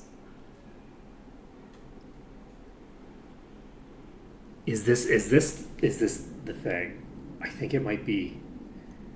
I think this might be the play. So, it is incredibly important that Sylria stays up. Right? Like, that's critical that we keep Sylria up. If we swap this to Sylria, and swap this out, we now have 93.5% resist to all types on Sylria. And how is the AC difference? Let's take a look.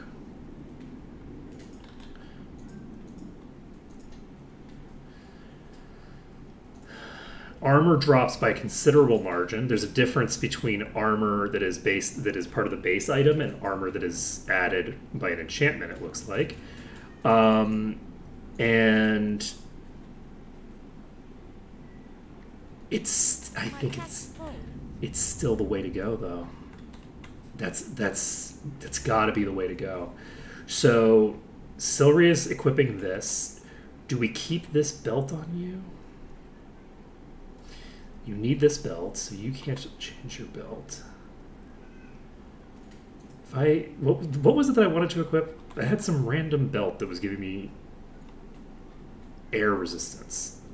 The reason that I wanted it is because it has air resistance, which is your highest resist. But I don't have a thing that allows me to translate it over. However, it doesn't matter. It's still valuable to have. I can't carry So anymore. this is a flat up upgrade for you. Was it not? I thought this was a flat out upgrade. I don't know this. It's not a flat out upgrade anymore because of the helm swap, I think. So it's still pretty much just a flat upgrade. That being said, you don't have the thing anymore. Without that crown, my air resistance is really garbage on Severia. Severia is set up specifically for the usage of this crown in a way that I think makes it kind of silly to swap. So yes, I don't think I want to make that swap. Just because I need to change my gear around a lot to make the build still work. If I'm going to do that, I need to find an item that is like. I mean, basically I need more of these. The belt slot isn't that heavily utilized. The problem is that I do have immunity to all status effects tied to belt right now, which is suboptimal. Like, those are two very important effects. Like, I can't get rid of that. Let's see. Do I have range? Oh, I do have range power. That is funny. You know, 468 range power. Let's go. If we somehow manage to get the shoot command off without a bow. Let's see.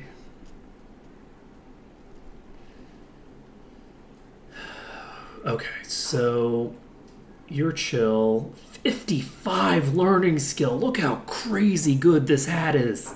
So good. Best in slot. Let's see. We don't have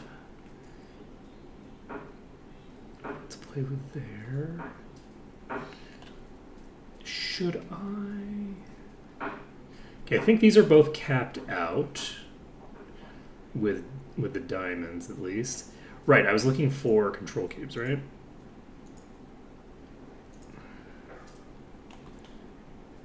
I'm pretty sure I had more than one, right?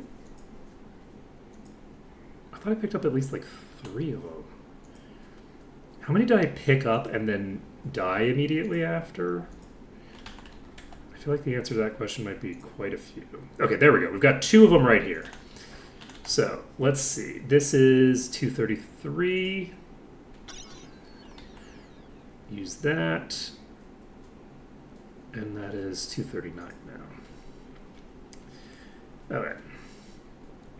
So that's up to date. We can... God, if we had control cubes for all of these random, like, low-level pieces that we've still got on... Yeah, it's so good. It's so good that it's broken. That's literally true. Literally true.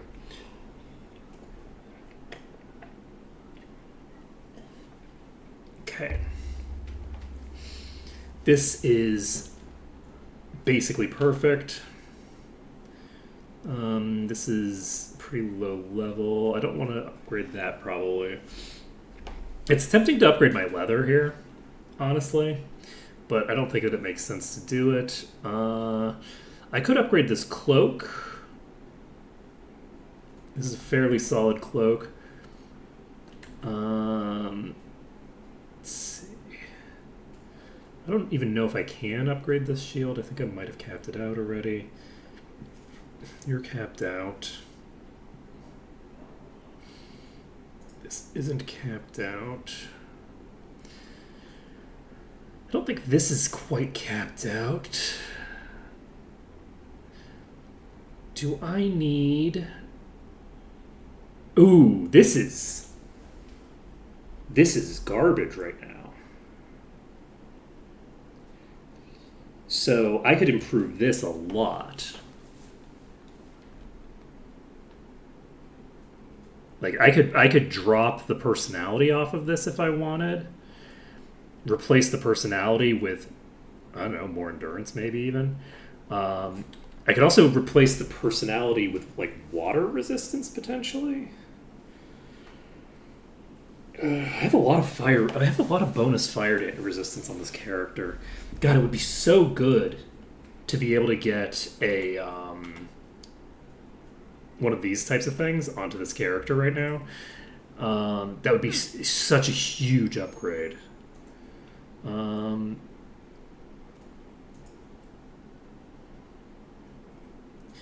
So let's find our emeralds. Is this it? Yes.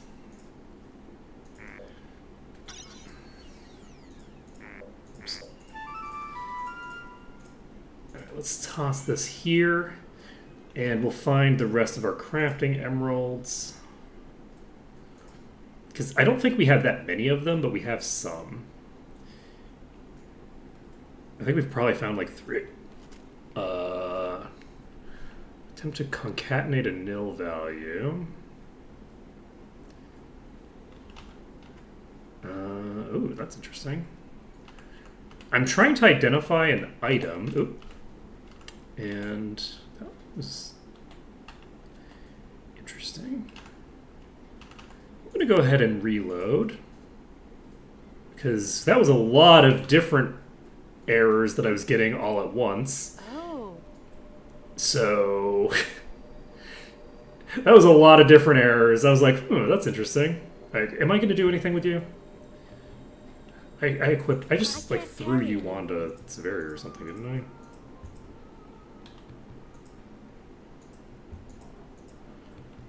This actually gives me a slightly higher overall maximum for my resists, funnily enough. Why is your fire resist so high?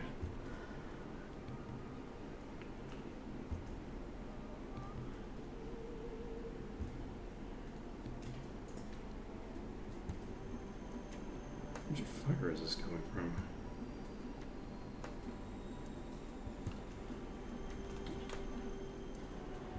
You have 912 fire resistance. Oh! That fire resist cast. We're gonna deactivate fire resist because that's a good thing to remember to do. We're gonna go ahead and cast Stone Skin. There we go. That changes the dynamic quite a bit. So let's see here. So our highest resist is body at 930, and we have the Titan's belt here. We could equip it. Is there anybody who can actually benefit from this?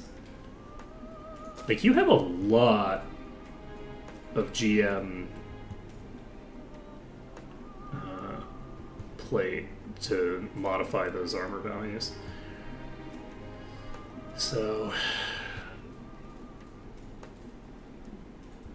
it's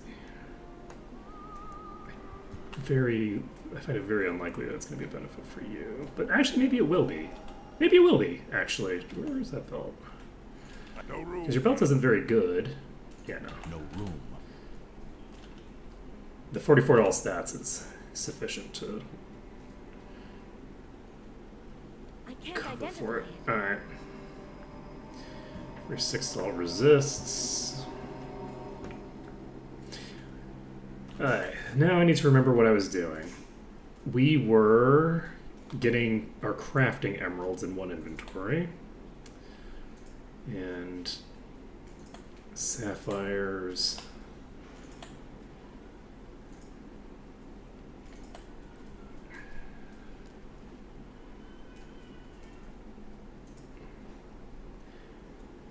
Nothing here.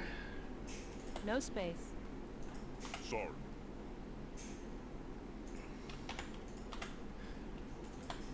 Okay, we might actually have way more than I thought I here. don't know it. I don't know it. No Let's move this space. crafting It cube won't over here. fit.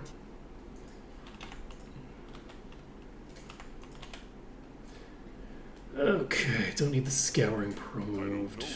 I'm gonna put this in your inventory just so that I can find it. It might be useful. Okay. There's Crafting no room. diamond. It won't fit. I almost just used it on a random bow.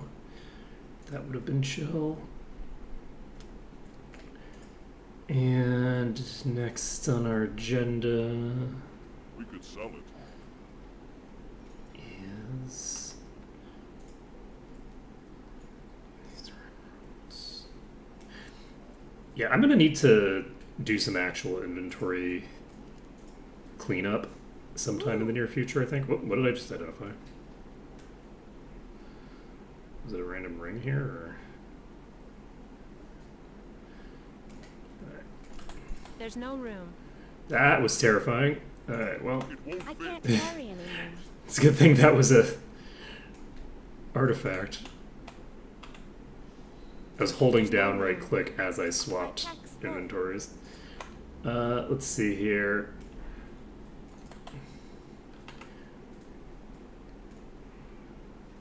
No space. My pack's full. I think I need this dagger. Do not. Diamond. Okay. The other thing that I should remember, I do still have the Ring of the Plains. So this is 147 to elemental resists. Sorry. I'm actually going to tag this back onto you. Because I'm gonna remove the Cycle of Life, I think. I'm gonna swap the Cycle of Life out for everybody and focus on getting ourselves increases by all of them by 50%.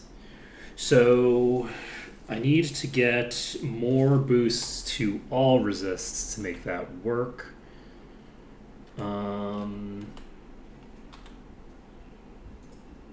For body and mind, and by extension dark, but nothing that is in Thunderfist Mountain is going to do mind or body damage. It's all elemental damage. So this elemental ring, which I'm just equipping now, is reducing my damage taken by about 6.6 it looks like. So that's an almost, like, just this ring on its own is, I think, almost like a 10% reduction to my damage taken. That's a pretty sizable boost to get for very cheap. Let's see here. But yeah, I do think that I want to remove the Cycle of Life rings for right now because I want to see how the game plays without them. My guess is that things are going to be a lot more spooky and a lot more bursty, and I'm going to want to re-equip them. But we will see. We will see. Let's see here. What was I doing? We are going to try to pump this ring, I think. Do we want to remove the endurance off of... remove the personality off of this ring? We have a lot of clear gems now, right? I think we have multiple. So I think it makes sense to do that. It's not a thing that I need necessarily to do, because I believe you are still wearing...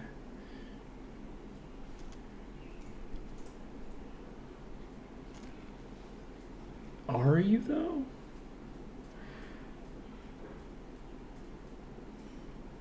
Yes. So we do still have this ring on.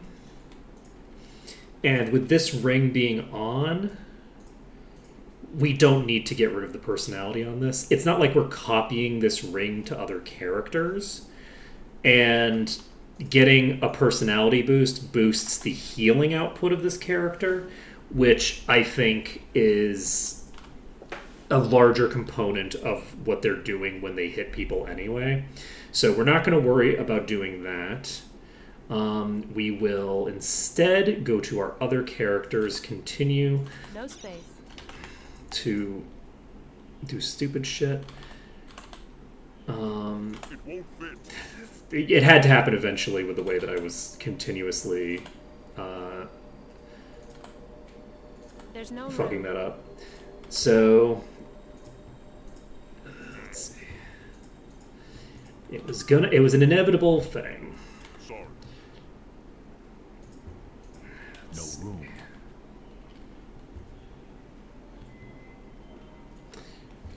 Have another crafting diamond here. I don't know what the maximum is for my rings. So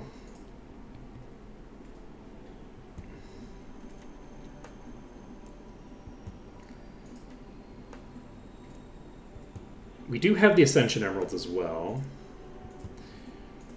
which is good because we want to hold on to some of those as actual, like, long-term things. We have a crafting topaz here that is almost certainly never going to get any use.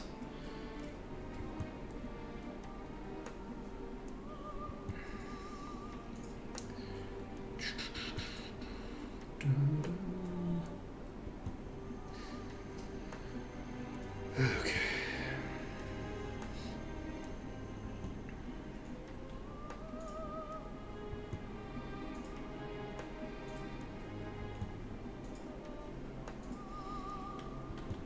Okay,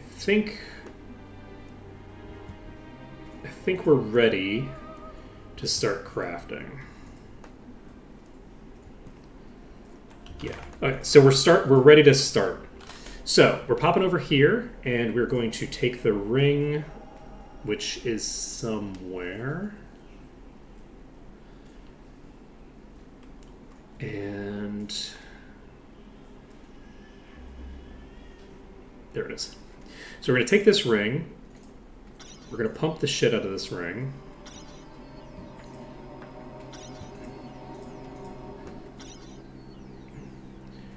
And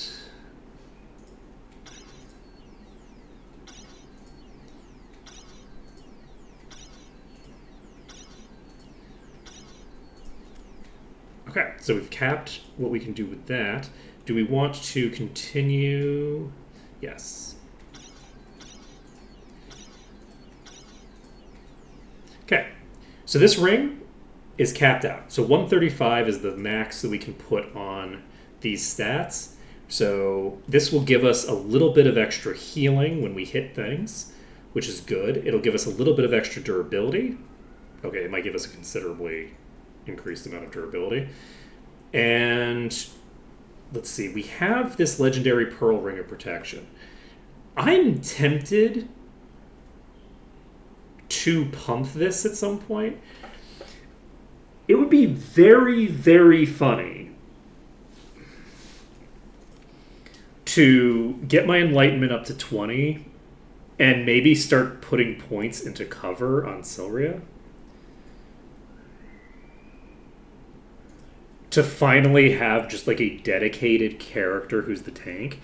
It would be particularly funny because of the fact that the person with preservation would be the person who's covering. I think that's very funny. But I don't know if that's what I want to do.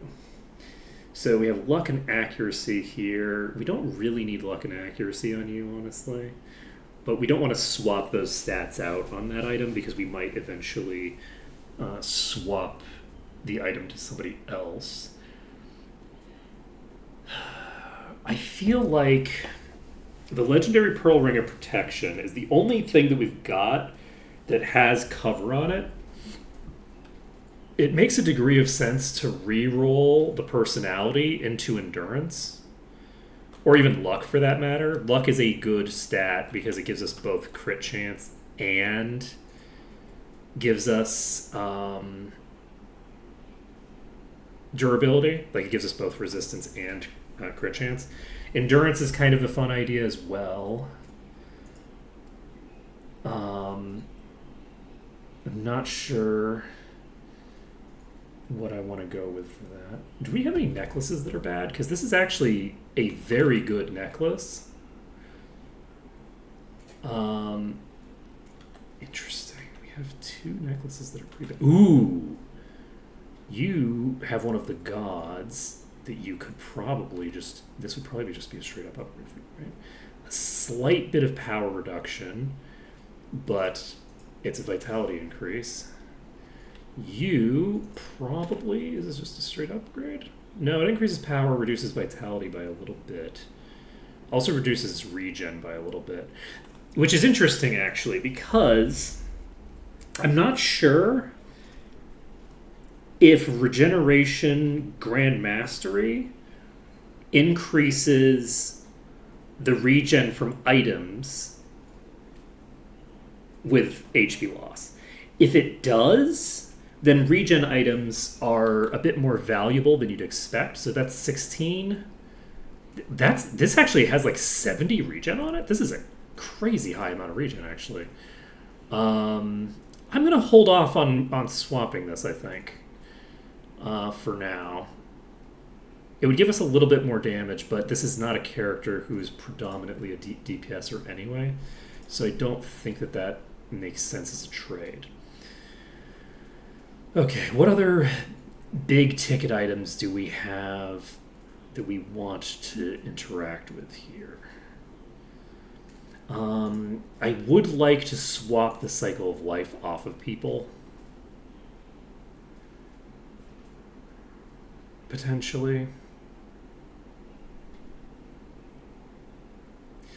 Yeah, but the question is what to swap it for.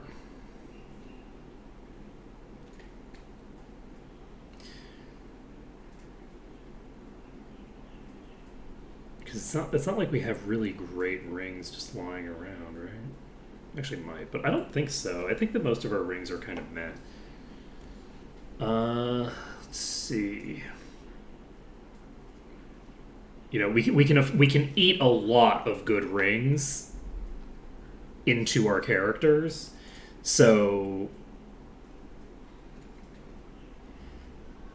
this is body resistance and might. That makes more sense on this character. You currently have what item giving you the thing? You can't swap this.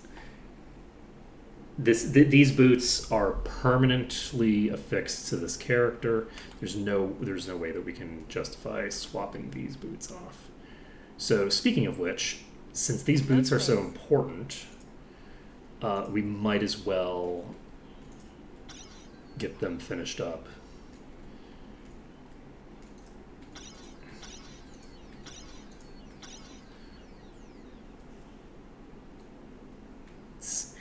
I can't carry him. So these boots are going to be a little bit better than they were before. That's useful for us. Do we have any other crafting diamonds? I don't think so. Fire resistant luck. A lot of body resist. Could I swap? I could swap the cycle of life for just a shit ton of body resist if I want. Let's see that. So then we can just compare things to this, to just giving about 100. It's like 100 body resist. It's not a lot. It's not like it's a big ticket item. So interestingly enough, that puts my body resist high enough that the other stats can't keep up. Oh, this has plus $33 stats on it. It has air and earth resistance, which is a bad set of resists. But that's okay. We're going to put this on Korgrik because it has earth resistance. Alternatively, how are you doing? You know what? Actually, I'm going to put this on Kortal, I think, unless... no, I'm not. Yeah, we're gonna keep this on Korgrik because it's just plus $33 stats on its own is a very powerful effect. All of these are superior to the thing that we have in the first slot. Okay. So we have a full set of things equipped on you for now. This has earth resistance, endurance, you know what? Let's take a look. This gives us... Where are you at, buddy? This gives us a slight reduction in both DPS and durability. It's very minor for both. This is air and mind resistance, which is not something that's terribly appropriate for this character. I mean, the air resistance is always fine to have, but it would be better to be able to swap for something This reduces all damage taken by 10%. I don't have another copy of this that I could throw on somebody. Like, do you have the 10% damage reduction thing? You actually might not have it as an effect. We don't have the 10% damage reduction effect on Silvery, I don't think. That's pretty funny.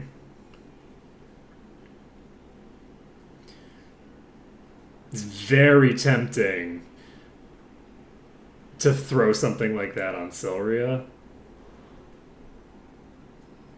Swap out the Cycle of Life thing, get the 10% damage reduction. It's a funny idea. Let's see.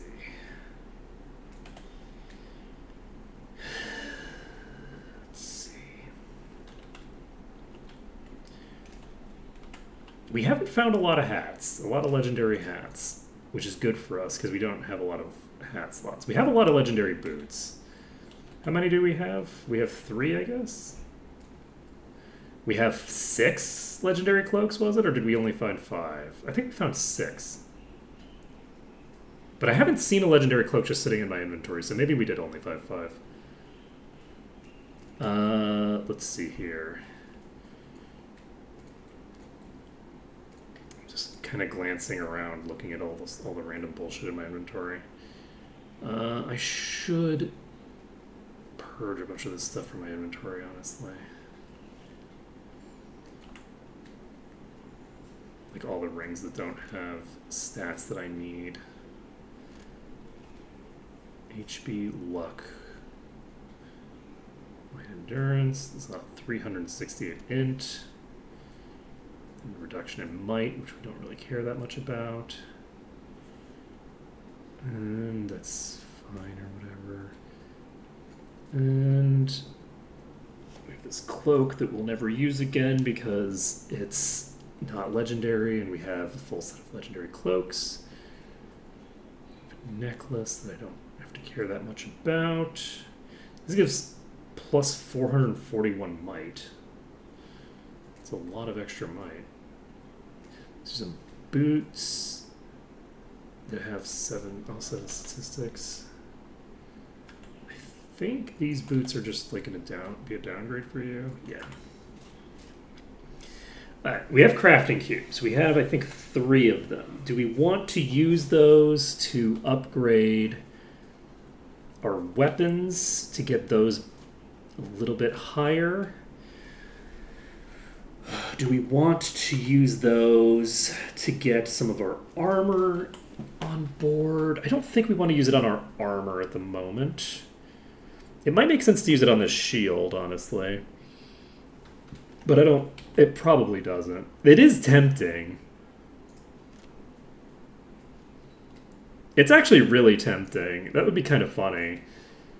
I don't think it's going to boost the armor on it by that much. But I think it would be kind of funny to just boost our shield up. The problem is that at some point we're going to need to start improving our weapons again. And when we do, it'll be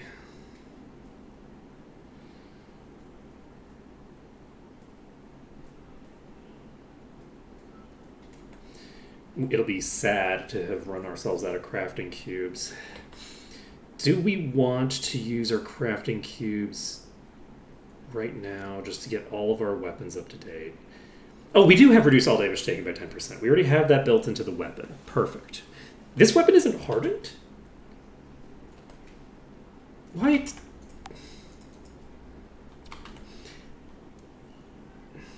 Who is it? My pack's full. Great, now we can use it. Let's make it so that our legendary weapon can't break. Oh, look at that. Our shield also can be broken. Okay. And that's fine. This is yellow, right? Great, now we can use it. And are you blue? Yes. Great, now perfect mix. There we go. There we go. You know, a little important. Little bit important. Surprisingly few enemies seem to break equipment, though. I can't identify. I feel like breaking equipment is a really, like, obvious, like, thing to grow character, like, enemies into that is somewhat underutilized. So, let's see here. Oh, this is not bad, actually. This plus 38 tall resists would make someone like this get closer to normalizing. I don't know this. They don't have space for it, really. Oh, you know who would benefit from this probably more is the person who has like resistance to body, and that's it. If actually, do I need? Yes, I do need all resists to be able to make usage of this ring. So if I were to take off a different, like let's say I took off this, which is not a good idea because this has a lot of accuracy on it. Is there anything that I can just comfortably get rid of? This has of Doom on it, and it has body resistance and spell points. I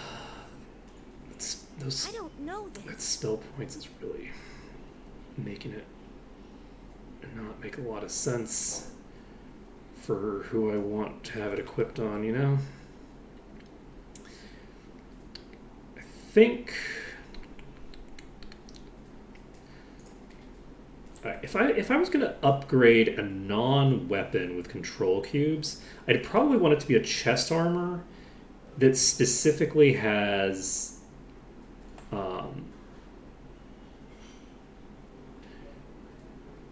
some certain things on it. I think that we're going to need to replace Zeus eventually. We'll probably replace Zeus with this. We'll probably just copy this over.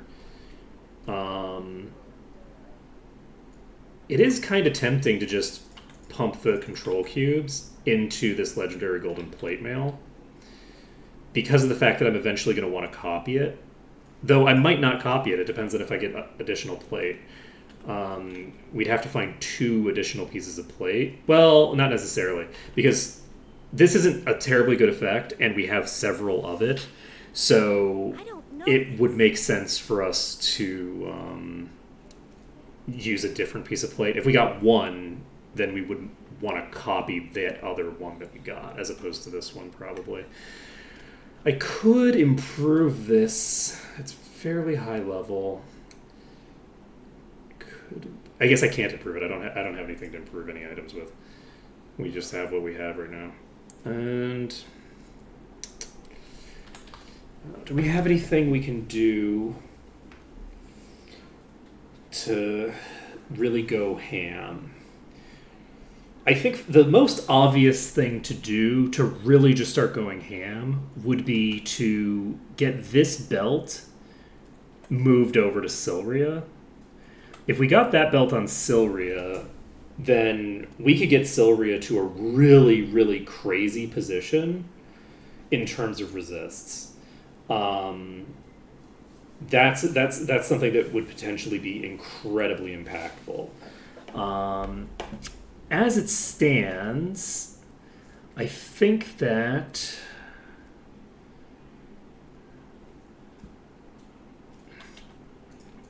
we might as well. We've got this. Wait, this is only 229? I thought that was higher level. I thought that was more caught up than that. This is only 229? Okay, we need to pump this at least once. Okay, what are you now? 235. With at 235, I think we can safely pump it again. So I think I'm actually just going to use all 3 of those on Ashkor's weapons. Oh, that's interesting.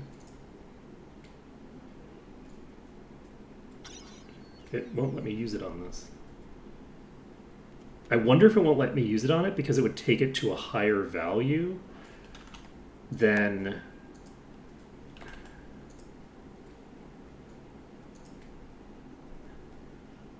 my level. That would be a really nice quality of life improvement, actually, to not have to guess and to just be able to do it, and it just won't work because it's not. Item power reached its limit. If I unequip it, can I do it?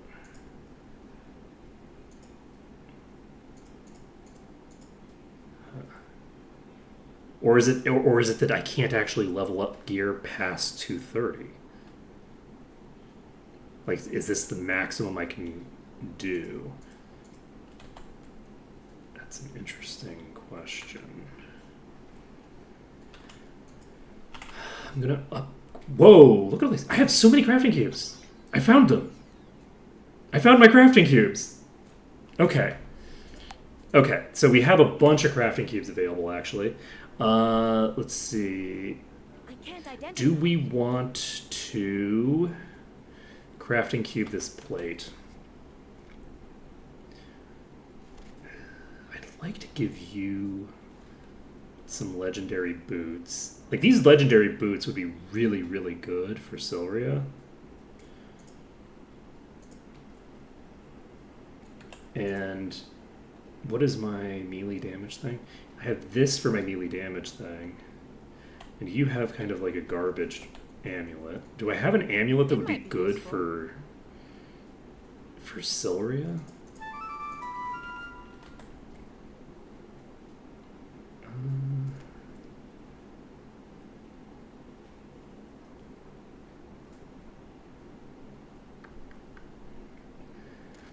Oh, that'd be really cool if it didn't have int on it. Let's see, earth, body, origins.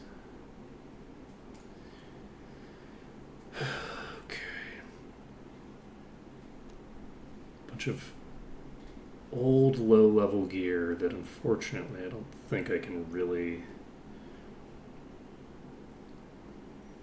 pump meaningfully higher than they already are. Wait, why do I have a bunch of... Oh, because I never checked her inventory. I never checked her. Because I was giving all this stuff to her. That's funny. I never ended up checking her inventory for gear. So, yeah, we're going to move this to your inventory, I guess. It's not a great inventory fit. That's fine. Any other crafting gear?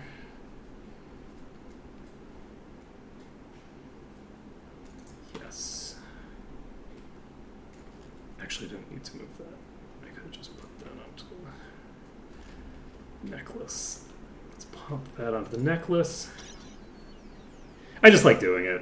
I have it, so I just like it.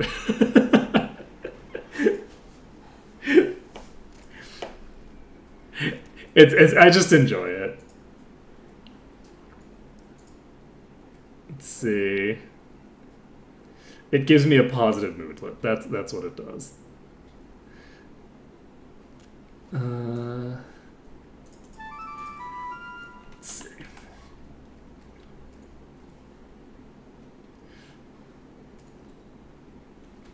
Let's see. Okay, so we have...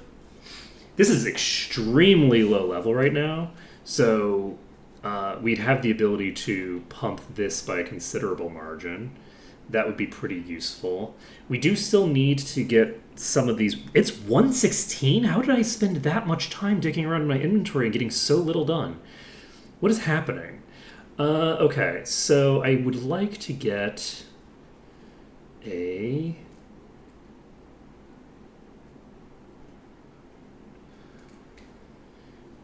I'd like to get a ring that was vaguely useful. No I space. don't think this is an upgrade for you, right? It's not. And let's see. What kind of thing am I looking for? Rings. Yes. So I need to have a ring with fairly okay stats. It basically needs to have like better stats than I'd get out of just having like 70 endurance if I'm gonna replace this, which might be harder than you'd think, because 70 endurance is, it's not nothing. So we might end up holding on to this for a little bit longer.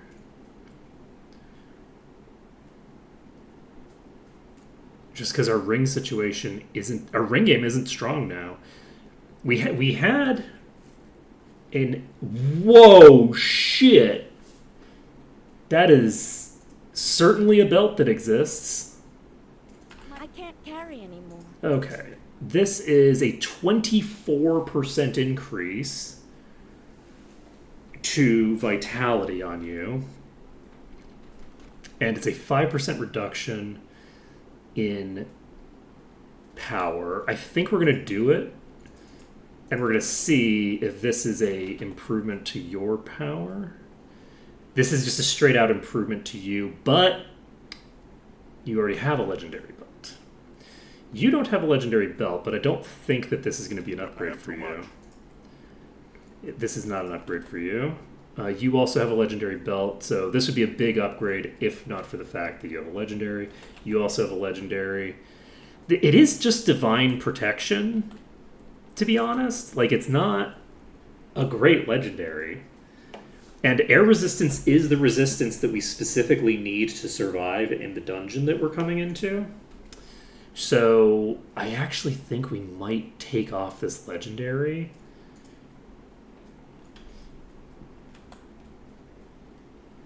This is a critical legendary effect. This is a critical legendary effect. This is not a critical legendary effect. I'm going to do it. We're going to give this 5% increased damage and thinger. This thing will go over to here. And one thing that we could do is we could try re-rolling the all resists into all stats, which would improve this like considerably just on its own. Like that would make up for some of that difference, right? But I don't know if it would make a big enough difference for me to care. I am going to, I think, I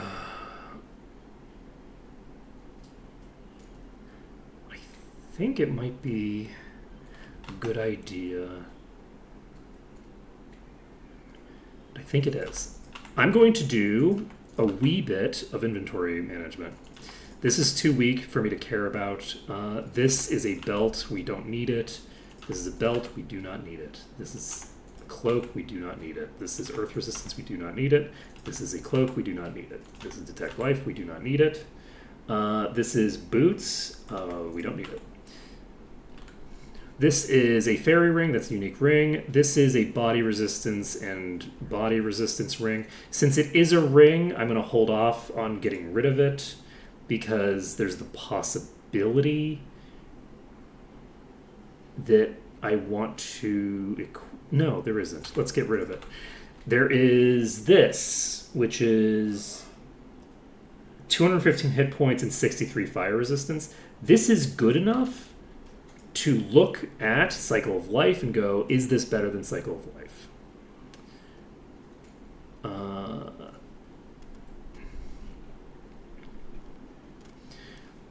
don't know where it went. Is this it? Yes. Okay, so it's not better than Cycle of Life. Somehow? Why is it that this has less of a reduction than this? This just explicitly has better values on it. I guess it's because it's fire, which is already higher, so the diminishing returns there. Maybe? Unsure. Unclear. Okay. I'm not going to remove the Cycle of Life for that, So, and that's the only character that I would really consider removing Cycle of Life for fire resistance, probably. Okay. So, you. Body resistance spell? No. Reset again. This is the fairy ring still. This is body resistance toss. This is bullshit toss. This is a vial of ichor. Ah, perfect mix. Great, now we can use it. Okay, this is a reagent we don't need. I'm not going to purge all of my reagents right now because we're past time, but that's fine. Endurance, luck, increased value. Interesting. This might be better. And it is. We're going to toss this on because this is just a slight little baby improvement over the Cycle of Life for our purposes. Next. New inventory. Garbage. Whoa, we actually have really garbage necklaces, I believe. Potentially used in a swap event. This is body, it's int and personality, which we don't get any value out of, even on the characters that value it. Don't need it. Because it's only on the primary enchantments that it matters. So we're not worrying about that, not worrying about this, not worrying about this. Odin, relic, sulfur. So part of my goal here is just to get rid of all the total bullshit. This is interesting, actually. This is for someone who has a garbage necklace. Like, Korgrik has a pretty garbage necklace. That could be hypothetically useful. Okay, we'll worry about it when we get to Korgrik again. Tossing this. Cycle. Anything else that I need to worry about here? Yes. This is a Primordial Axe of Darkness. It's level 82. I'm never going to get enough control cubes to get that caught up. I was holding on to that because of the potential utility in certain very specific circumstances. Like I might swap over to one-handed axe with Severia, for instance, but we don't need it. Do not need this. Berserker Belt. Okay, next. Save. I later wrote a set. Might, Int Luck, get rid of it. Psychic Shock, get rid of it. Ancient Gilded Belt of Earth, get rid of it. Ring of Fusion, keep it. Okay, Druid Wand, get rid of it. Goblin Cutlass of Poison, get rid of it. Dragon Helm of the Sky, get rid of it. Primordial Artificer's Belt, get rid of it. Get rid of the hat. Okay, Cloak, get rid of it. Other Cloak, get rid of it. Ring of Fusion. Amethyst Ring of Might. Probably just get rid of it, but we'll check. How many more Rings of Fusion do we have? Or Rings of Thinger? We have a Cycle of Life on you, which we wouldn't want to replace with this. And is that the only Cycle of Life we have in play? Yes. So we're not going to need this. And Ring of Fusion, Ring of Freedom, and there we go. Now you get rid of it. Also, wrong things to do. We were going to another inventory here. Personality, endurance, armor, and hit points. This is an improvement for the Cycle of Life, I believe. So let's remove this. And we can check whether this is an improvement for Cycle of Life if we can find it. Yes, we can. Interestingly enough, it indicates that it is a weaker thing in terms of durability, which is very surprising considering that this gives me more armor and hit points. I'm going to go ahead and do it anyway. That will give me some extra damage mitigation against physical, which is very important for what we're about to do. Okay, we're dropping this. Philosopher's Stone. We also have not finished our potion making. So maybe we should finish our potion making. Whoa, 100 air resistance, 64 armor class is an interesting combination. 33 speed times 2 and 16 to all stats. This is probably an upgrade. Yeah, this is an upgrade for you. We're going to go ahead and swap this out for the Primordial Ring of the Gods. That'll be useful. And do you have any ring slots that are garbage? I don't think so. Not really. I mean, the Ring of the Plains isn't amazing. So wherever the hell that thing went, it's possible that it's valuable for that slot. Is this... They're about the same. Yeah, I don't think that this is worth it. So we're not going to worry about it. Okay, toss you. Toss you. Toss you. I think on terms of gauntlets, we're pretty much set with pretty solid gauntlets on everybody. We have multiple legendaries. We have... this is not the optimal thing for this character. This is not optimal for this character either, but both of them do have a boost to all stats attached. So they are going to be difficult to replace with total garbage. This gives 54 elemental resistance and might and personality. 54 elemental resistance is enough that I think it's worth it to hold on to that. Like, it potentially would be worthwhile to equip on this character occasionally. Or maybe this character, for that matter, because my elemental resists are not high enough to keep up with my body.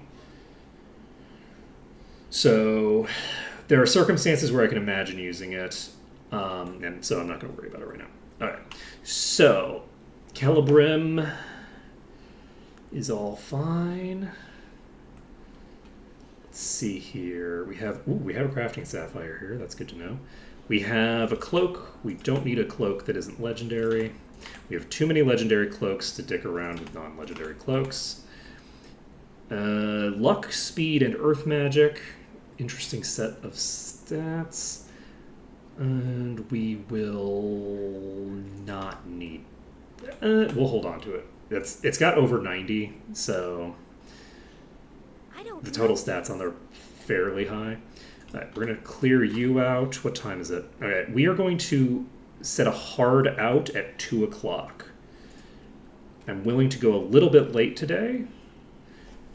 This is interesting. This has quite a few stats on it. I don't think it's going to be as good. It's a little less power for a little bit of extra vitality, and I think that might actually be worthwhile to do, honestly. But I'll think about it. Okay, you get rid of it. You get rid of it. Cycle of life, keep it. You get rid of it. Speed, accuracy, might, and personality. The might and personality isn't very good because, again, the effect on this only affects base enchants. So the things that are the special enchants, it doesn't function for those. So anything that has like personality or intellect as part of like a special thing, I don't have to care about. That's not going to be relevant to my interests. So luck, speed, and speed and intellect. I don't think that this is worth worrying about. Spell points and get rid of you. We're just finally getting rid of all of the garbage rings that have been taking up so much of my time. It's taken up so much time just like looking at all this random gear that I have and not doing anything with it. We are going to hold on to this just because this is one of the earliest like primordials that I got, and it's nice for me to look at. I'm going to hold on to that. And we have finished the first inventory. So next inventory, let's go. Can probably get rid of that. Can definitely get rid of that. Can definitely get rid of that. Can definitely get rid of that. Endurance 80, Might 74, Paralysis and Fear Immunity is an interesting combination for you. I don't think I need it. And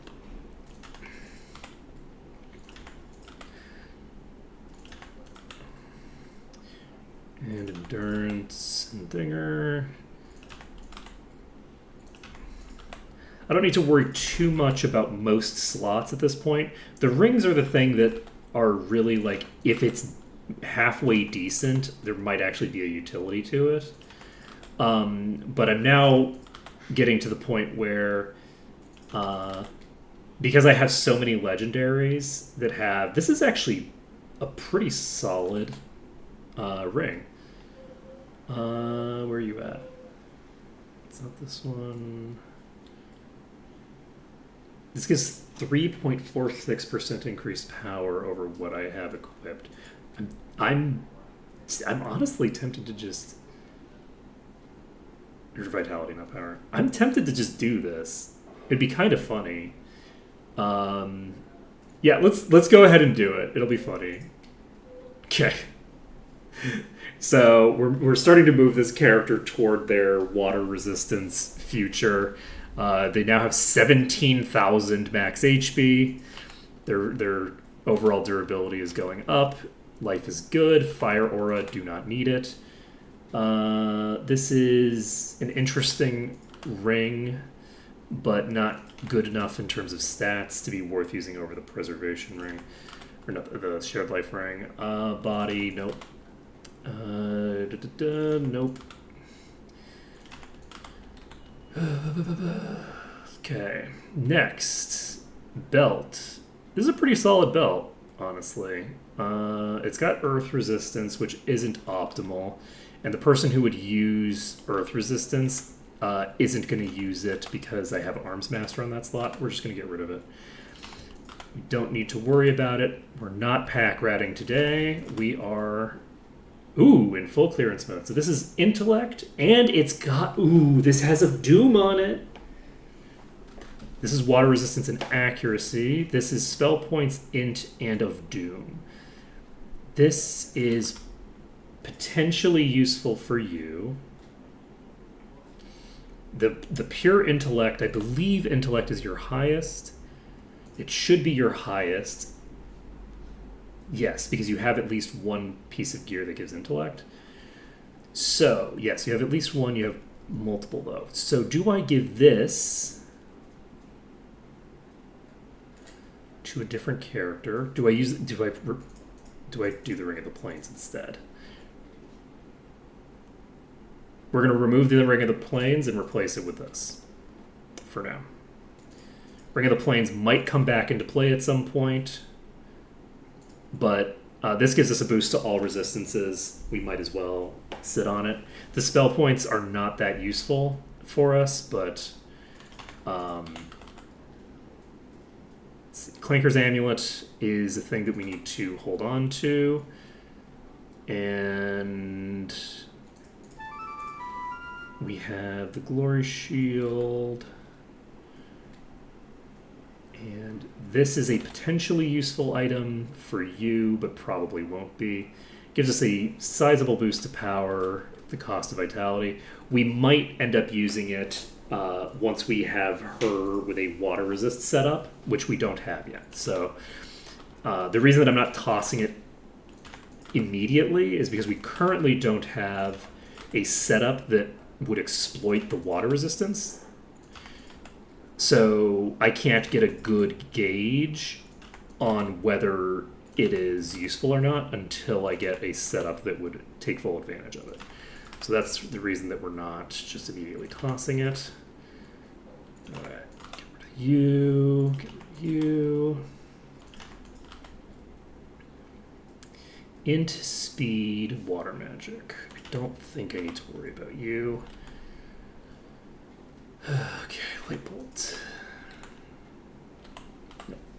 So, fourth inventory. Endurance, air resistance, and plus some amount to elemental resistance. Potentially cool, except for the fact that I just have so many boots. And also air resistance is the resistance for a character that is currently not that can never equip boots. So, cloak, don't need to worry about it. Belt, don't need to worry about it really. Okay, accuracy and might, less than 100. This is AC, air resistance. I'm going to hold on to this for right now. Am I? Yes. It has a lot of air magic on it, which is probably not going to be relevant to my interests, given the design changes, because boosts from gear currently don't boost your buffs. If they change their mind on that and swap it, so that the buffs from your gear do impact the buffs that you cast, then it'll be an important item. So we're going to hold off on getting rid of it, just because it has such a high value on it. Let's see here, because like skill items are kind of a dime a dozen at this point. It's not like a huge deal, except for the fact that it's plus 24, which is an obscene amount. Let's see here, identifying endurance and water resistance, kind of cool, not worth worrying about.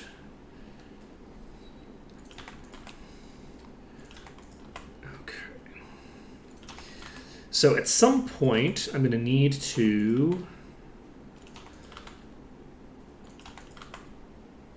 take a look at my stuff.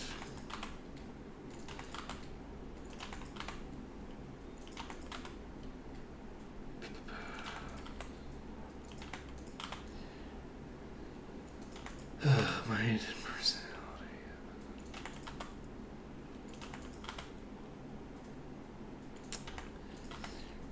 What's this saying? At some point, I'm going to need to start getting more gear set up to be like a finished piece. So, as a random example, that like fits into a character's build specifically.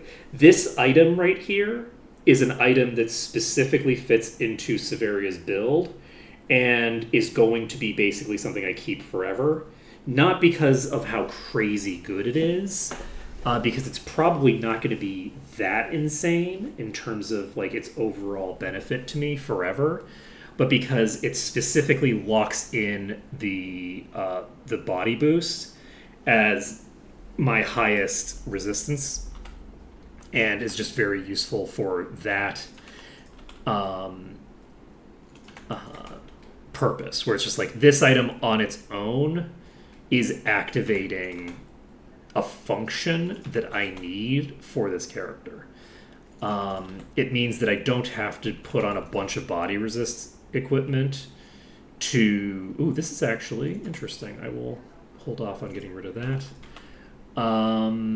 Let's see. And eventually I might replace it if I get another piece of gear that has a shit ton of body resistance on it, that is like a legendary or something that I can just like invest more heavily into and make more valuable overall. But in all likelihood, I'm just going to hold on to it and have that be like the core of that aspect of the build for the rest of the game. That's, I think, a superior way to handle that over like trying to just like piecemeal get body resistance on random pieces, because it allows me to basically just get the best pieces of gear for every slot except for that one piece which is locking in that body resist, right? Like I don't have to put any body resist on any other pieces. It's just that this character can utilize body resistance where other characters don't get any benefit out of it. Alright, so next, Lieutenant's Cutlass is a unique. This is... I don't think there's any shot that we're going to need. Like, hypothetically, I could swap this to someone else.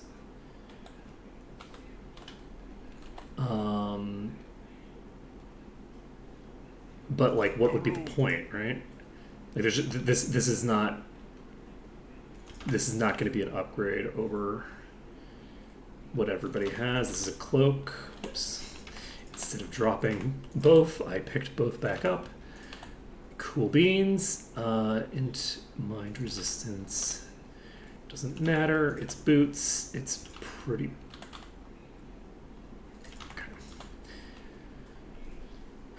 This is Atlas, which is a fairly good item, but unfortunately is a thinger. It's a cloak, and we don't need cloaks anymore. Ooh, that's a lot of accuracy, but spell points, speed, and intellect is not a good enough secondary for me to give a shit. Let's see here. Water resistance and doom.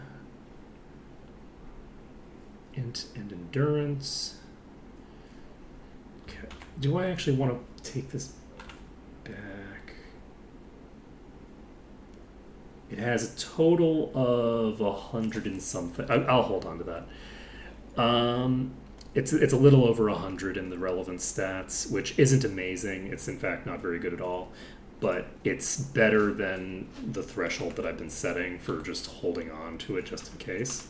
So we will hold on to that because I can put that on Severia potentially, and in addition to the other stats, Severia will also benefit from the body resistance in a way that the others would not. We are going to hold on to this because of the fact that it is like from the beginning of the game, just a nostalgia item, no biggie. Telepathy. And cloak. Okay. Chronos. Paladin gloves. And air and mind resistance.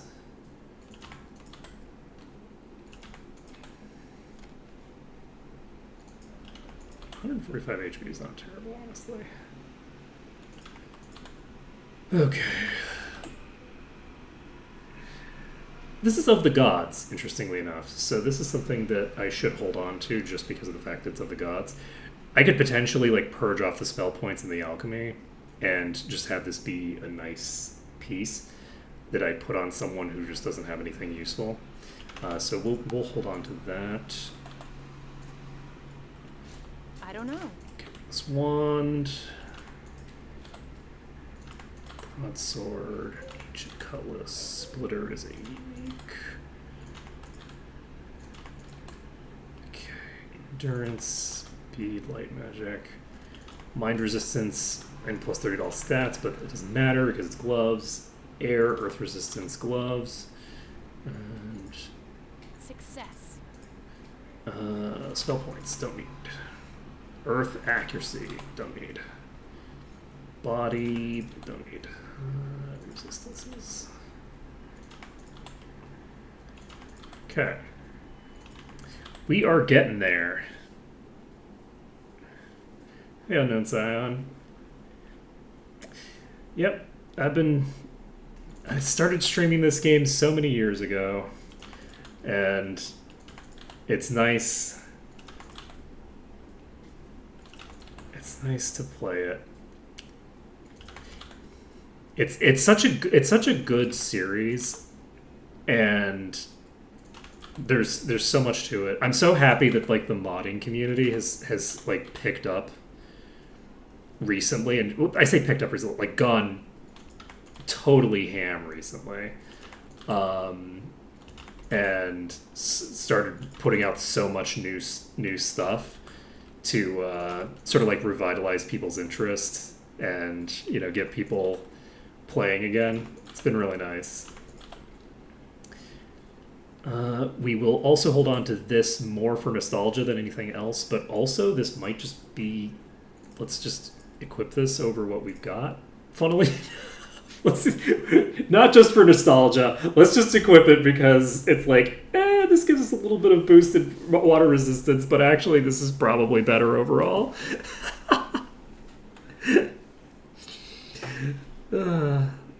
I feel like more people have been playing it recently. Though I don't know how many of those people are streaming. I know some people are streaming. There was someone who was playing this mod who raided me a couple of times when they finished for the day. But, yep, it is... I generally play this series at least once a year. And with the Maw mods that have come out, which are just like... This is Maw for Evan Merge.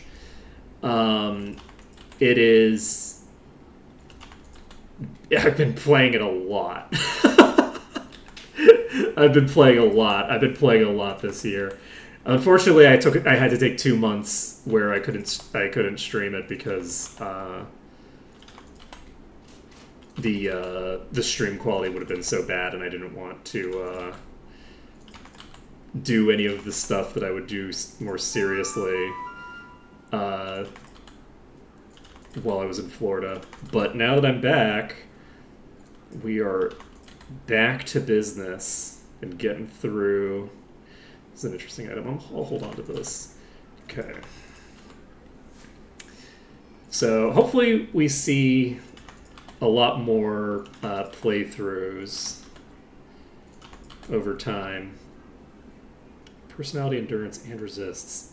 Okay, so this is almost certainly just kind of like a flat-out upgrade over that one. Let's go ahead and slap this on. Yeah, I think that is going to work out in my favor.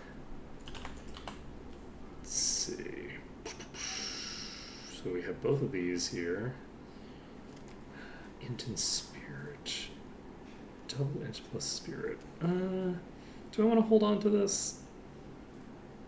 I think I'm going to hold on to this. Just because it's double Int, which is like spell power based. Let's do this. I will hold on. This. Done. Boom. Alright, we've gotten through 3 inventories.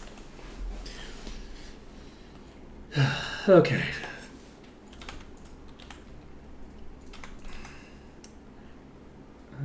Speed. This is really quite high stats, but we're getting rid of it. Let's see. Let's check. Let's see. Yeah, I mean that tends to happen with this series. You know, it's very easy to... I have a legendary cloak sitting here? I thought I had 6. This is plus 60 to all stats. Interesting. Do I have a cloak? I don't have a weapon enchant to be playing with here. So, but this isn't high enough to be replacing that one. This has Divine Protection on it. This has killing a monster sort of stuff. But we also do have high... This is high level as well. Most of our cloaks are pretty high level, actually. And this killing a monster, restoring HP and mana is actually a pretty decent effect for that character. Let's see. So we'll just hold on to these for now. We will probably integrate some of those into our build later. The belt will definitely get integrated at some point. It will probably be integrated at some point. Let's see. Cycle of Life.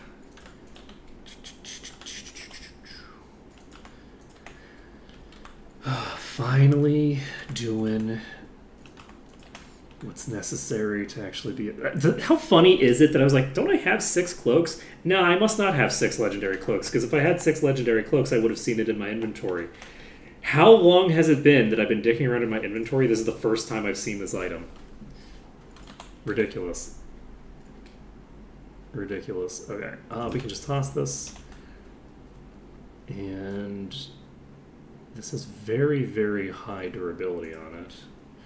And the person that we would equip it on is Ash, who has a permanent glove, so we don't need to worry about it. Let's see. Iron Sword. By associating a specific element with each character, I have made my gearing choices with resists a lot simpler, which is nice. Let's see.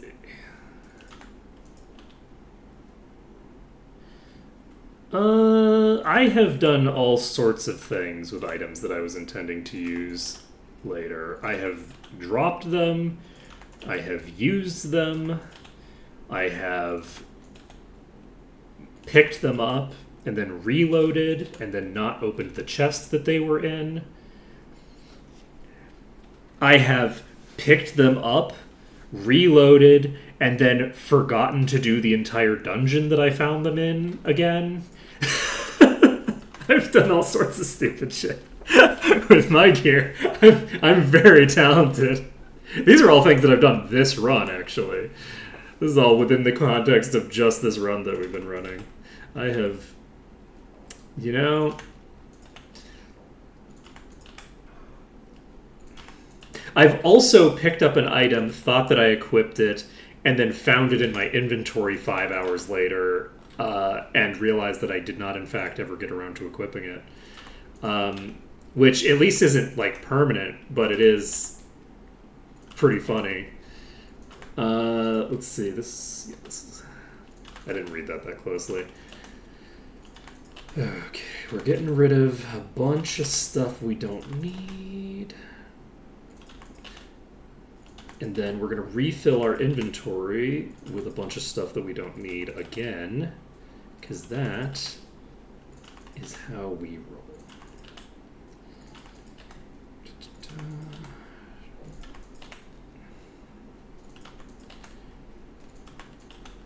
Boop. And air. Boop. Might and personality and endurance. I don't. Yeah, not relevant. Okay. So that's. Ashcore is actually Santa Claus. That is, Ash prefers Sinterklaas, actually.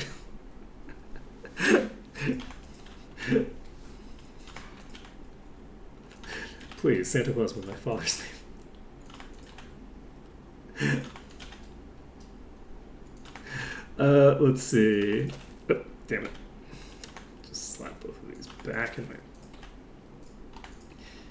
You know, you'd think at some point I'd get better at that. And... Can't... Don't need it. Body resistance and intellect is a combination that we definitely don't need. Let's see. How exciting is it going to be when we finally get a status effect immunity item for Ashcore, huh? Ashcore's going to get so terrifying when we finally, like, properly equip him. Like, he's so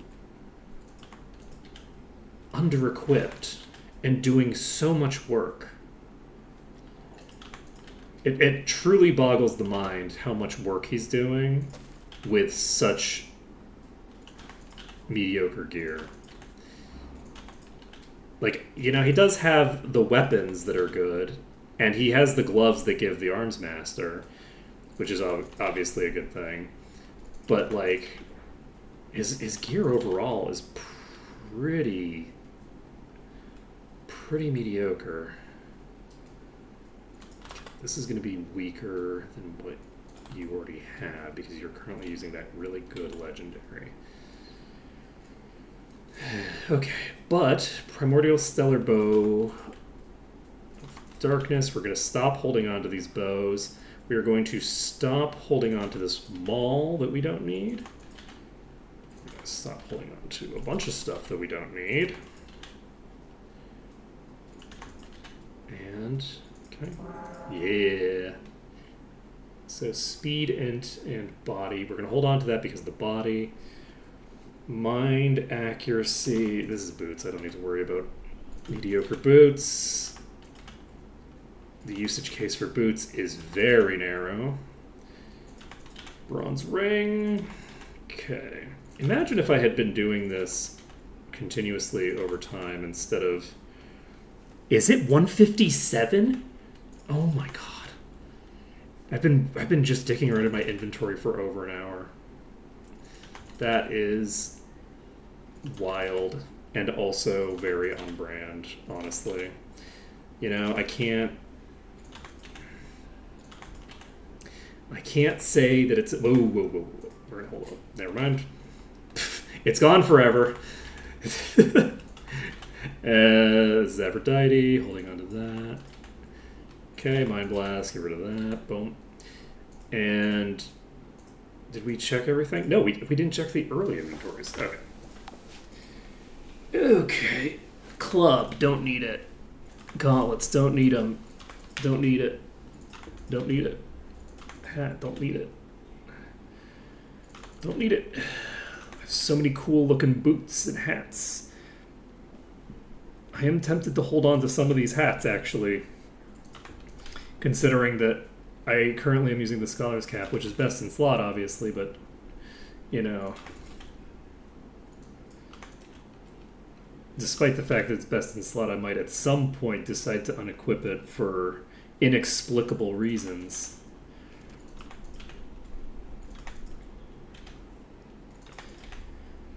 I love the Scholar's Cap. What a great item. Let's see. I do think I want to potentially have my next playthrough revolve around the Scholar's Cap in some way. Just because the Scholar's Cap is so fun to play with. I don't know if it'll make sense with this mod, though. Because the endurance reduction isn't really that high relative to like the stat values that you end up with in this mod. So that would probably be for a vanilla run. It's a reduction in power and increase the durability. I think I'm gonna just toss this and not worry about it. Okay, ring, don't need.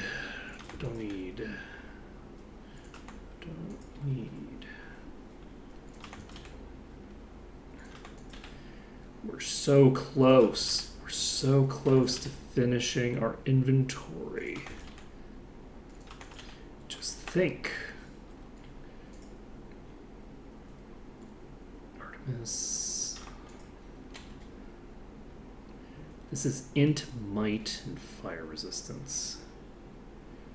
We don't need this because int is not a stat that Celery is focused on, and the person who does need int is not able to wear helmets because of the horns. And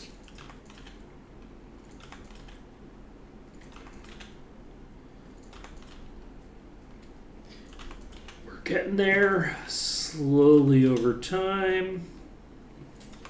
Once we've gotten rid of this set of rings, I think we're pretty close to done.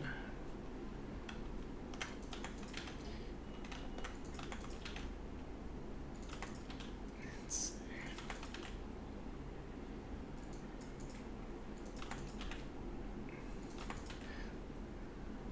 You know what? I actually like that of Doom Effect enough that just in case I end up with so many control cubes at some point that I can actually afford to do it, which is an insane thing that's never going to happen. But if it did happen, it would be kind of fun to pump a ring from basically like level 1 of Doom to maximum, whatever the maximum even is.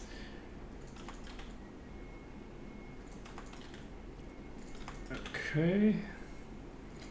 Which we might have run into the cap. Like, the cap might be like 240 or something. I'm not actually sure. I'm not sure if they've changed it so that you can't level up your gear that you've got equipped above your current level anymore, which would make sense. That would be a reasonable thing for them to have put in a control for. Or if I've reached the absolute cap of what I can upgrade my gear to with control cubes, and if that's the case, then that has very interesting implications on what we're going to be doing with all of our control cubes from now on. And I kind of want to hold on to that. This we can get rid of. We're almost done.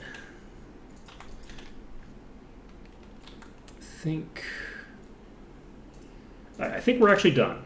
I think we're done getting rid of stuff in my inventory for now. Let's go. So, that is going to be it for today. So tomorrow we will be starting up Thunderfist Mountain. We will be probably using the bridge to clear out like the big Minotaur lords, and we will be hopefully able to clear through the entire dungeon. We'll have to invis through the place that we're in, but then once we've done that, the goal is to head into the path that leads to the Land of the Giants and clear that. Once we finish that, we can go into the Barrow Downs and start clearing out those barrows. It's going to be funny to do all of the behemoths and then come back and beat up a bunch of ghasts. My hope is that by doing it that way, we can fairly consistently deal with the things that we're going to be running into. We'll have to see. Because there is the question of, like, does it make sense to actually do the barrows now? Because if there's going to be some significant RNG involved in clearing the Minotaurs, then I might as well clear the other one instead. But I think we won't have to reset the Minotaur area because we're going to invis in as like the default strategy. I think invising in as the strategy is going to work fairly well. So yeah, so that's going to be it for today. So thank you for watching. It's been a pleasure streaming for you today. Hope to see you again tomorrow when we will be doing some really late game dungeons and hoping for legendaries.